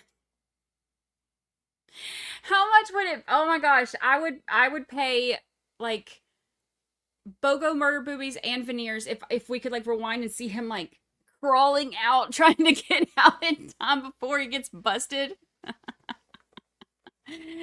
Oh, bless it. Whew. Ah. Crazy. It is much more like herding cats. It's not, ducks are not in a row. It's like cats. They're feral. They're feral. We are beyond ducks in a row. We have reached feral cat status. Yeah.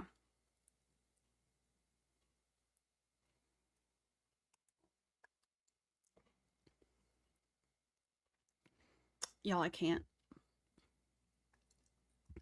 He's like, don't mind me. I'm just going to have a seat back here. Watch a little bit. No biggie.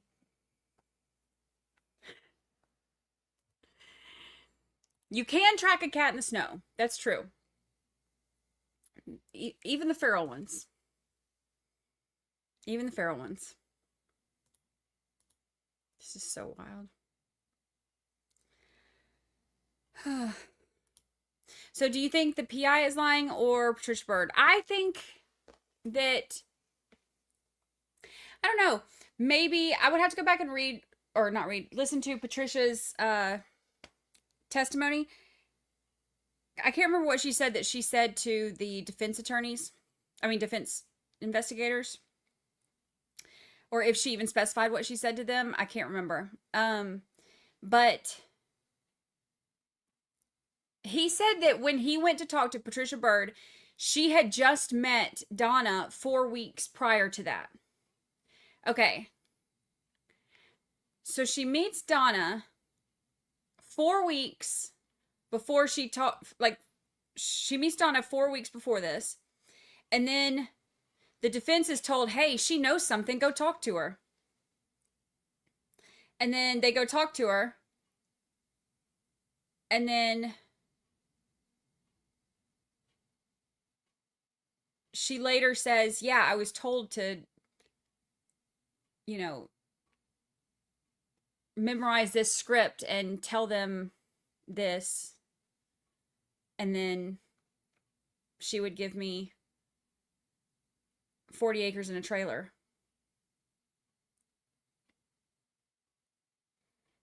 I made up the 40 acres. I don't know how much it was.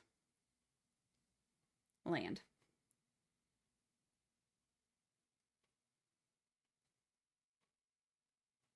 Four acres, 20 acres, 1 acre, half an acre. And veneers. And a grand piano. So stupid. So ridiculous. Really so ridiculous. Which one was Patricia Byrd? Was that the first one or the second one? Let me look. I don't remember if that was the first informant or the second one.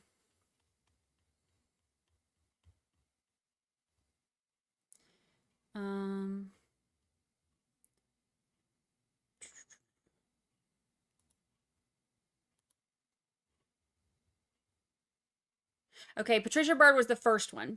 So she was the one, here's my notes on her. Was in custody with Donna at Leon County Jail in the same pod.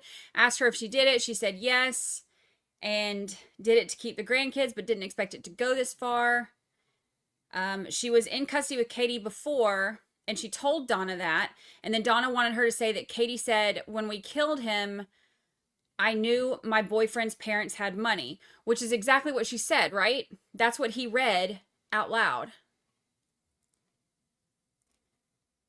My notes say Donna wanted her to say that Katie said, when we killed him, I knew my boyfriend's parents had money.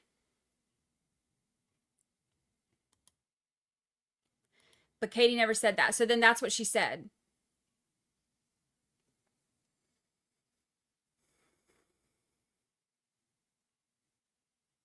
Okay, but also, if Katie said, I knew when we killed him that my boyfriend's parents had money, that still doesn't change it. That's still true. I mean, whether or not she even said it is kind of irrelevant, right? Because she would know that her boyfriend's parents had money.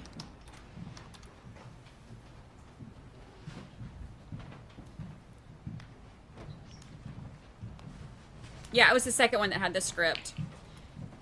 But it was the same, like,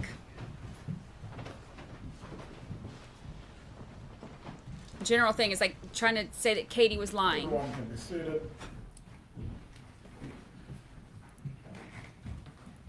You may examine Mr. Kelly when you're ready. Thank you, Judge. Mr. Kelly, this is going to be very brief. Could you please tell the jury your name and then spell your last name for the court reporter, please? Yes, Tim Kelly, T-I-O, last name K-E-L-L-Y. All right. And what is your occupation, sir? I'm a realtor. And is that what your occupation was back in 2011? Yes, Did you have the pleasure of knowing a young man named Dan Markel? I did. At some point in November of 2011, were you contacted by Mr. Markel about seeing some homes? Yeah, I'm not positive on the date, but if that's the date, yes, he did contact me about some homes. Would it refresh your memory if you were able to look at the email communications? Yeah, I can't remember. Yeah, yeah, that's fine. May I approach, Your Honor?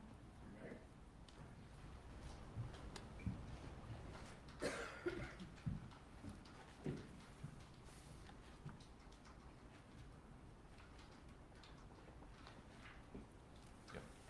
Great. Yes, 2011. Is that November 2011? Yes. Mhm. And when he contacted you and you were making arrangements to look at homes, were those homes were you looking for a home in particular for his in-laws, Donna and Harvey Adelson? Correct. And were arrangements made for you to show homes? Yes. And did you in fact show homes? Yes. And who was present when you showed the homes? Who was with you? I believe it was the Adelsons, both of them, the husband and wife, and Dan, and I believe Wendy and the boys, both boys, or just one boy. I can't remember who was there at the time, but I think we had to make arrangements between, cars or so. Okay. Was it one time that you took them out or more? I believe it was just one time. Okay. And did you show them homes in the Tallahassee area? Yeah.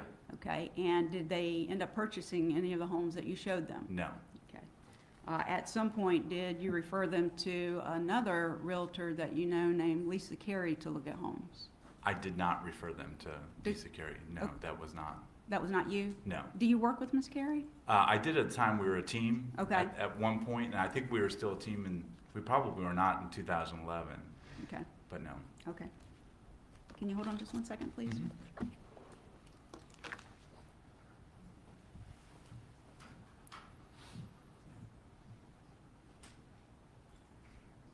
Where are we going here?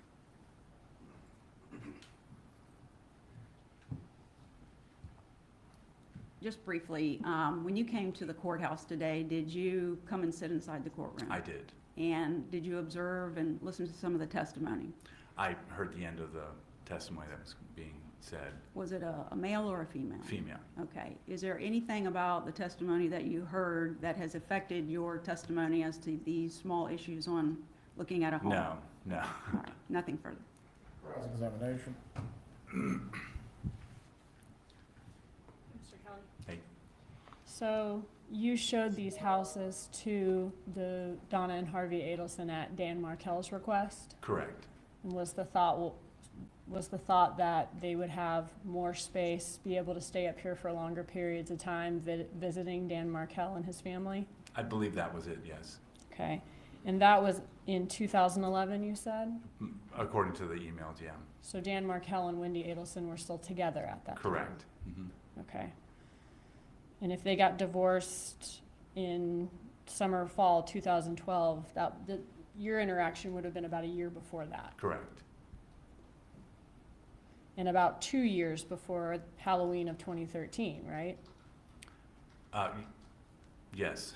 Okay, thank you. Any redirect from the witness? No, Judge. You may step down, Mr. Kelly. That was pointless. Like that, like, Please call your next witness. it's about as useful as an elevator in an outhouse. Detective Joshua Turner. Why are we wasting our time here? I would next like to call Donna Adelson's 4th grade teacher. Remember that one time Donna gave you an apple and told you you're pretty? No further questions. Bruh.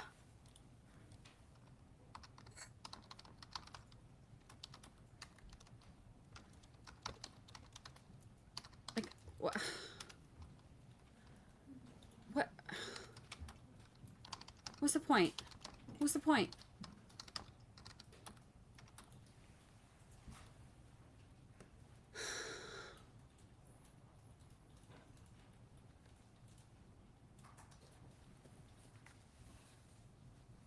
Remember that one time before they got divorced and the defendant planned his murder when she was Turner, please raise your nice? hand, sir. Do you Okay. swear or affirm the testimony you're about to give will be the truth? Ah. Take your seat. Please speak loudly and clearly. You may adjust the microphone as you need to.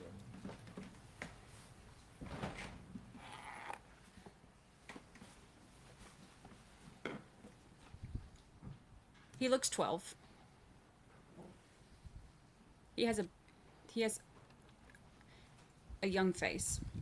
I bet he still gets carded for alcohol. I'm jealous. Good afternoon. Can you please introduce yourself to the jury? Yes, my name is Josh Turner. I'm a deputy with the Leon County Sheriff's Office. How long have you been employed with the Leon County Sheriff's Office? Since September of 2016. And during your time with the Leon County Sheriff's Office, can you tell the jury a little bit about what assignments you have worked? Yes, I was in 2019 a field training officer, and then in 2020 I transferred into the Criminal Investigations Division at the Sheriff's Office. Worked in property crimes, auto crimes, and violent crimes. Okay.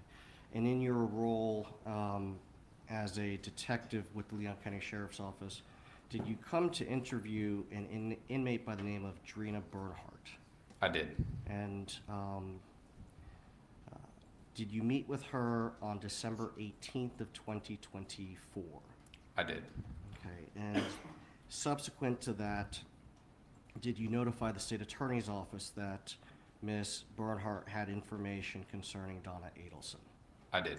And did you then attend a recorded interview with Ms. Bernhardt at the state attorney's office? Yes. During that interview, did she indicate what, if any, steps, and by she I'm referring to Ms. Bernhardt, took in when she was speaking with Ms. Adelson in the pod at the Leon County Detention Center? She said that she was speaking to Ms. Adelson throughout the day and sitting in front of a camera at the detention facility. She specifically stated that she situated herself and Ms. Adelson so that they would be picked up on the surveillance footage? I'm not sure the exact wording, but yes. Something to that effect? Correct. Okay. Now, previously, did you review State's Exhibit 105? Yes. And what was that? I believe it was the recording of the pod, the annex. Okay, so there was surveillance video? Yes. So after Ms. Bernhardt's interview on December 20th, 2024, at the state attorney's office, did you go back to your office to download the surveillance video? No, sir. I went to my vehicle and back up to the state attorney's office and downloaded it from there. Okay, so you went to get your computer? Yes, sir. So back then, when you were assigned to the investigations unit, you had access to their surveillance videos? I did. Okay, and then you logged in from the state attorney's office and downloaded that? Correct. Your Honor, may I approach the witness and show him, it was marked for identification purposes as State's Exhibit 105. You may.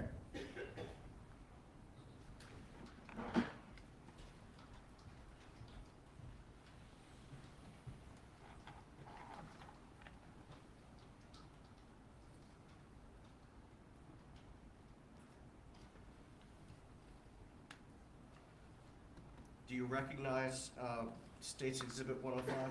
I do. Is this the surveillance, or is this a portion of the surveillance video that you obtained from the Leon County Detention Facility? It is. Any, Yes, aside please. from shortening the video so it was easier to show in court, any changes to it? Not that I'm aware of. Your Honor, just a moment.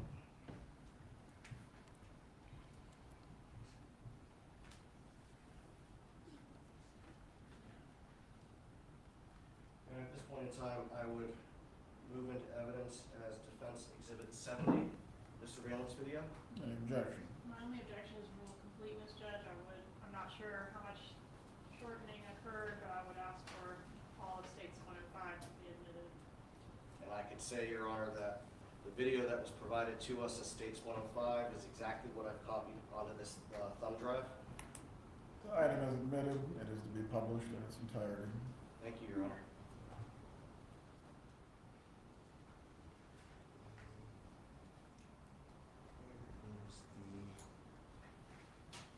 Do you guys have the HDMI?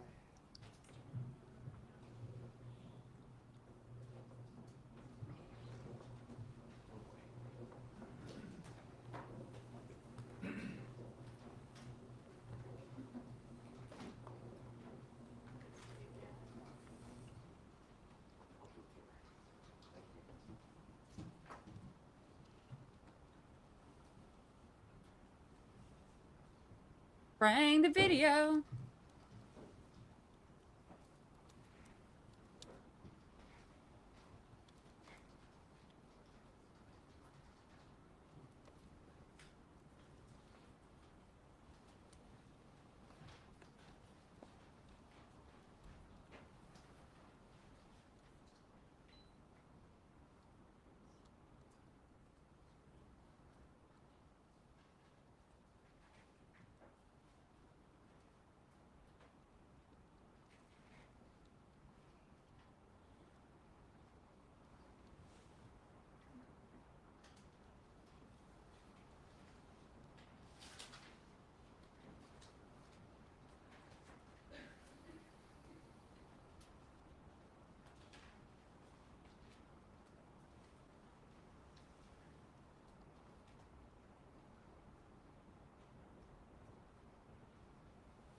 Is it weird that I'm strangely excited to see Donna in her Judge, so that I could use the Her natural computer. Is it habitat? okay if I stand over here rather than at the lectern? That's fine. Okay.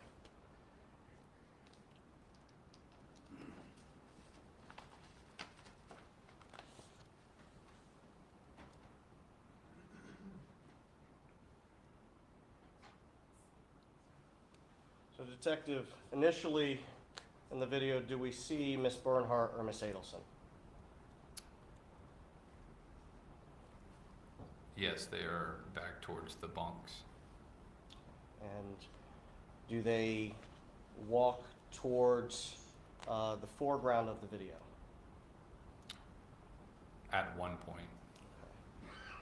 But them? I'm gonna fast forward a little bit. Who's seated at the table with the dark hair? That's Drina Bernhardt. And what does she have in front of her? A notebook with a daisy and a yellow folder, looks like.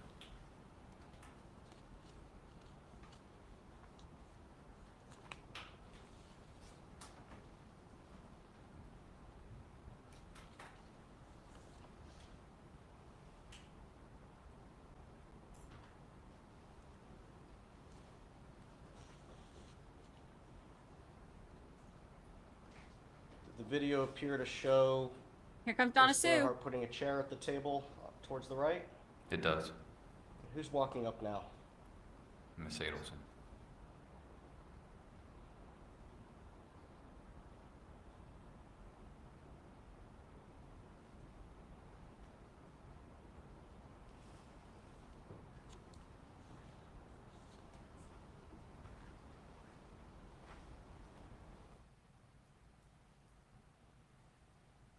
It's just like,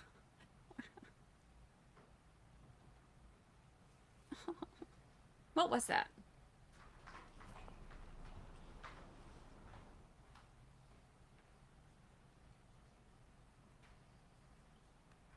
Does it appear from the video that Ms. Bernhardt got Ms. Adelson to sit down at that table?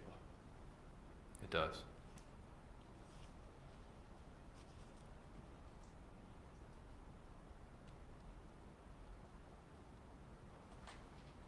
And they're engaged in conversation? Yes.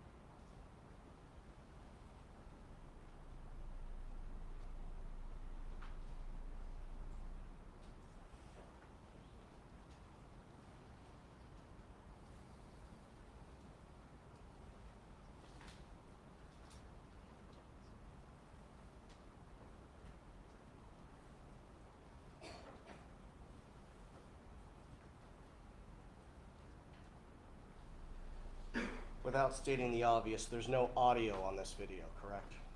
Correct.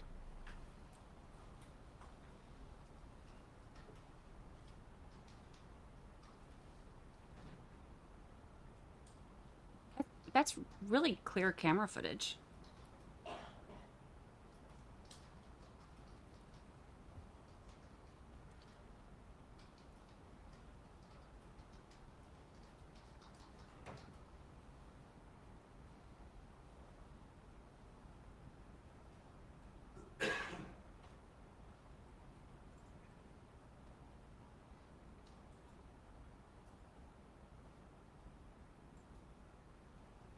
They're in the bottom right corner.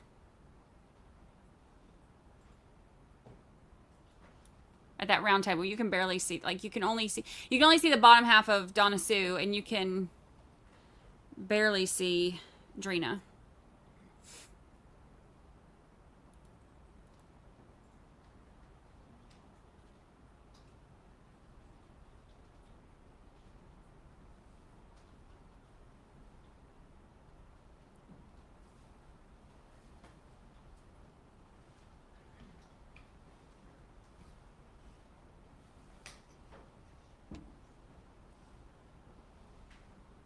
They're trying to say that Donna wrote the script, but not because she was writing it to tell them what to say. So I don't know exactly how they're trying to explain this, but this is part of their stuff, so we're going to see where they go with it. We see them talking.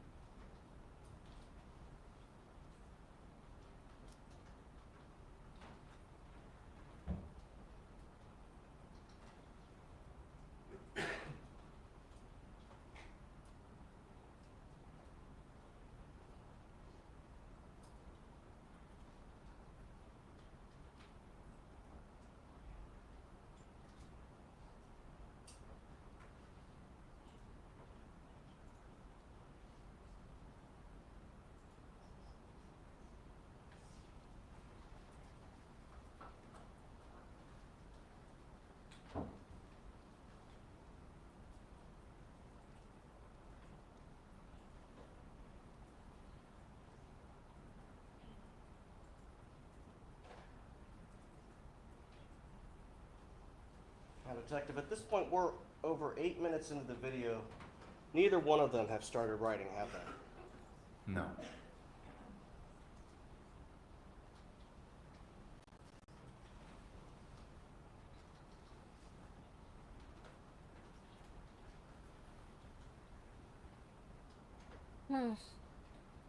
Could we have like sped it up to do this? Or like, is this necessary?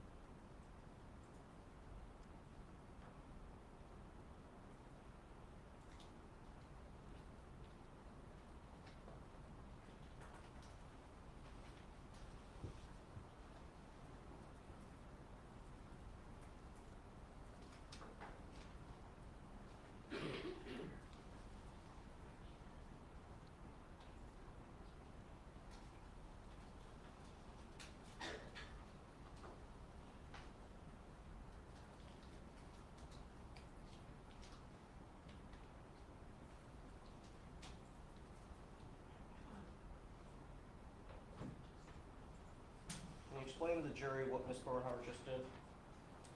It appears she took a piece of paper out of her notebook and is showing Ms. Adelson something on that page. Appears that something is already written on that page. Potentially, I can't tell.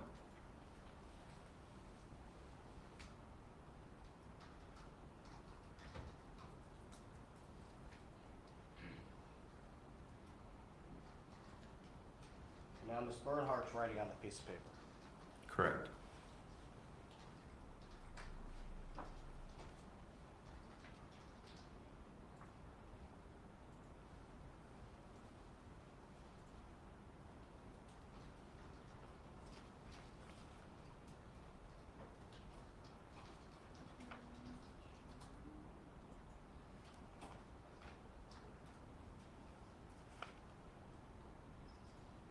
Sir, can you read what that letter says, please? No?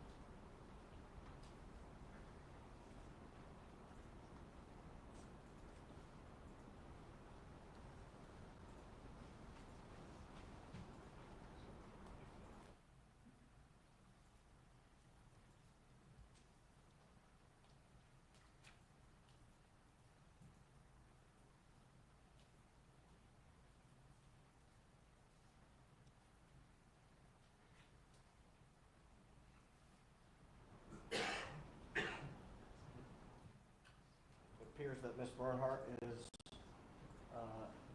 writing at this point. Correct. Judge, given that this is an hour and 14-minute long video, instead of publishing it in full as requested, is it okay if I fast forward to the points that I'm trying to make? Please.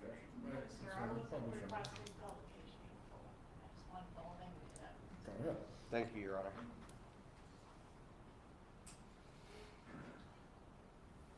At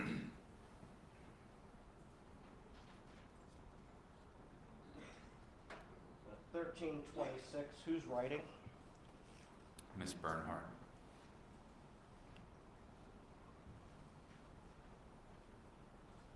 1417, who's writing? Ms. Bernhardt.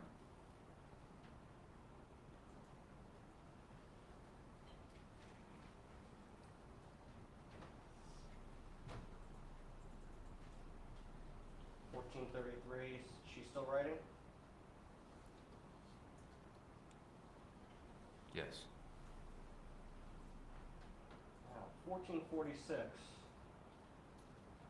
My client takes the paper and starts writing, correct? Correct.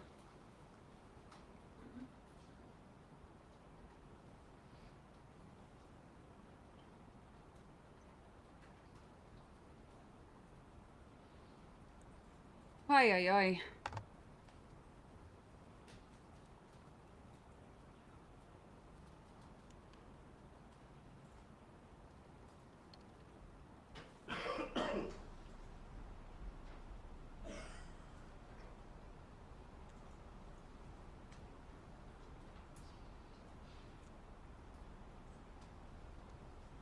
Fast forward to 1642. Did Ms. Bernhardt take the notebook back?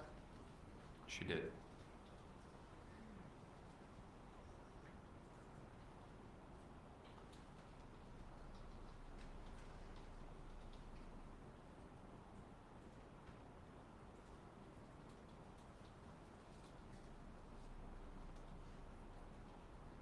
I think Donna's still From this writing vantage something. point, we can't see what Miss Adelson is writing, can we? Correct. Correct.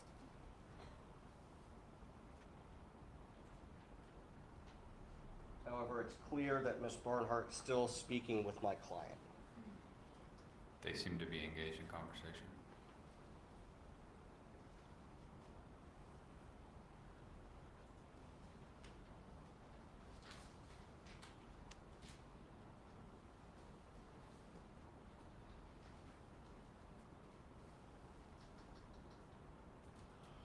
Uh, 2250. What do we see Ms. Bernhardt doing now? She placed 2 notebooks on the table.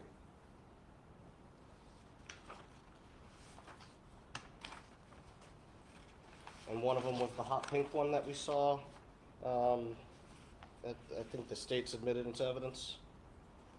It's a hot pink. Correct. Okay.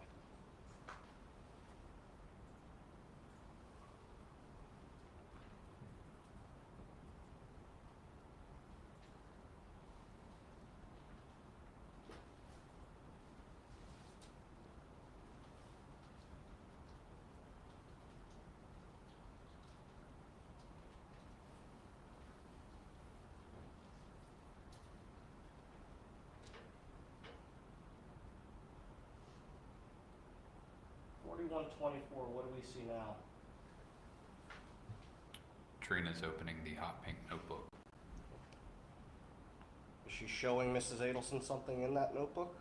It appears so.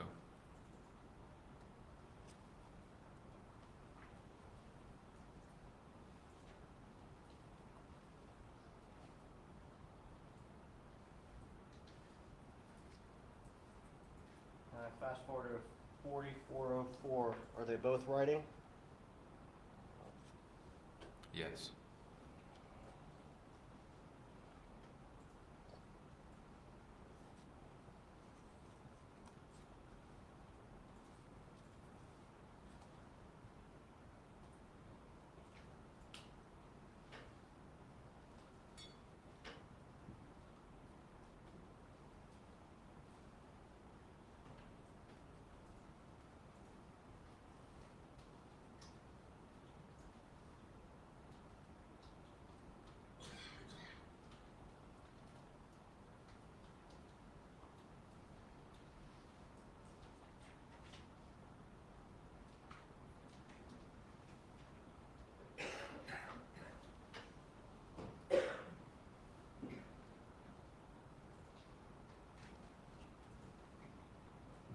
This seems almost as pointless right now as the realtor, unless I'm missing something.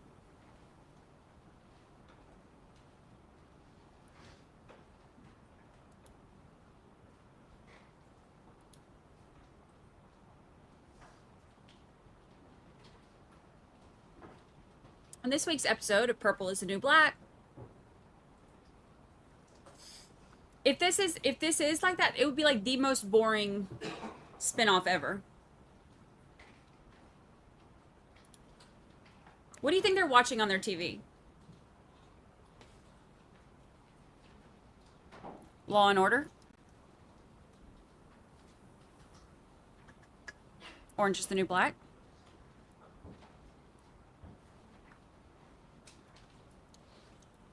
World's Dumbest Criminals? Andy Griffith. Mommy Dearest? Judge Judy.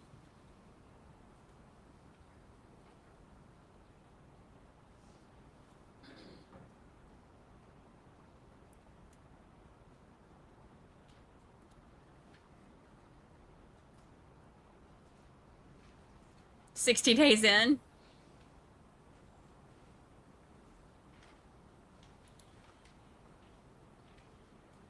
How to Get Away with Murder. Wheel of Fortune, since Donna was on that.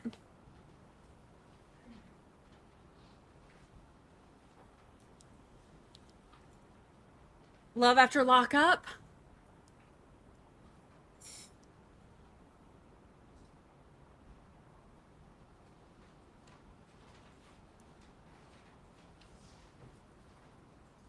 Love After Lockup is educational.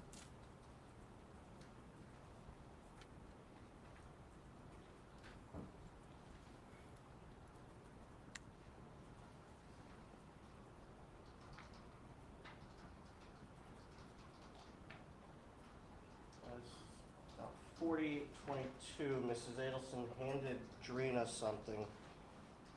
Do they appear to be discussing Prison it Break. now? It appears so.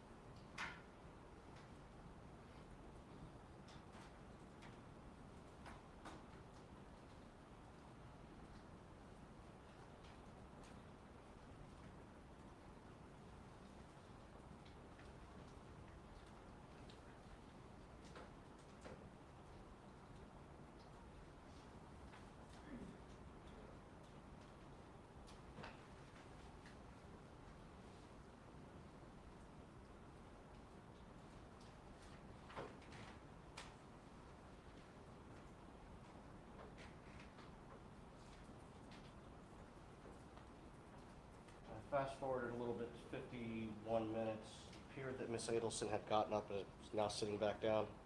That's correct.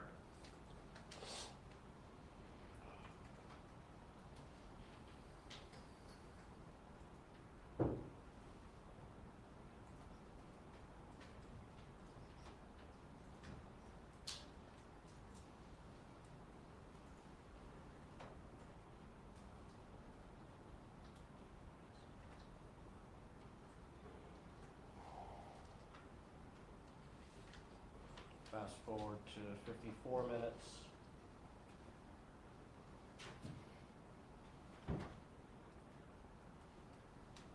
It still appear that they're both looking through the pages and discussing them. It does.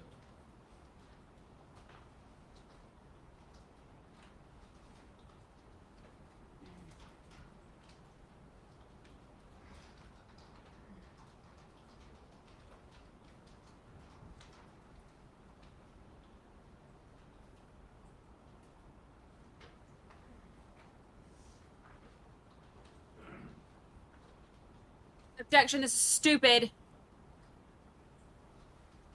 Objection, we're bored.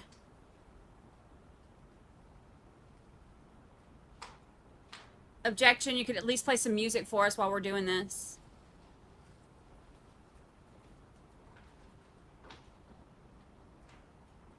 Murder, She Wrote. That would be a good one for them to watch.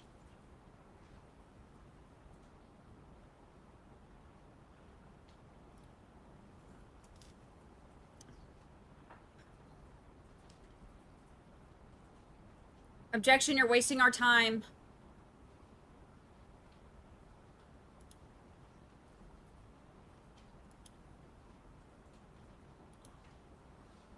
Listen, sir.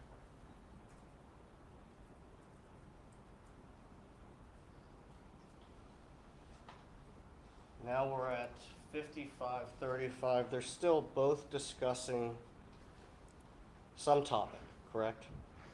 Correct. We don't know what they're discussing. Correct. And they're both looking at pages that they have in front of them. Correct. Land the plane, sir.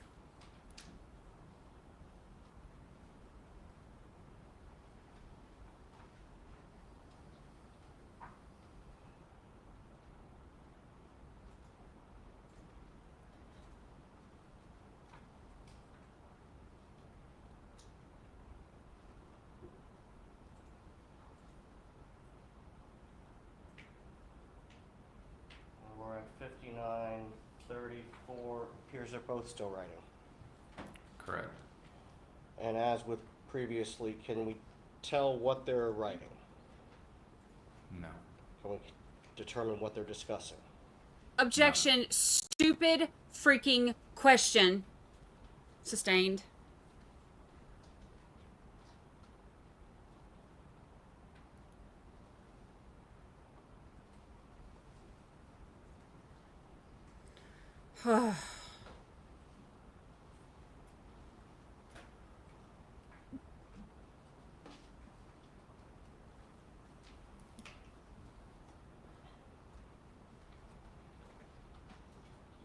Bruh.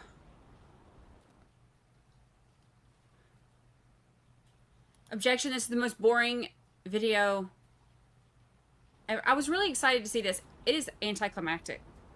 I was good with seeing this for like 30 seconds to a minute. I'm over it now.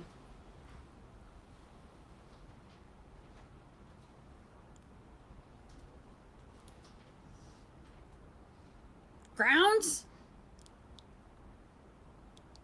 Give me a box for it.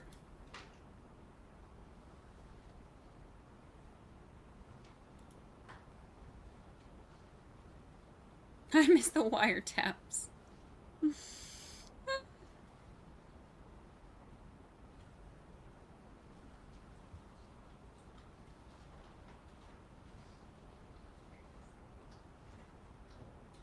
Sir, can you now see what they're writing? Still can't? Now we're at 1 minute, or 1 hour, 1 minute and 22 seconds. Can you tell the jury what's going on here? Ms. Bernhardt just opened some notebook. She's writing, and Ms. Adelson is also writing.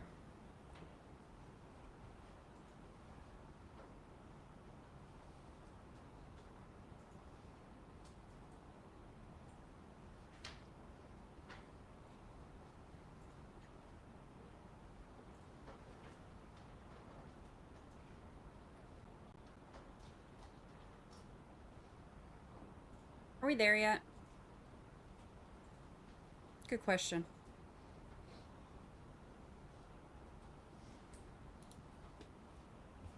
Detective, from your previous review of this surveillance video, does the same behavior continue where they're both writing and discussing things between now and the end of the video? I believe so, yes. Sir. You could have said that 45 minutes ago. Hey, see them both writing? Does that continue throughout this whole hour and 15 minutes? Yeah? Cool, let's move on.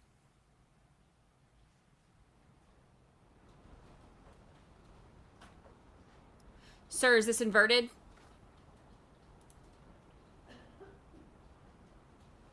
Can we get the lights, please?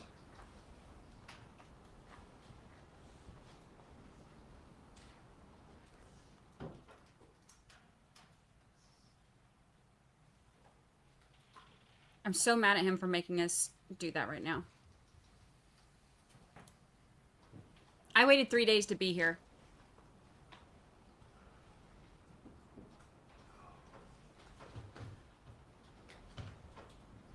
Somebody wake Jackie up. Jackie, get up. Video's off. We're moving on.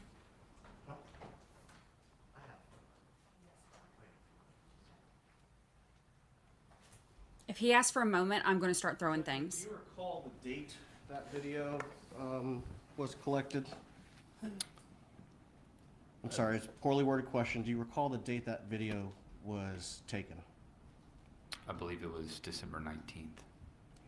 So the day before Ms. Adelson met with the state attorney's office.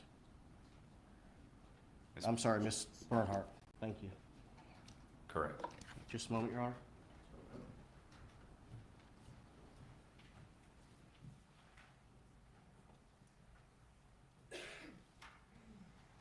Detective, that's the day after Ms. Bernhardt told you that she had information about my client. Correct. Nothing further? Cross-exam.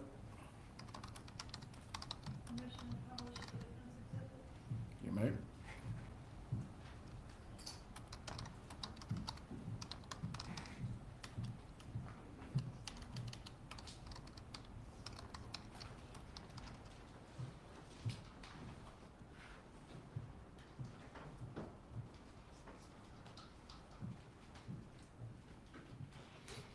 When you went with her on the 18th, she told you not just that she had information about Donna Adelson, but that Donna Adelson was trying to enlist her, solicit her to give perjured testimony in this trial, right? Correct. So you learned that on the 18th. You relay that information to who? Investigator Newland. With my office. Correct. All right, and the meeting at the state attorney's office ultimately happened on December 20th, right? Correct. And at that time, there was a more detailed interview conducted with Ms. Bernhardt to get the information she had about what had happened, right? Correct. Okay, and at that meeting, Bernhardt shows up with this pink notebook pictured in State's Exhibit 62, right? Correct. And she tells us in that meeting, hey, here's the script that she's written for me that she wants me to deliver at trial, right? Correct. And you were able to photograph the thing, and this is what's pictured in State 62? Correct. Okay. And what were Tehronna's instructions from the defendant about this exhibit? Why did we have to photograph it instead of impounding the thing? Her instructions were to read over that and to trace it in her own handwriting and provide that back to Ms. Adelson. Okay, so she's supposed to copy what's here and give this back to Ms. Adelson. Correct. So Ms. Adelson was going to be expecting to get this thing back. We had to send it back with her, right? Correct. Okay.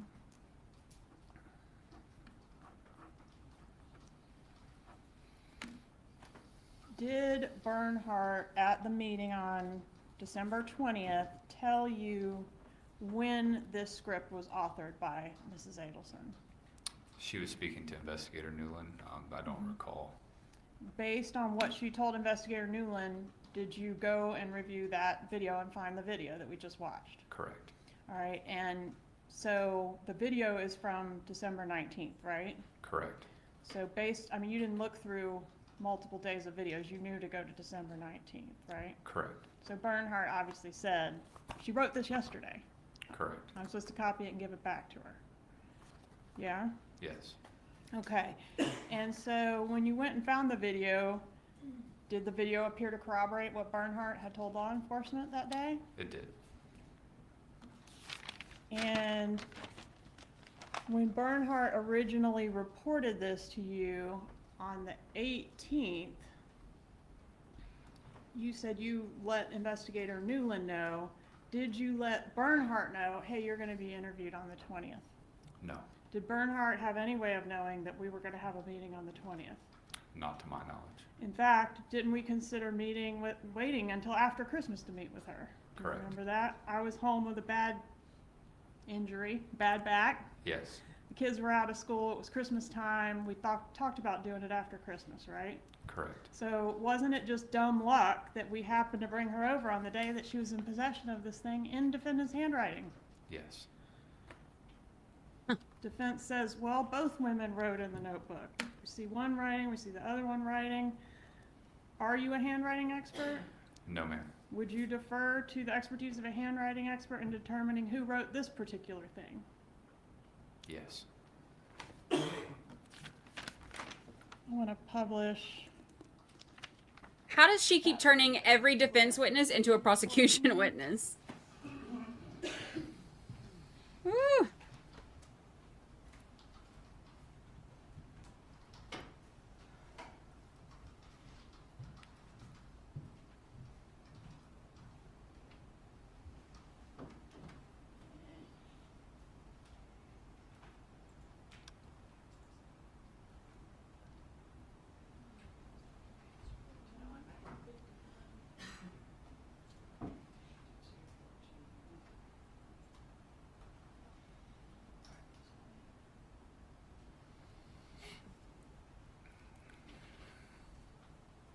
So she met with detectives on December 18th.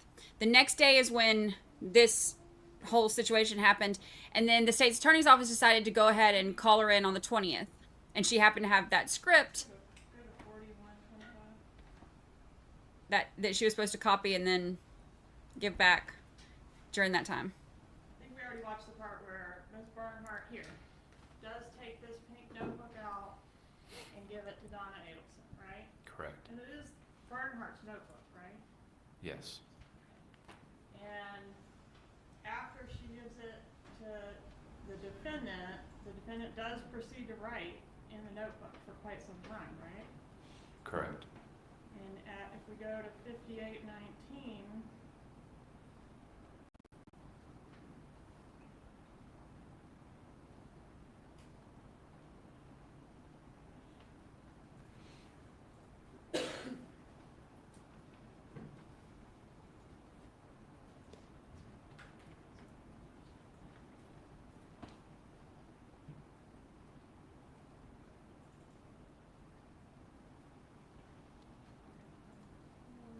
so we see Mrs. Adelson get up and walk away, and then she later returns, right?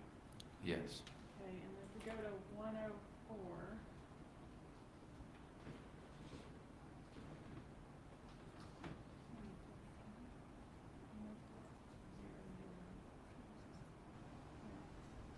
We see Ms. Bernhardt get up and walk away, and Ms. Adelson continues writing. Correct.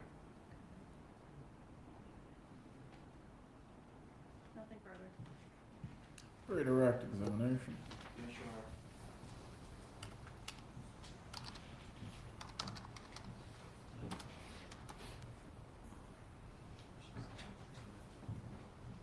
This guy just wants to get out of here and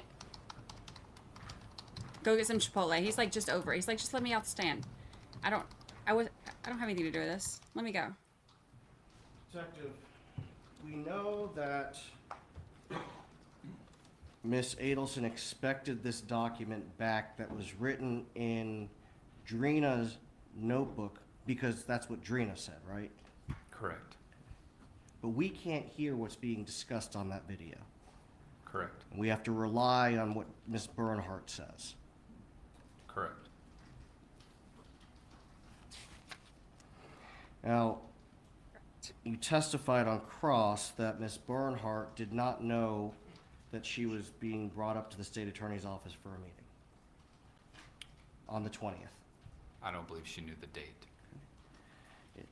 Yet, when she came, she brought a bunch of materials with her. Correct. And the state attorney's office collected what Drina said they should collect. Correct. Nothing further. Will the detective be recalled by the party? I don't think so, Your Honor. He's released from the state. Defense will do the same, Your Honor. Have a good day. Thank you. Please approach.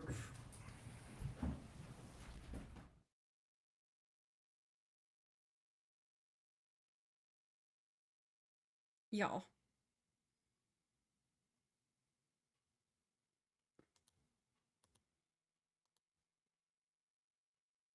What in the blue paint? I love y'all. Y'all are so funny. Y'all make me laugh. What in the blue paint defense is happening? Perfect analogy. Perfect analogy. Drink up, Donna Sue. Who, if anyone, thinks that the defense has done any... Let's do a poll. How effective has the defense been so far creating reasonable doubt?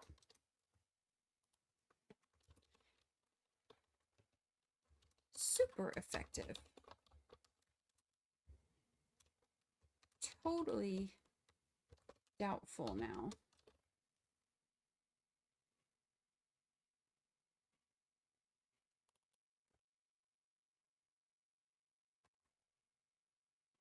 I don't have right input now, so we're just gonna have to imply that part.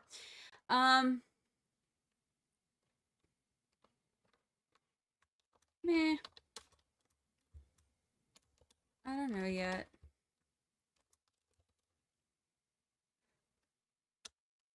Kind of pondering. Or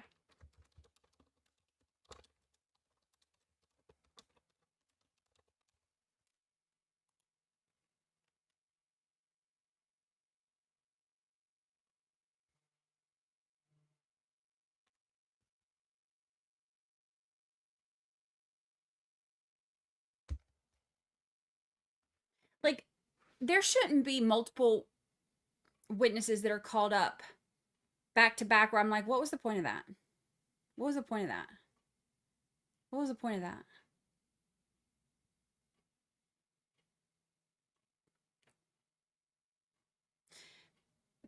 They said that they are not contesting the fact that Donna wrote that script.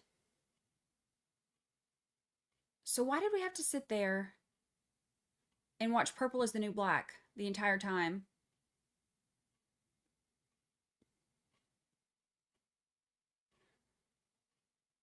I don't get it.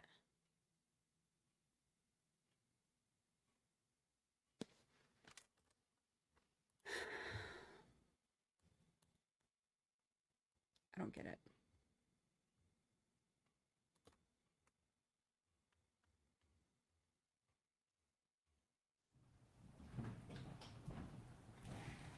Members of the jury, we are going to go into recess for the trial at this point for the day. We will resume tomorrow with the defense's case. Once again, I'm going to remind you not to speak with each other or any other person concerning this case. Also, do not seek out any information outside of this courtroom. Please report at 8:30 tomorrow. We will resume at 8:45. Enjoy the rest of your afternoon.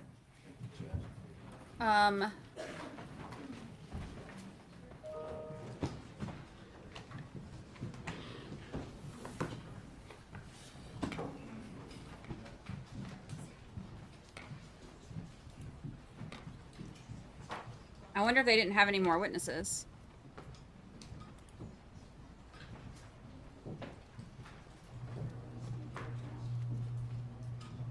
Like, it's still more than a 6-hour day, but it feels so short because these days are so long.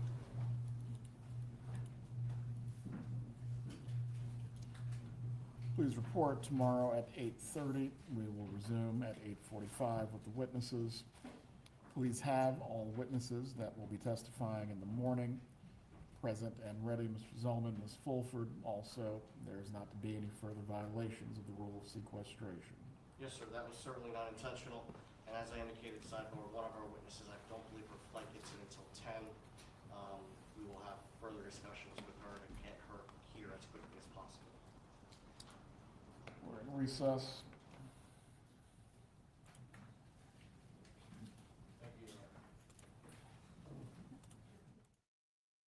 Bruh. I think the judge is annoyed because I think that the whole reason that I think that they don't have any more witnesses for today. And you know how he is. He's wanting to, like, get through all of this.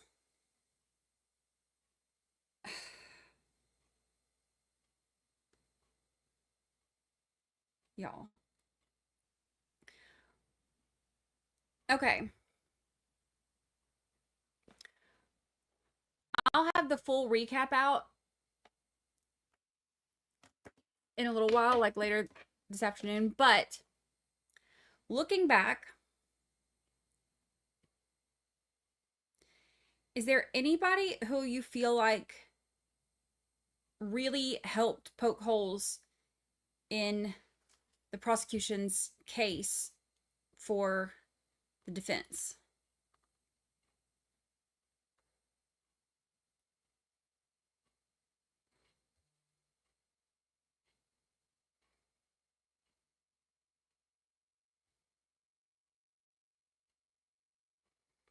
No, yeah, me neither. Recap of a whole lot of nothing. I mean, my recap is going to be like, basically like, hey, look how the prosecution turned the defense witness into their own witness.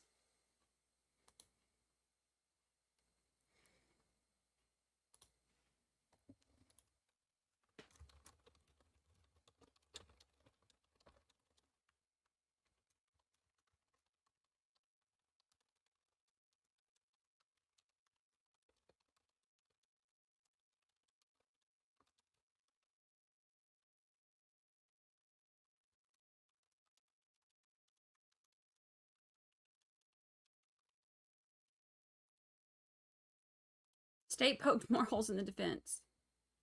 Here's Marie Moss with our official stats for the day. 9 witnesses, plus 1 recall that they had to scoop up from the airport. 8 sidebarks, 12 objections. Word of the day, au contraire. Loved that. And not one witness changed the evidence.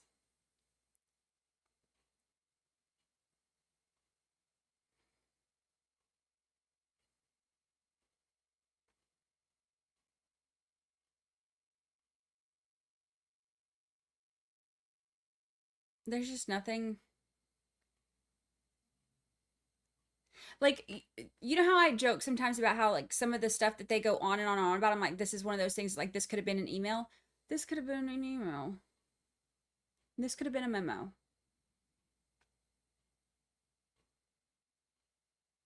It's ridiculous. I don't see anything today that made me think, oh, wow. That's a good point.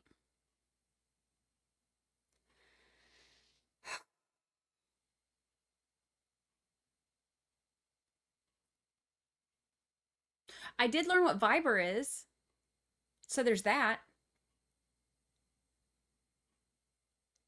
What else did we get out of today? I learned what Viber is.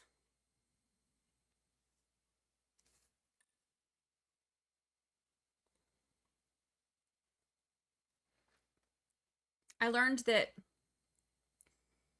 tickets to, you know what? I'm about to Google this. Hold on.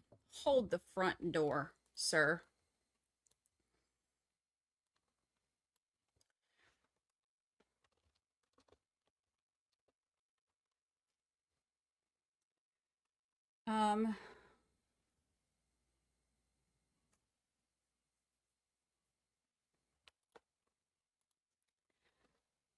Is the price of an airline ticket to Vietnam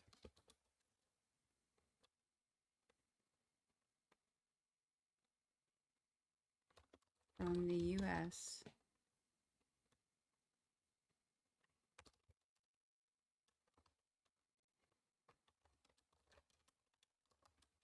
cheaper if you book one way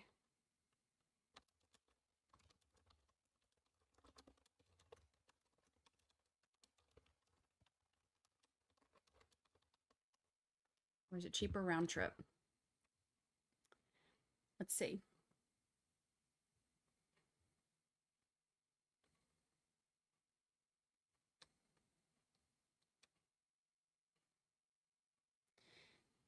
When it comes to flights from the U.S. to Vietnam, international round trip fares are usually cheaper than booking 2 separate one-way tickets.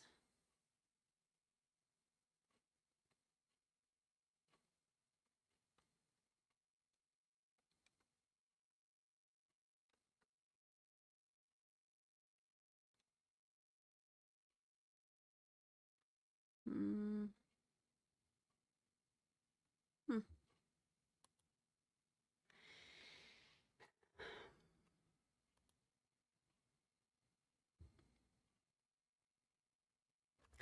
all evidence points toward the fact that they were trying to yeet themselves up out of this country and had no intentions on coming back. She even said in that text to Wendy, you know I'm next, but I'm going to make sure that doesn't happen.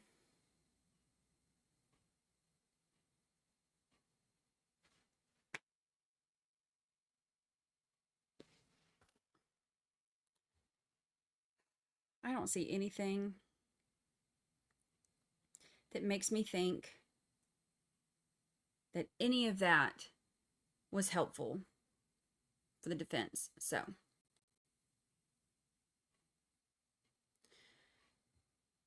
I think they didn't leave earlier because they didn't have their visas yet. He was trying to help them get their visas.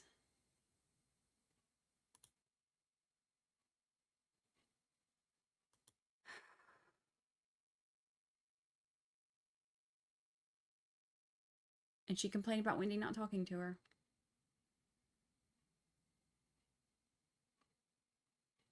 I don't know. The more I hear about this, the more I think that Harvey didn't know until after. And it makes me wonder, like, I do wonder when he knew and how much he knew. The more I hear from them, the more it makes me think he didn't know until after. And then, like, honestly, like, when I hear the thing about how he was laying on the floor crying like a baby, I'm like, that makes me feel bad for him. Because think about if he didn't know. Now, do I feel as bad for him as I do the Adelsons? Absolutely not. But two things can be true at once. I feel like if he didn't know beforehand and wasn't in on the plan, he definitely knew after. He definitely, you know, based on what we've seen, was meeting with Charlie talking about it and, you know, was worried about the bump and all that stuff. So, I mean, he had to have known after, but it makes me wonder if he really didn't know until after.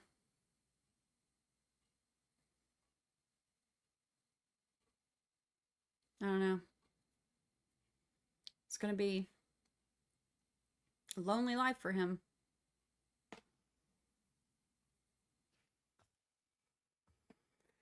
So,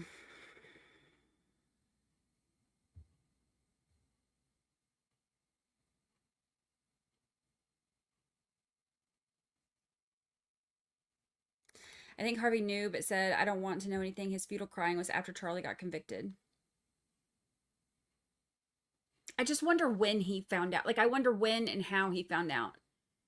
Because it seems like Donna's the type that's going to be like, Donna's going to do what Donna's going to do, and then she's going to tell you.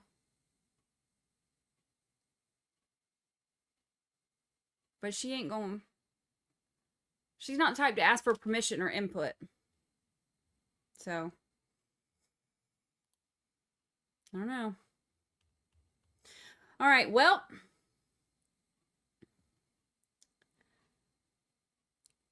that's the day. Day one of the defense is in the books, and it was a flop, in my opinion, allegedly.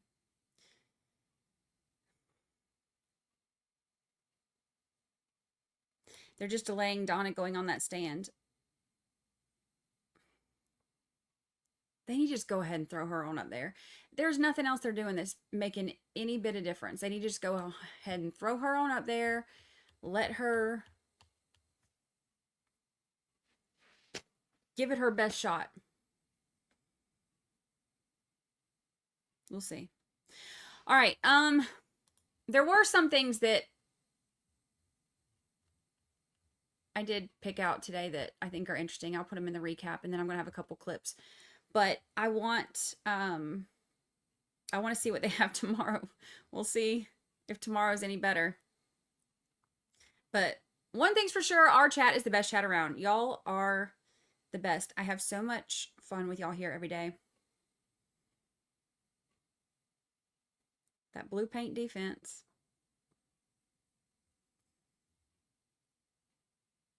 All right.